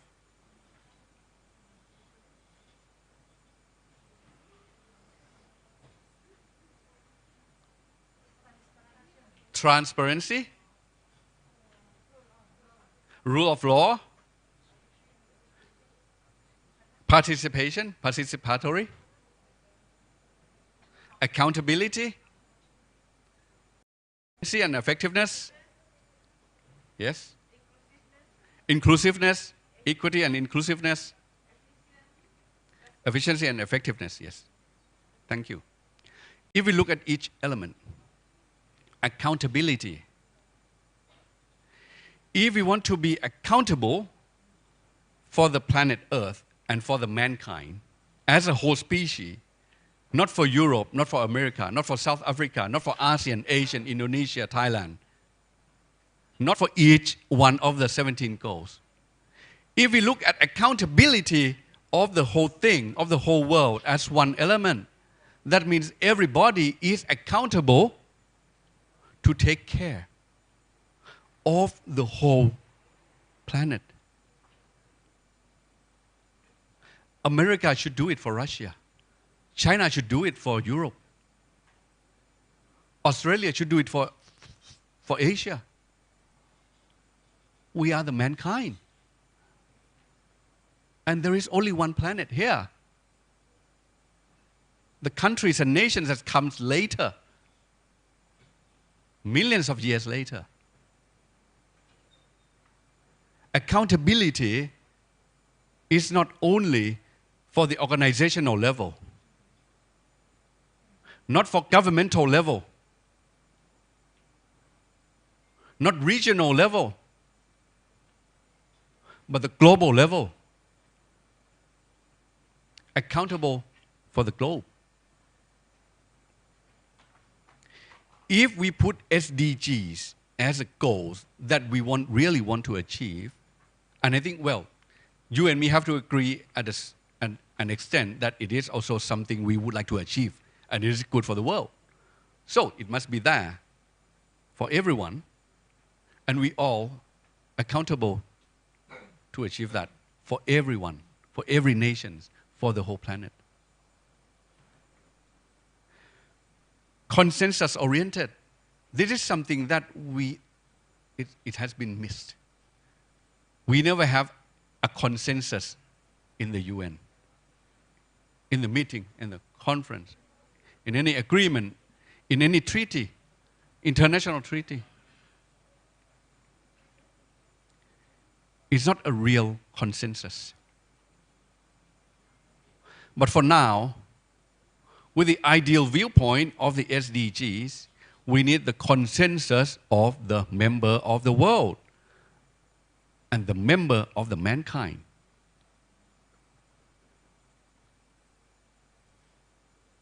ASEAN community, we always use the consensus approach. We never vote. And for SDGs, we don't want to vote. We don't want to have the winning countries and losing countries in the meeting or in the vote. Everyone have to be agreed and accept as a consensus to move towards the SDGs, and how we're going to move it. How is very important. Efficiency and effectiveness. This is already about utilizing the resources. We have a whole bunch of resources, we don't have the technology. We have the technology, we don't have the resources. We don't have resources, we don't have technology. This is a situation of each country as a member of the world. But if it is a boundaryless, we will never have this problem, because we will always have the best technology of the world. We will always have the best resources of the world. SDGs is for the world. So let's utilize wisely, effectively, efficiency for the SDGs. Responsiveness. Even though we have like a one big world, but at each corner of the world, we have different situations. So we have to respond to the need, to the demand, to the over-demand and oversupply of each corner. And we respond to that. That is how we can achieve the SDGs inclusively together.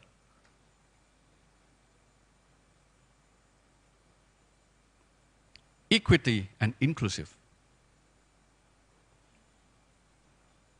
Don't separate us. You cannot separate anyone from mankind. You cannot separate any country out of the world. Separation, dividing, it doesn't bring anywhere. When you mention global agenda, you have to act globally. Transparency is something we also don't see in the global agendas. Rule of law. All of these 8 elements of good governance need to be re-implemented, revisual, and implemented at a different level. Normally, when I teach good governance, I will always add 2 more elements.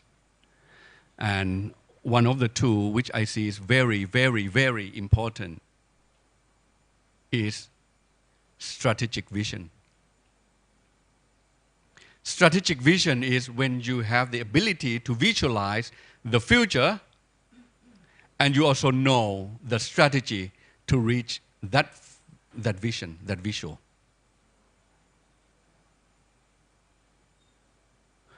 We have the vision of SDG, the 17 goals of what we would like to achieve. But we have a horrible strategy. They are breaking the world apart. We need a new strategic vision. Otherwise, we will just wait for the time to pass by, and then they will come up with a new global agenda. And it starts the new cycle. And we will come back here again if we are alive and saying exactly the same thing, the similar concept.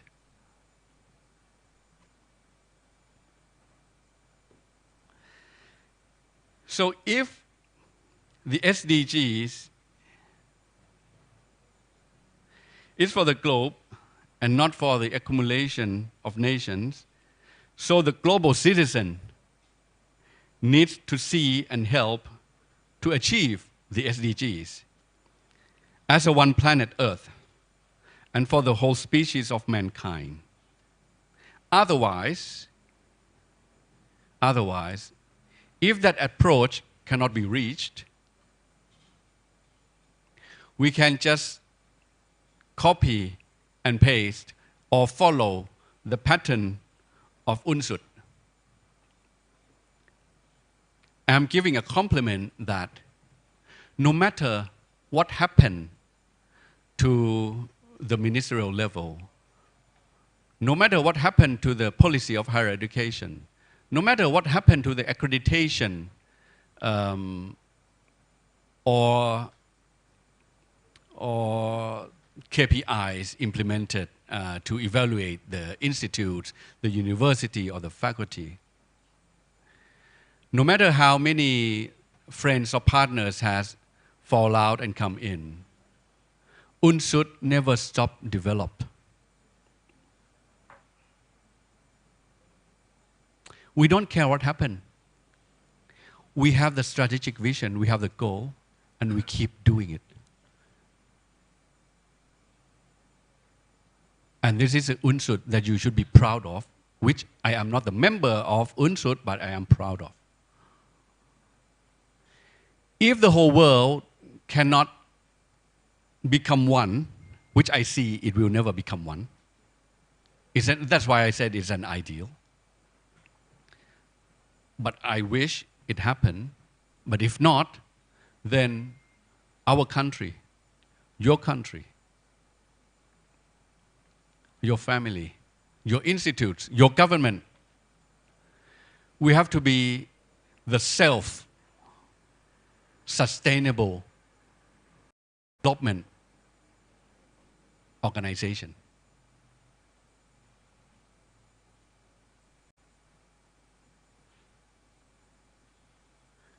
You can be self-developed with sustainability. No matter what happens to the world, if you keep develop yourself,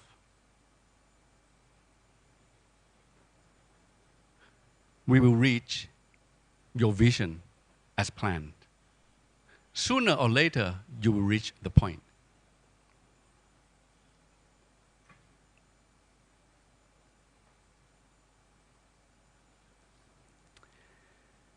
So, to conclude, I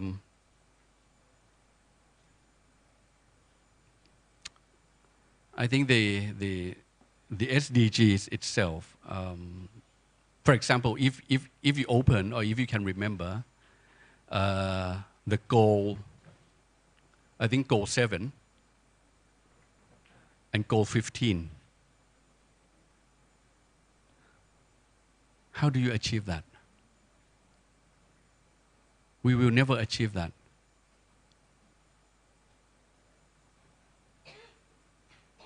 Together, I mean, Goal 7 is something about the energy, right? Innovative and affordable, or affordable, innovative energy access. And 15 is talking about nature, preserving nature. When everybody is still drilling, exploring for more fossil fuel, still making a lot of money for fossil fuel, well, that's including me. I'm also trying to do the oil trading nowadays. And Saudi is not going to stop drilling, selling oil. Same like other Arabian countries. South African, Central African is coming next, as well as the American. So, sorry again, but ending this is SDGs still just like a bullshit to me. Sorry for the language, but thank you.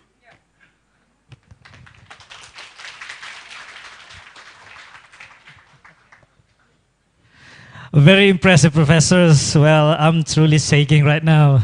And I guess that every audience right now, you're just waking up every audience right now, right, to thinking again about the Sustainable Development Goals, right? Okay, now we move to the second speaker, Professor Nurul Aziza Zaizda. Can we connect it to Professor Nurul Aziza Zaizda?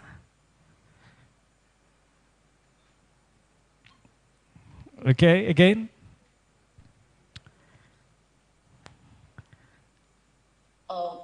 Are we connecting with Professor Nurul Aziza Zaizda from Melbourne? Yes. Pak Elpeni, can you confirm that you are hearing me clearly? Okay, thank you very much, Professor Nessa, for joining us today. All right, in the middle of your business work. Okay, so now let's welcome Professor Nurul Aziza Zaizda to take the floor. Give applause, my friends.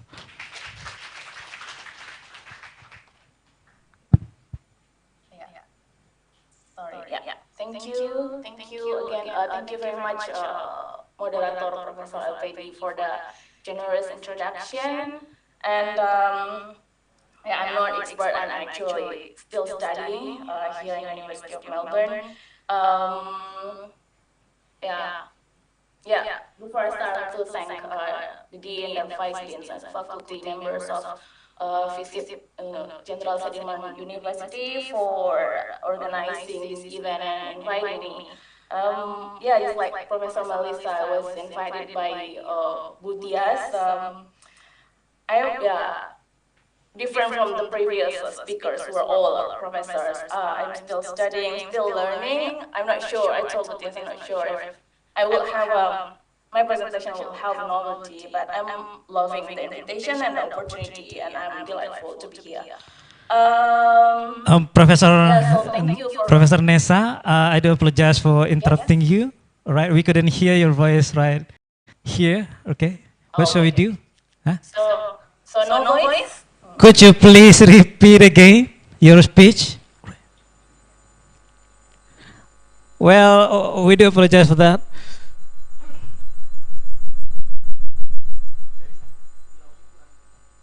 Oh, okay. What about now? Can you hear me? Okay, it's clearer right now. Thank you very much for your responses to this. Please continue, Professor Nessa. I don't know whether I was losing my audio before, but I'm thanking the FISIP Unsur and also organizing committee so that this hybrid session is possible. I'm present, because of my situation, I cannot be there with all of you in Purwokerto, and I have to present here from Melbourne. And for that, I first want to acknowledge the traditional owners of the unceded lands on which I'm presenting to you today, the Wurundjeri people of Kulin Nation. I pay my respects to elders, past and present. To bring this to my topics of my discussion, the plights of indigenous people and marginalized people around the world have resulted in forced migration all around the world.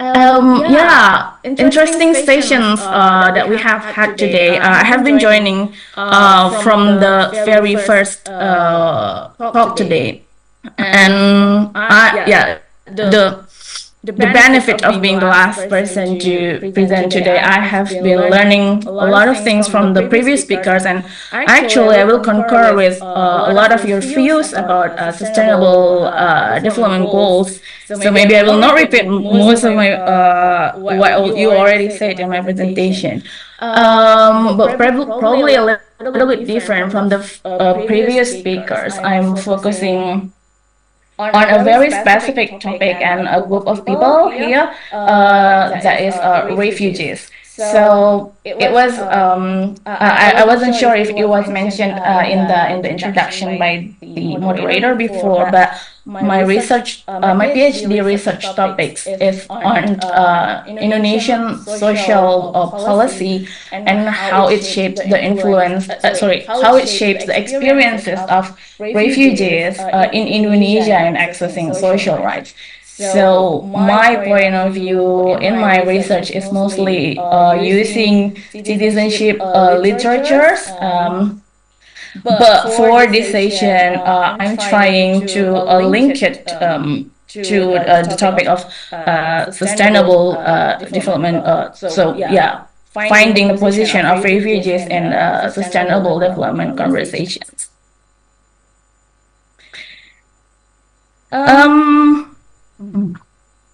Sorry about that. I'm trying to, yeah.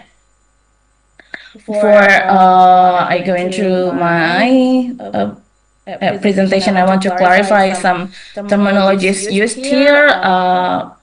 Yeah, I'm sure many of you are familiar with the Refugee Convention. It was enacted in agreed upon in 1951. It's called the 1951 Convention related to the status of the refugees, talking about the definition of refugees, which are people with well-founded fear of persecution and so they are unable to return to their country of origin.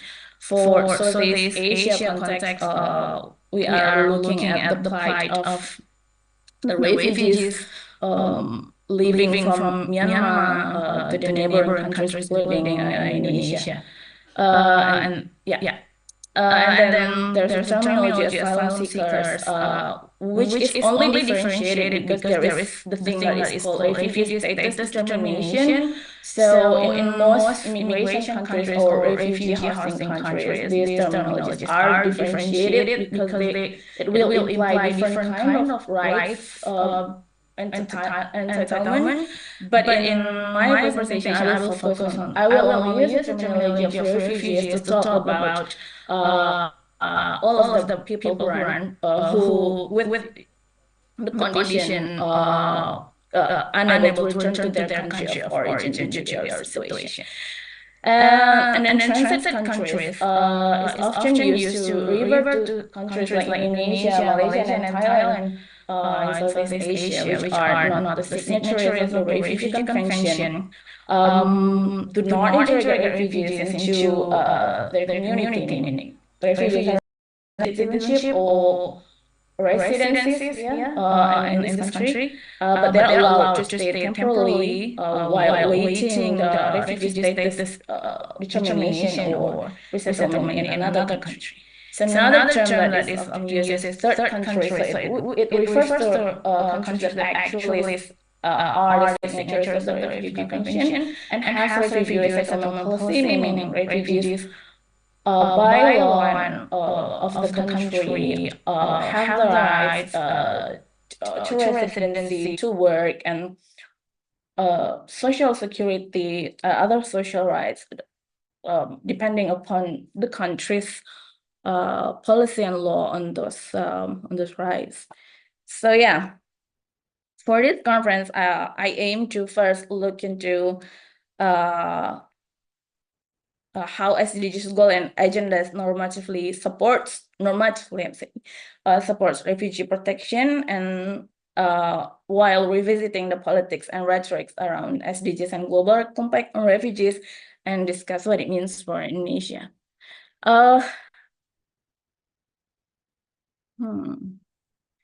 Yeah, I don't know why the picture is cut. Yeah, this is a little a figure of the number of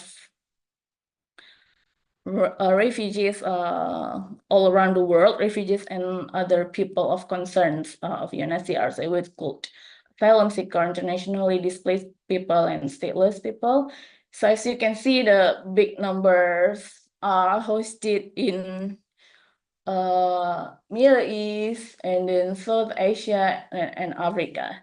Yeah, the bigger the dot here represents the bigger number of refugees being hosted in the country.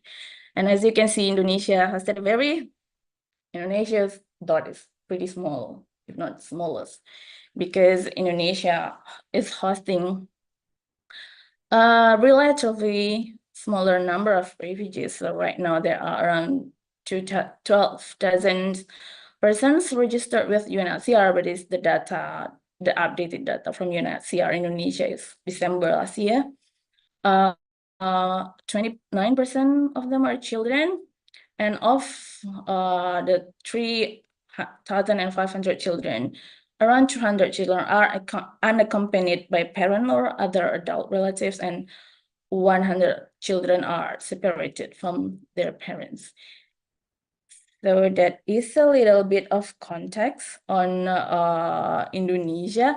And so traditionally, UNHCR has three options of what is called durable solutions. The first one is voluntary repatriation. The highlight here is voluntary. So in order for repatriation to take place,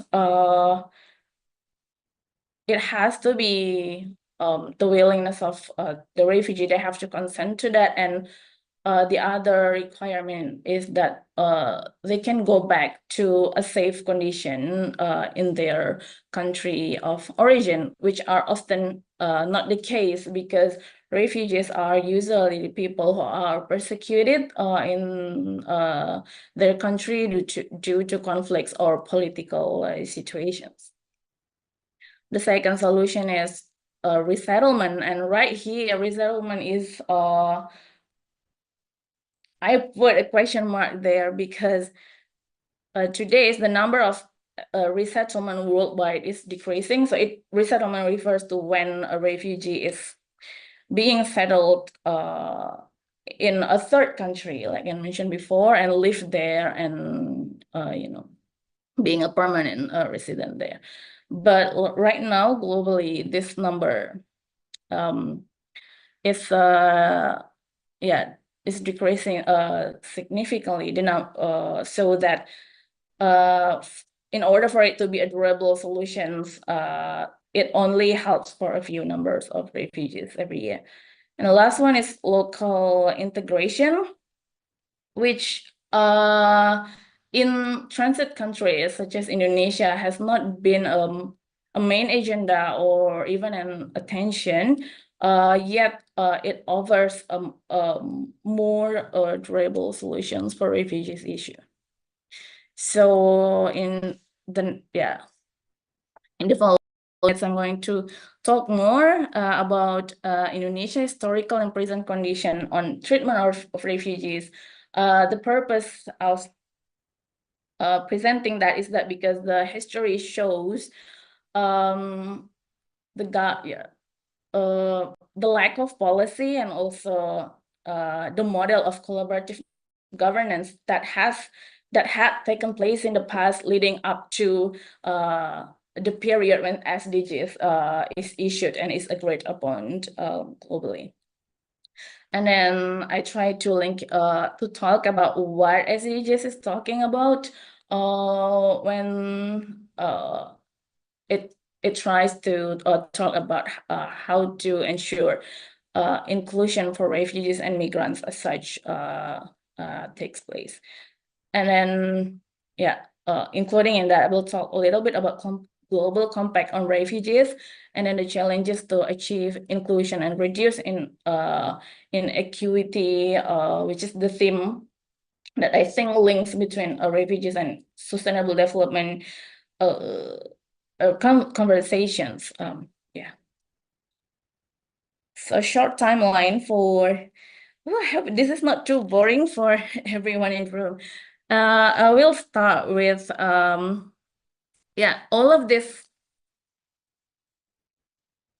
key critical moments that I'm presenting is represented by a certain legal framework because it is what represents the state treatments, the state by state, I mean Indonesia, treatment of refugees from time to time. Like to argue, and I think it has been also argued by many, Indonesia doesn't have a refugee policy, meaning there is no policy umbrella to guide how refugees can stay in Indonesia and what kind of rights they are entitled to. So the first legal document that was issued in Indonesia was the Prime Minister circular letter of 1956 on political fugitives. So it didn't use the term refugees, it used political refugees. So it specifically talked about the protection of the people who seek asylum in Indonesia because they were political activists in their home country. So the context of this circular letter was the Indonesia's active involvement in the 1955 Asia-African Conference, the Bandung Conference that is worldwide known as the as the decolonization movement in Asia Africa. And the 1956 ASEAN African Legal Consultative Organization, in which following these conferences, Indonesia granted protection to political refugees from Algeria who were members of the freedom movement in their country. So the Legal Consultative Organization Conference demonstrate Asian and African states' attempt to respond to colonialism and its legacy and assert neutrality in the wake of the Cold War. However, this letter was more of an administrative instrument and it's not legally binding, and there's no further record of asylum being granted after the circular letter was released. And as in 1975, following political turmoil in Vietnam, Indonesia accepted the arrival of refugees from Vietnam in a larger number of people. They were referred to what we know as boat people, or in Indonesian media, they were called manusia perahu. They arrived at several islands within the Riau island region. So the local government provided shelter and emergency aid, such as food and water, to respond to this situation. And in the following years, more refugees arrived in Indonesia and neighboring countries. At this stage, the UNHCR, or the UN Refugee Protection Body, granted prima facie refugee status, or a status is granted to refugees as a group. So there was no status determination procedure like we are seeing today.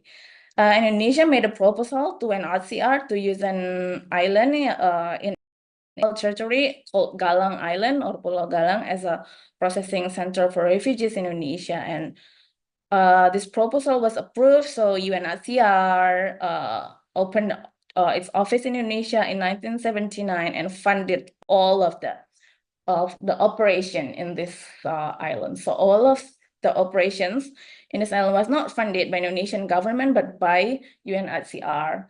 This is a trend that will then take place in the following critical moments that you see in the screen.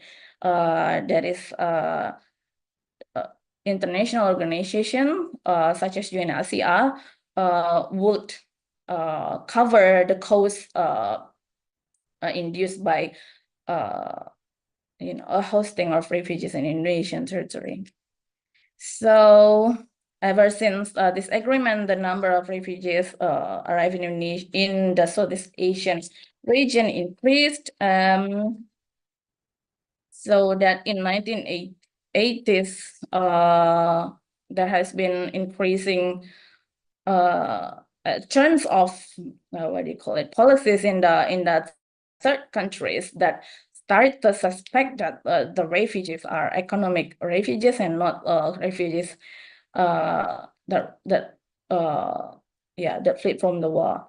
So in 1989, a comprehensive plan of action was agreed upon in Geneva. According to this plan of action, it has successfully brought together all parties, so the transit country, the third country, and the origin country, to find a durable solution. For some critics, they see that the CPA show that UNHCR has introduced the strategy for burden sharing among states by engaging with all states involved in all stages of the refugee movement. While some others see that in this period, the state parties were more concerned about security and economic issues than burden sharing. However, it was also found that after the CPA, the UNHCR role after the Indo-Chinese refugee crisis, the boat people crisis, expanded from ensuring temporary stay to promoting the refugee convention in the country, including in Indonesia. However, in all of this timeline show, the refugee convention still has not been signed and ratified by Indonesia. So yeah, gradually all refugees in Galang Island were resettled or repatriated to Vietnam through the voluntary repatriation mentioned before. And in 1996, the Galang Island were formally closed down.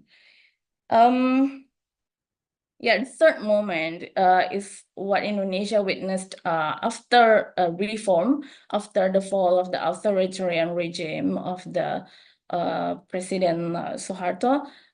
In this moment, the lawmakers are trying to reform the law, including the legal frameworks and human rights and foreign affairs.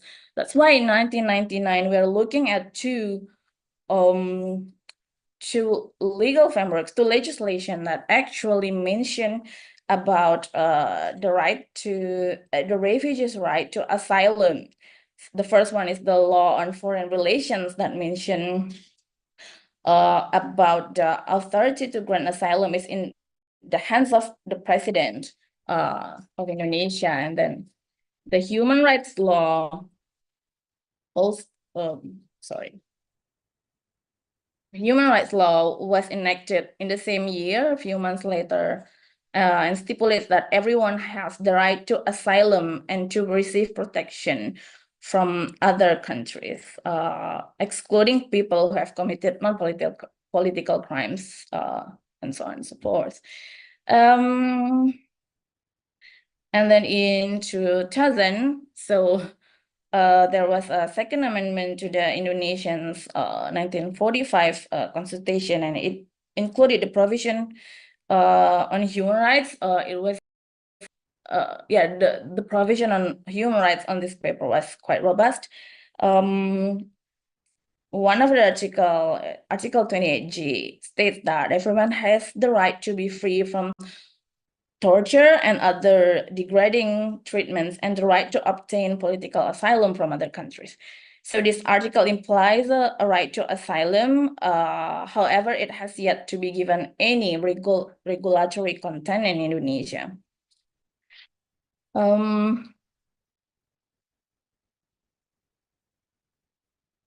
Yeah, so aside from the incorporation of the right to asylum in the Constitution, this period still has not seen a comprehensive discourse on the entitlement of refugees' human rights.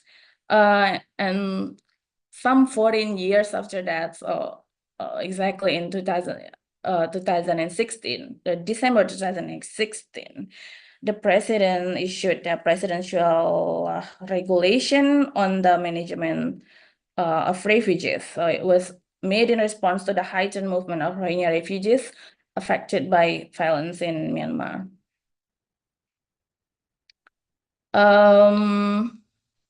Yeah, the presidential regulation recognized the refugees using the definition from the convention, and the remembering section of this legal framework lists the Article 27 of the Law on Foreign Relations as one of the legal basis for this regulation. That is, president has the authority to grant asylum.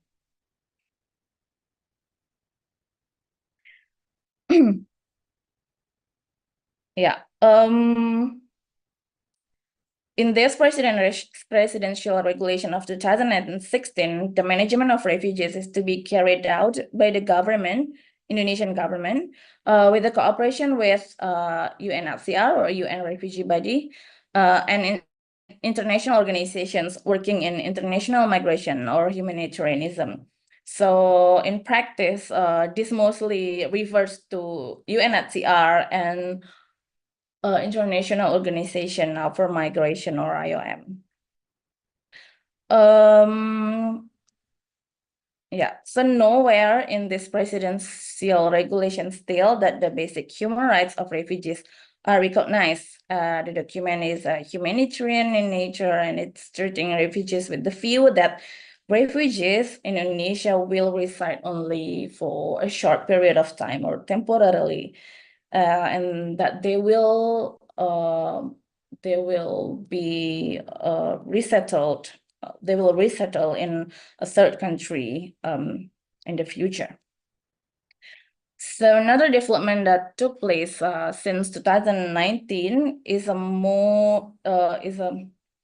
new approach to refugee children's right to education, with the issuance of the circular letter of the Ministry of Education regarding the fulfillment of refugee children's rights to education. So since 2019, or since this letter was issued, refugee children was allowed to attend public schools in Indonesia if they meet 3 requirements, which are they hold the UNHCR issued identity card. So this is like the ID card of the refugees, and that they must be sponsored by an institution, and it's proven by the letters of guarantee and education sponsorship, and that they must obtain a letter of recommendation by the sponsor institution. Basically, it's saying that all refugees children can go to Indonesian schools as long as they are being funded by an organization, and this funding is to replace the BOS or Bantuan Operasional Siswa or Students Operational Assistance, which is the Indonesian government policy for free education for primary school students. But yeah, the BOS is not paid for by the government in this case, but by international organizations. So like I said, it continued the pattern of governance, if you would like say a collaborative governance, would like say, in which international organizations would be responsible for the livelihood of the refugees. Yeah, according to the submission of civil society groups in Indonesia to the United Nations Human Rights Council Universal Periodic Review in 2022, this circular letter has not been implemented uniformly across regional governments, and there remains a language barrier for refugees who seek study in public schools. So it shows that aside from financial issue some other structural problems such as languages and have hindered refugees children to enjoy education similarly as those of a citizen. So besides, refugees still face barriers to fully integrate into the national education system due to the requirement of proof of identity. So the circular letter also states that refugee children may only obtain a certificate of acknowledgement and not a diploma, in contrast to Indonesian students who are entitled of a diploma. So yeah, on one hand, we are looking at, and it still applies today. We're looking at a new approach to refugees education in which they can attend Indonesian public schools. But on the other hand, they are not yet treated fully similarly as Indonesian students. So to briefly describe the current condition of refugees in Indonesia, the presidential regulation right now is the only available legal framework for refugees. Aside from the circular letter, which allows children of refugees to study in Indonesian school. Some scholars says that this regulation still maintains the security view of refugees, which had developed during the second key moments, when Indonesia accepted Vietnamese refugees in Galang Island. Sajat, for example, argues that the persisting framing of refugees merely as transiting migrants who are not considered for local integration are therefore they are accepted for from basic rights. So they are not enjoying basic rights because they are seen as only transiting migrants. Other scholars, however, contend that the presidential regulation has at least triggered further discussion of the human rights of refugees, although real progress still relies on the political views of Indonesia's leader.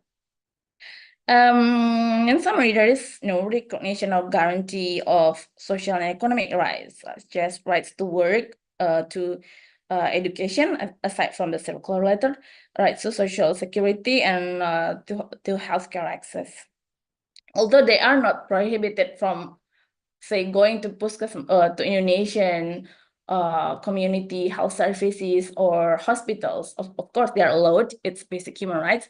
But then they cannot access the national insurance system, and also they have to self-fund their hospital bills if they are not funded by the international organizations working in Indonesia.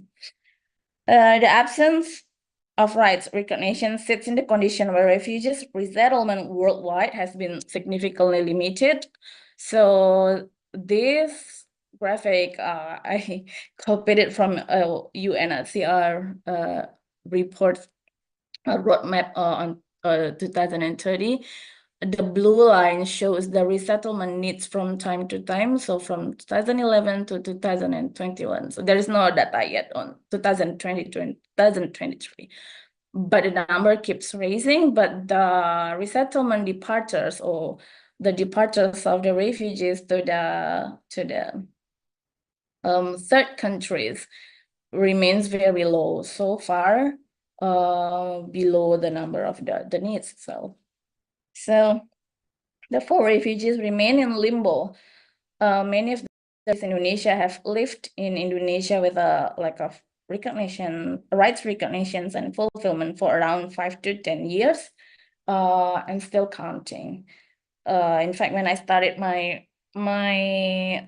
research on refugees like 13 years ago in Indonesia, the word limbo is already the tagline to describe their situation in Southeast Asia and Indonesia more specifically, and it is still the word that would fit their situation right now.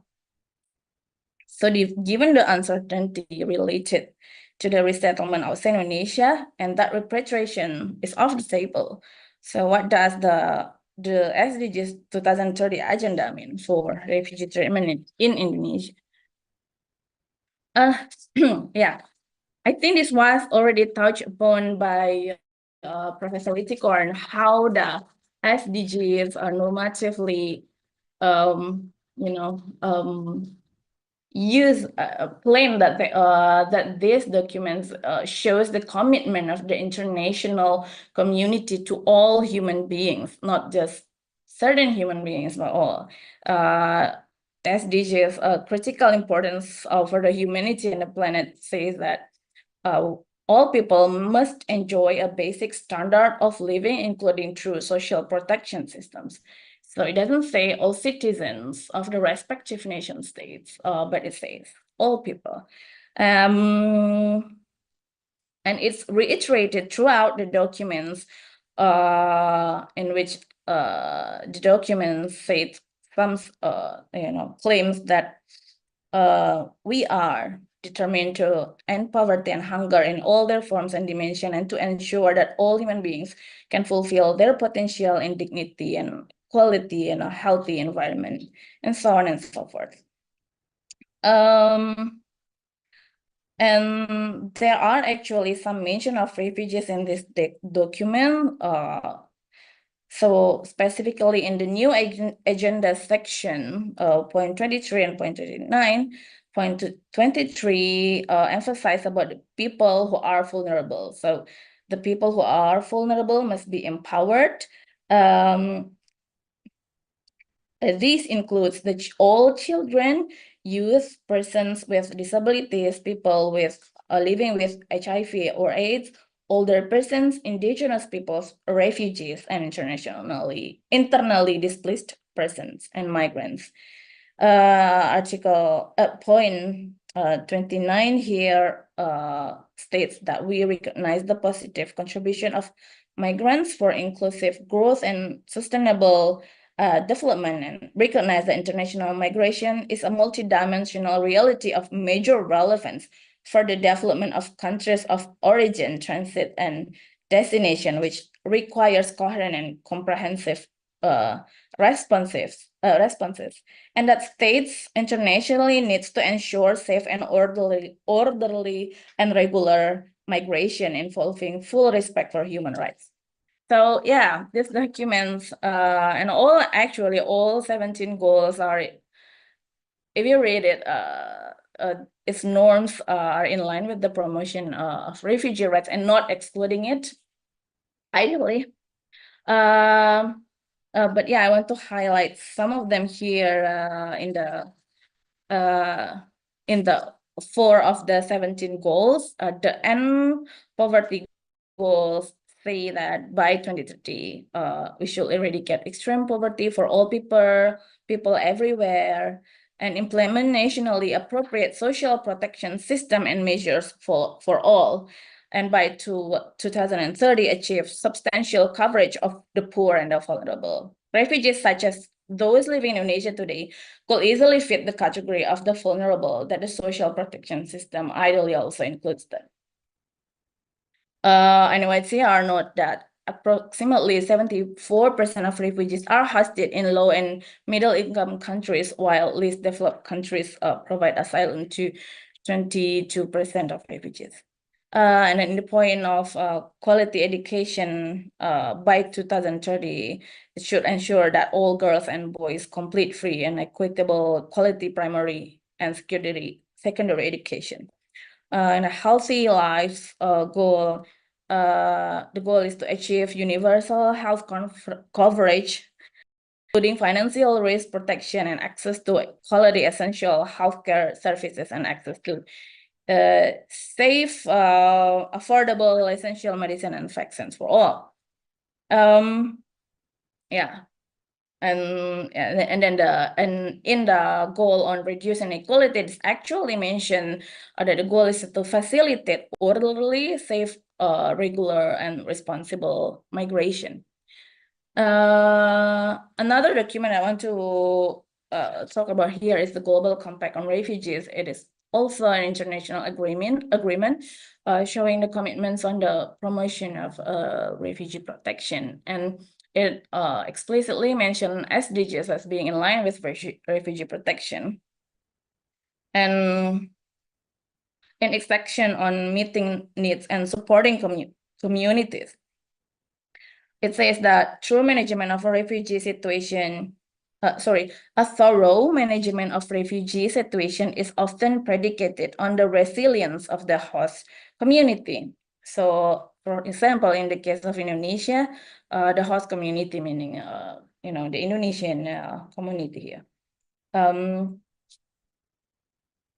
So the Global Compact can help attract support to ensure that refugees and their host communities together are not left behind in the country's progress towards the Sustainable Development Goals. So also normatively, this document talk about supporting refugees within the framework of sustainable development, but it adds to that this is to be done by ensuring the support for both refugees and host communities together. Yes. Yeah, there are some more, but I think with the time limitation, we can talk more about that later. Yeah, this is the same graphic. Yeah, despite if you like the need norms regarding inclusion and equity in the Sustainable Development Goal, the trend in the last 10 years still show that refugees are often overlooked. If not, we are seeing the raising some conservative approach to immigration policy and refugee policy worldwide. And yeah, so yeah, I think this has been discussed a lot by the previous speakers about the challenges, if you like, or what I say here, the limits of sustainable development agendas in promoting refugees' rights. The first that I want to talk about is the relevance of SDGs to inclusion and equity of access. Some scholars that criticize the ideas of SDGs have argued that SDGs overlook the root problem of the poverty and inequality. Like, for example, Ziai said that the SDGs tend to reiterate the promise of development and further legitimize the capitalist world order instead of disrupt it. And I'm quoting here, the SDG narrative neglects the questions of the global economy being far more relevant to global poverty than official development assistance, and being implicitly still oriented towards the developed societies. It diffuses a model based on inequality, pollution, and non-sustainable use of sources. Another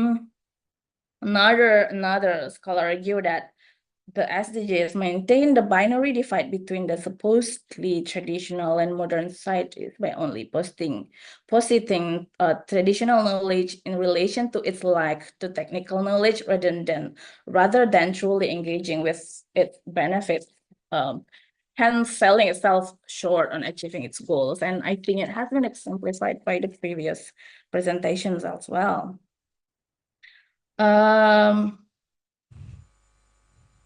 Another thing to emphasize is many of your studies also highlight that the actors that reproduce the biased knowledge of development is not only the global norms, but it also takes place in the global souls through its various policies. Furthermore, another addition from me here is the relationship between the sustainable development ideas with nation-state system. Yeah, SDGs are implemented by states, meaning that there are overlapping interests here, the national economic interest, business interest, and the poor and the vulnerable interests, in which the latter are used to be undermined. And furthermore, we are looking at the exclusionary practices of sovereignty through the practices of borders and citizenship. And yeah.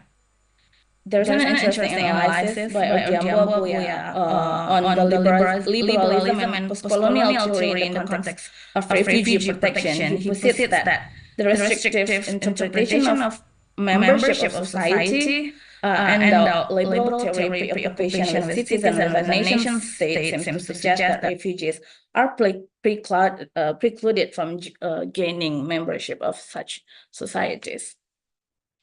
So here, I want to highlight the contribution of citizenship studies in this regard.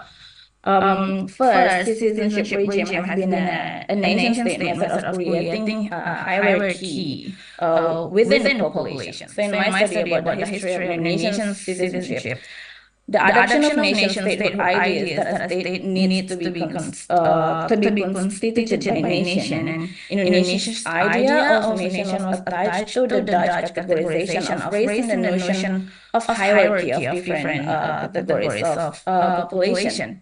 I'm quoting here from an Indonesian historian, Bambang Purwanto, who wrote on the post-colonial citizenship of Indonesia, that the existence of Indonesia as a neo-national consciousness in the practice of citizenship was constructed as a direct reaction to the Dutch law that differentiated the colonial population into groups. And as a result of this colonial construction, Indonesia quickly became a representation of one group only, the natives. And this removed the space for the amalgamation or the integration of the various elements of colonial society to coexist as Indonesian. And this, in a way, explains certain model of hierarchy between citizens and non-citizens in Indonesian modern citizenship, and in turn it influences the ways that development and welfare is enjoyed by different groups in Indonesia on the line of citizenship. Sorry? Okay, professors, thank you very much for your kind presentations. Are you finished? Okay. Is my voice very good, very good. We hear it clearly. I can finish it here. Okay. Thank you very much, Professor Neza, for the brilliant presentations today. Well, my friends, give applause to Professor Neza, right, for the insightful points he just shared with us. Well, my friends, I don't think we open Q&A sessions. I do apologize for that because time is up. All right, give applause again to the presenters today. With all due respect, Professor Ritikon and also Professor Neza, we don't open Q&A sessions, but I encourage everyone here to,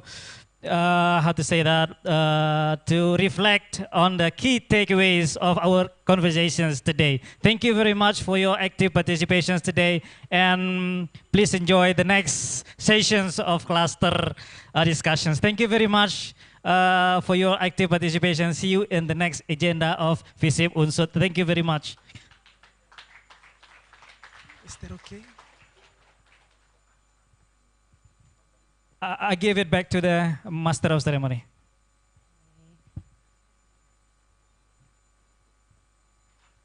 Okay, thank you very much, ladies and gentlemen, for your active participation in today's seminar. We hope and believe that the discussion and collaborative we have shared will contribute to continue the advancement of the Sustainable Development Goals.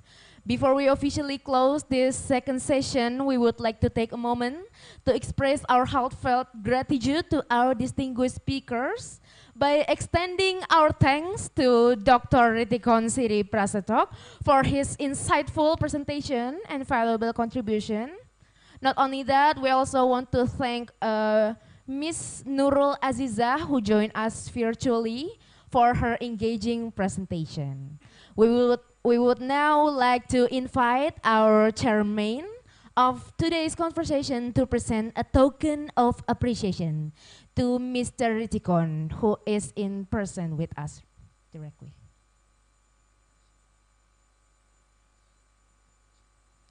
Okay, now the The token of appreciation to Mr. Ritikon will be given by our Vice Dean of Social and Political Science Faculty.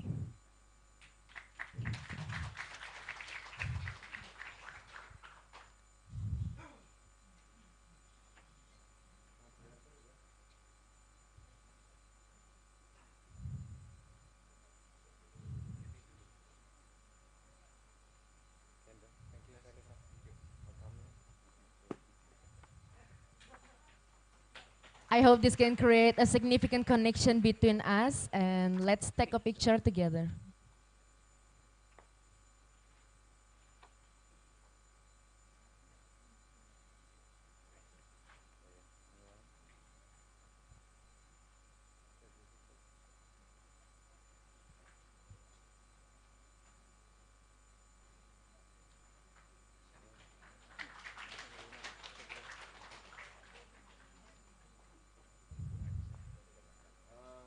And there's also a token of appreciation to our speaker, Ms. Nurul Aziza, who joined us virtually. While she could not be with us in person, we will ensure her token of appreciation reaches her.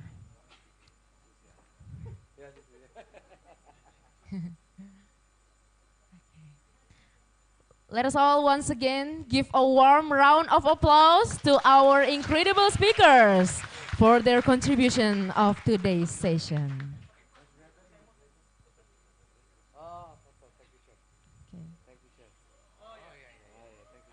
Okay, let's everyone in the room give your best pose.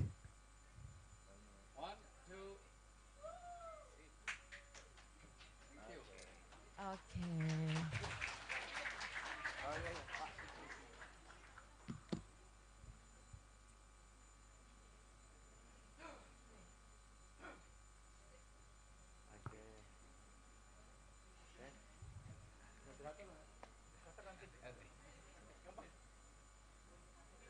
Thank you so much. Now you may go back to your original seat. Thank you so much, and thank you for the participation who have been able to engage into our discussion until today. Now, after listening to all the speakers, we are going to start one of our main session, which is the panel session, where our amazing panelists will perform their research with us in contribution for our topic today. To all presenters who participated, please kindly make an entrance to the assigned clusters that is spread into rooms, and each panels will be taken for 19 minutes, and you may please return as we move forward with our next agenda. For the rest of the guests who do not participate, you can also tune in to our clusters where there will be organizing committee who will guide you to enter and witness the research from our panelists.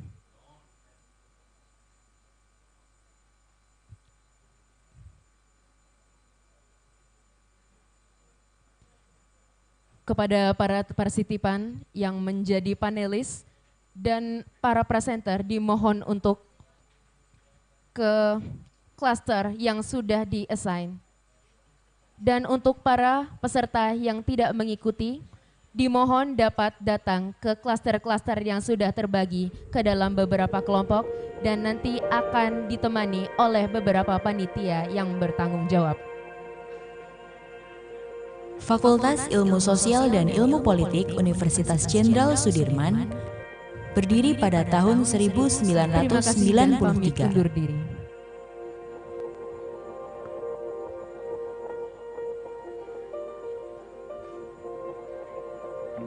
Lebih dari 2 dasawarsa, FISIP Unsut menjadi rumah bagi pengembangan ilmu sosial dan ilmu politik.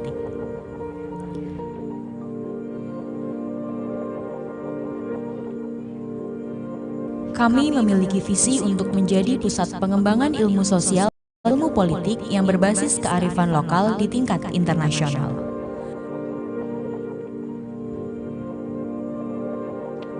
Kearifan lokal merupakan basis utama kami. Dengan visi menjadi pusat pengembangan ilmu sosial dan ilmu politik yang berbasis kearifan lokal di tingkat internasional, FISIP Unsut menyelenggarakan pendidikan, penelitian, dan pengabdian kepada masyarakat untuk pengembangan ilmu pengetahuan yang berbasis kearifan lokal, sehingga mampu berkontribusi bagi peningkatan harkat kemanusiaan dan kesejahteraan, serta mewujudkan perdamaian. FISIP Unsut memiliki 5 jurusan dengan 8 program studi.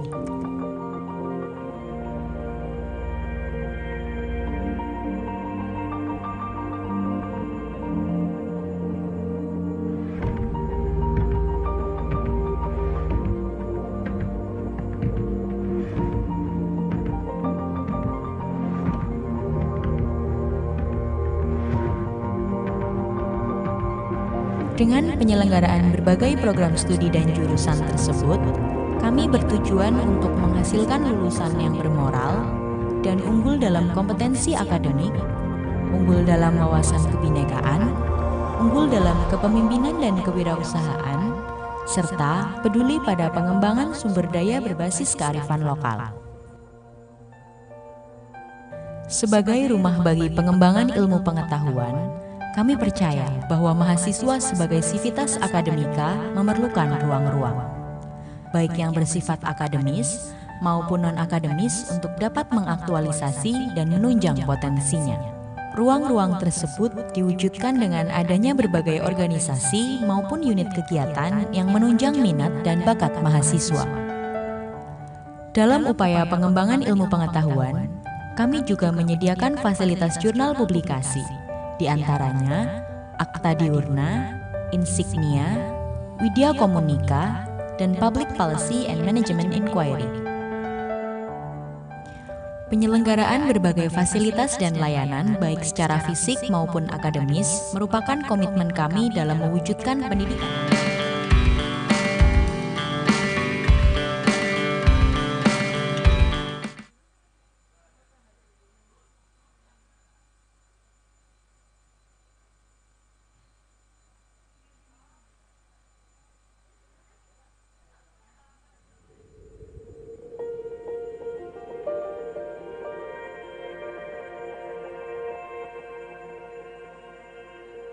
Fakultas Ilmu Sosial dan Ilmu Politik Universitas Jenderal Sudirman berdiri pada tahun 1993.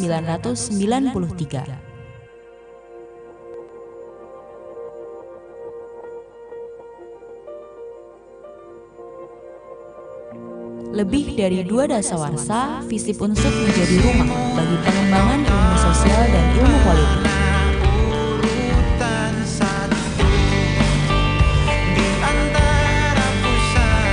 Kami memiliki visi untuk menjadi pusat pengembangan ilmu sosial dan ilmu politik yang berbasis kearifan lokal di tingkat.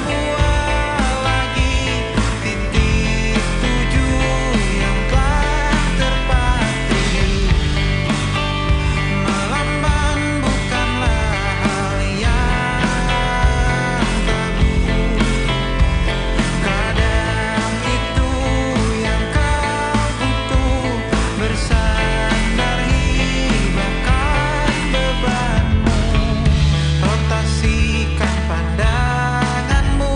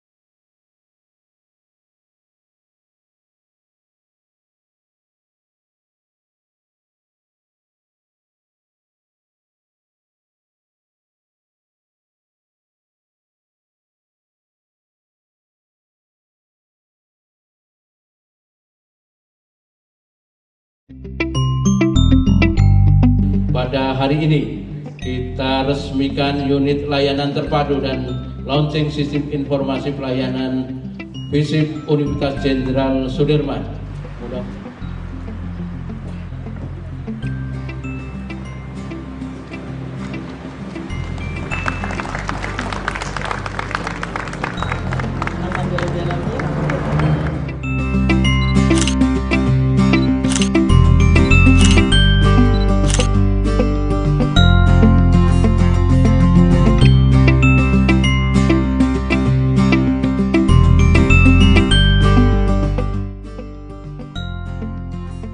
Baik Bapak Ibu, saat ini kita berada di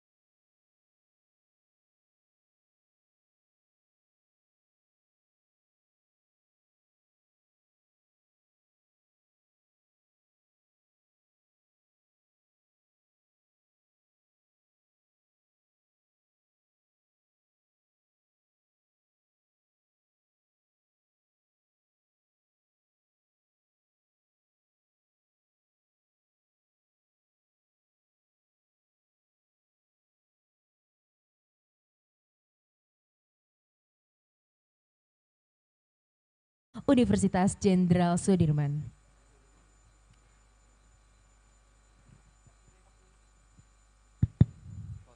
Age, third, yeah, and also distinguished participant, yeah. Thank you for support our third IGPSH, and we thanks, yeah, for your participation and your presentation of your paper. And on behalf of our faculty, yeah, I hope you can get the beneficial discussion from this conference, beneficial knowledge, yeah, from sharing presentation, and we hope also we can meet again in 2026, yeah, because this conference we hold this conference biannual, yeah, biannual, and I hope the conference is still free, yeah, still free, yeah. We hope because we want make more participation across country in Indonesia, because I met some colleagues from Brawijaya University, from 11 Maret University, from University of Bakri, from India, yeah, by online, yeah, and also from China, and altogether there are 5 countries, yeah, participating in this conference. And again, on behalf of faculty, we thanks so much for your participation. And if you want to go back to your hometown, I say goodbye and be careful when you are going back to your hometown. Once again, thank you very much. And then now we would like to announce the best presenters. There are 8, yeah, 8 or 9. 8 best presenters, yeah, because we have how many clusters, Mr. Chief? 10 clusters, yeah, 11 clusters, and we hope one of you in this room can be the best presenters, yeah. And then, is there any special gift or special presents for the best presenters? On the certificate? On the certificate, yeah. And 2M. Makasih Mas, ya. Thank you, thank you, thank you, ya. Okay, I think this is enough for me to close the this conference, this seminar, and we do apologize if there is any mistakes, any shortcoming, yeah, for holding this international seminar. And again, yeah, thank you for your participation, and see you again in next 2 years, yeah, in 2026. Assalamualaikum warahmatullahi wabarakatuh.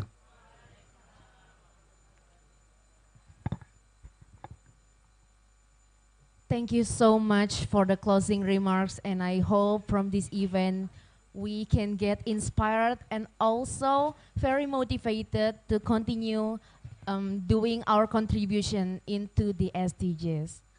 And for now, before we conclude, we would like to take a moment to recognize outstanding collaborations and contributions during today's seminar. It is our pleasure to announce the best Presenter Award, which is given to the individual whose presentation truly captivated and inspired us all. This presenter demonstrates exceptional insight, clarity, and passion in their topic, helping to move our collective conservation forward.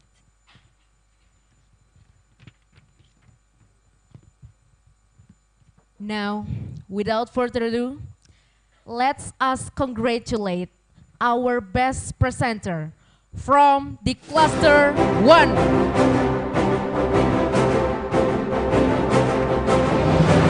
Give your biggest applause to Tiffany Setio Pratiwi, Lusitania Rizky, Hidayat Husnul Khotimah. From the title paper, Collaborative Governance in Implementing the Women, Peace and Security Agenda in Indonesia.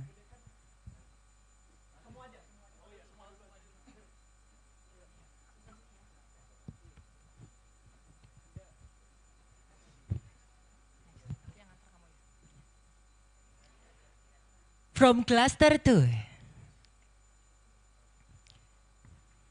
Best Presenter, Cluster 2, Ranjani, Rizky Maulana, Riwayanto, Tiara Ayu Gunarti.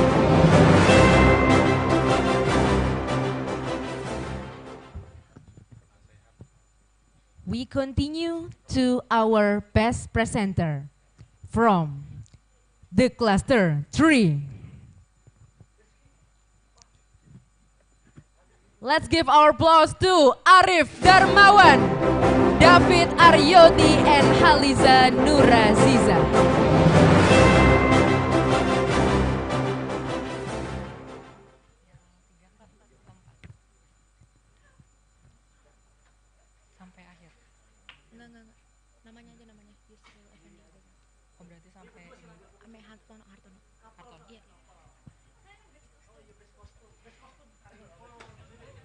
And continue, Best Presenter Cluster 4, Yusli Effendi, Adelis Rostisiana Hartono.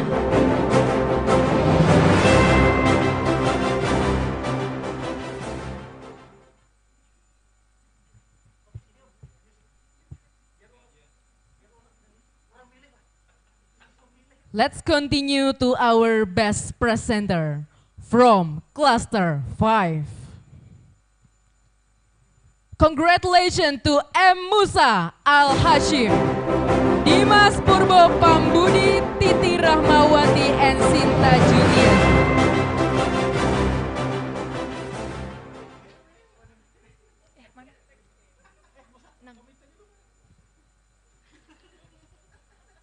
And continue, Best Speaker Cluster 6, Namira Aina Salsabila, Zaratul Shifa, Ahmad Sabik, M. Subiantoro.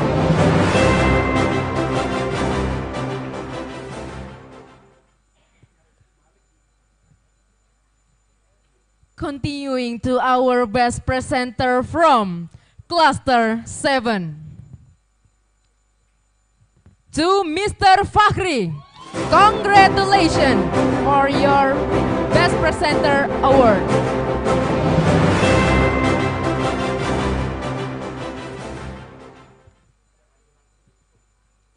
And continue, Best Speaker Cluster 8, Asal Wahyuni Erlin Mulyadi, Retno Widyastuti, Alfian Rahmat Eko Purnomo.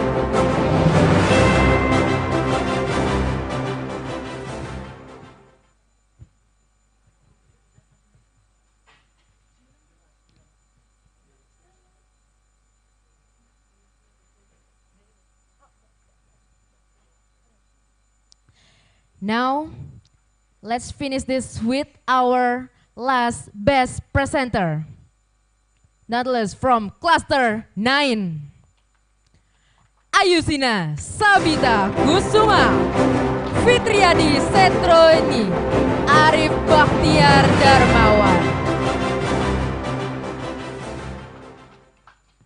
and that will be our last.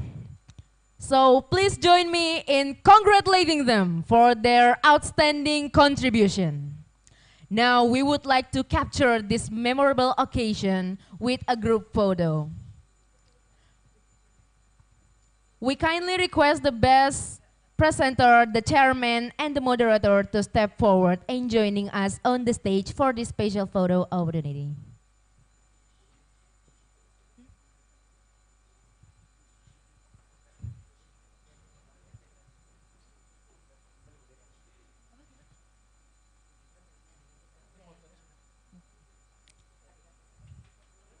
But before, let us give a token of appreciations for the winner by the Dean of Social and Political Science Faculty, Universitas Jenderal Sudirman.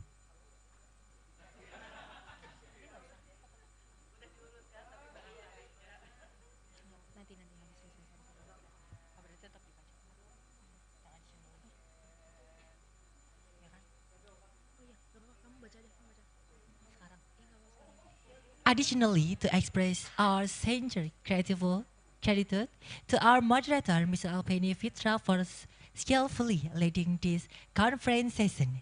Your guidance has ensured the discussion flowed seamlessly and enriched today ever. To honor your contribution, we invite the chairman to join us presenting a token of appreciation to our moderator.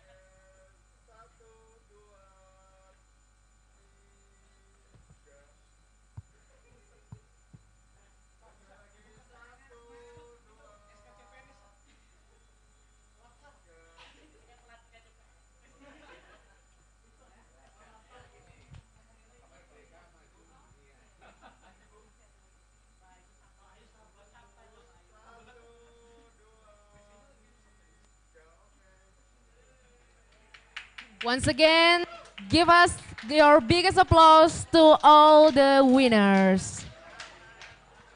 I hope this can be a memorable remarks for your contribution in today's event. Everyone can go back to their original seat as we proceed to continue the event. Thank you.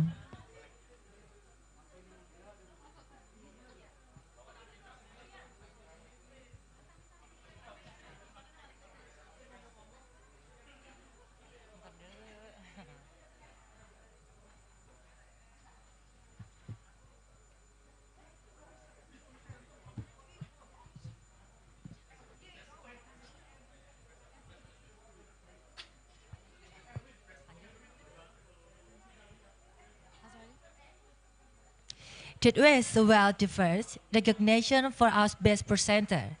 Once again, congratulations for such an inspiring and impactful presentation. Your contribution has truly elevated today's seminar.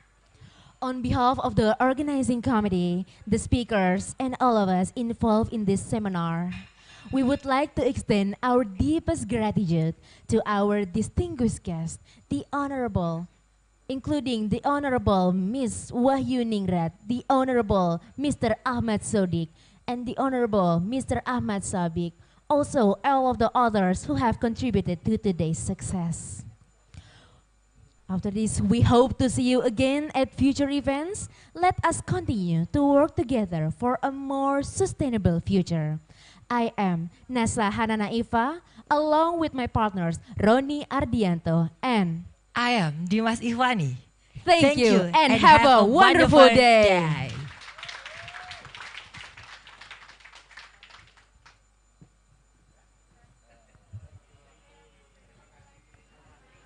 Terima kasih Ibu.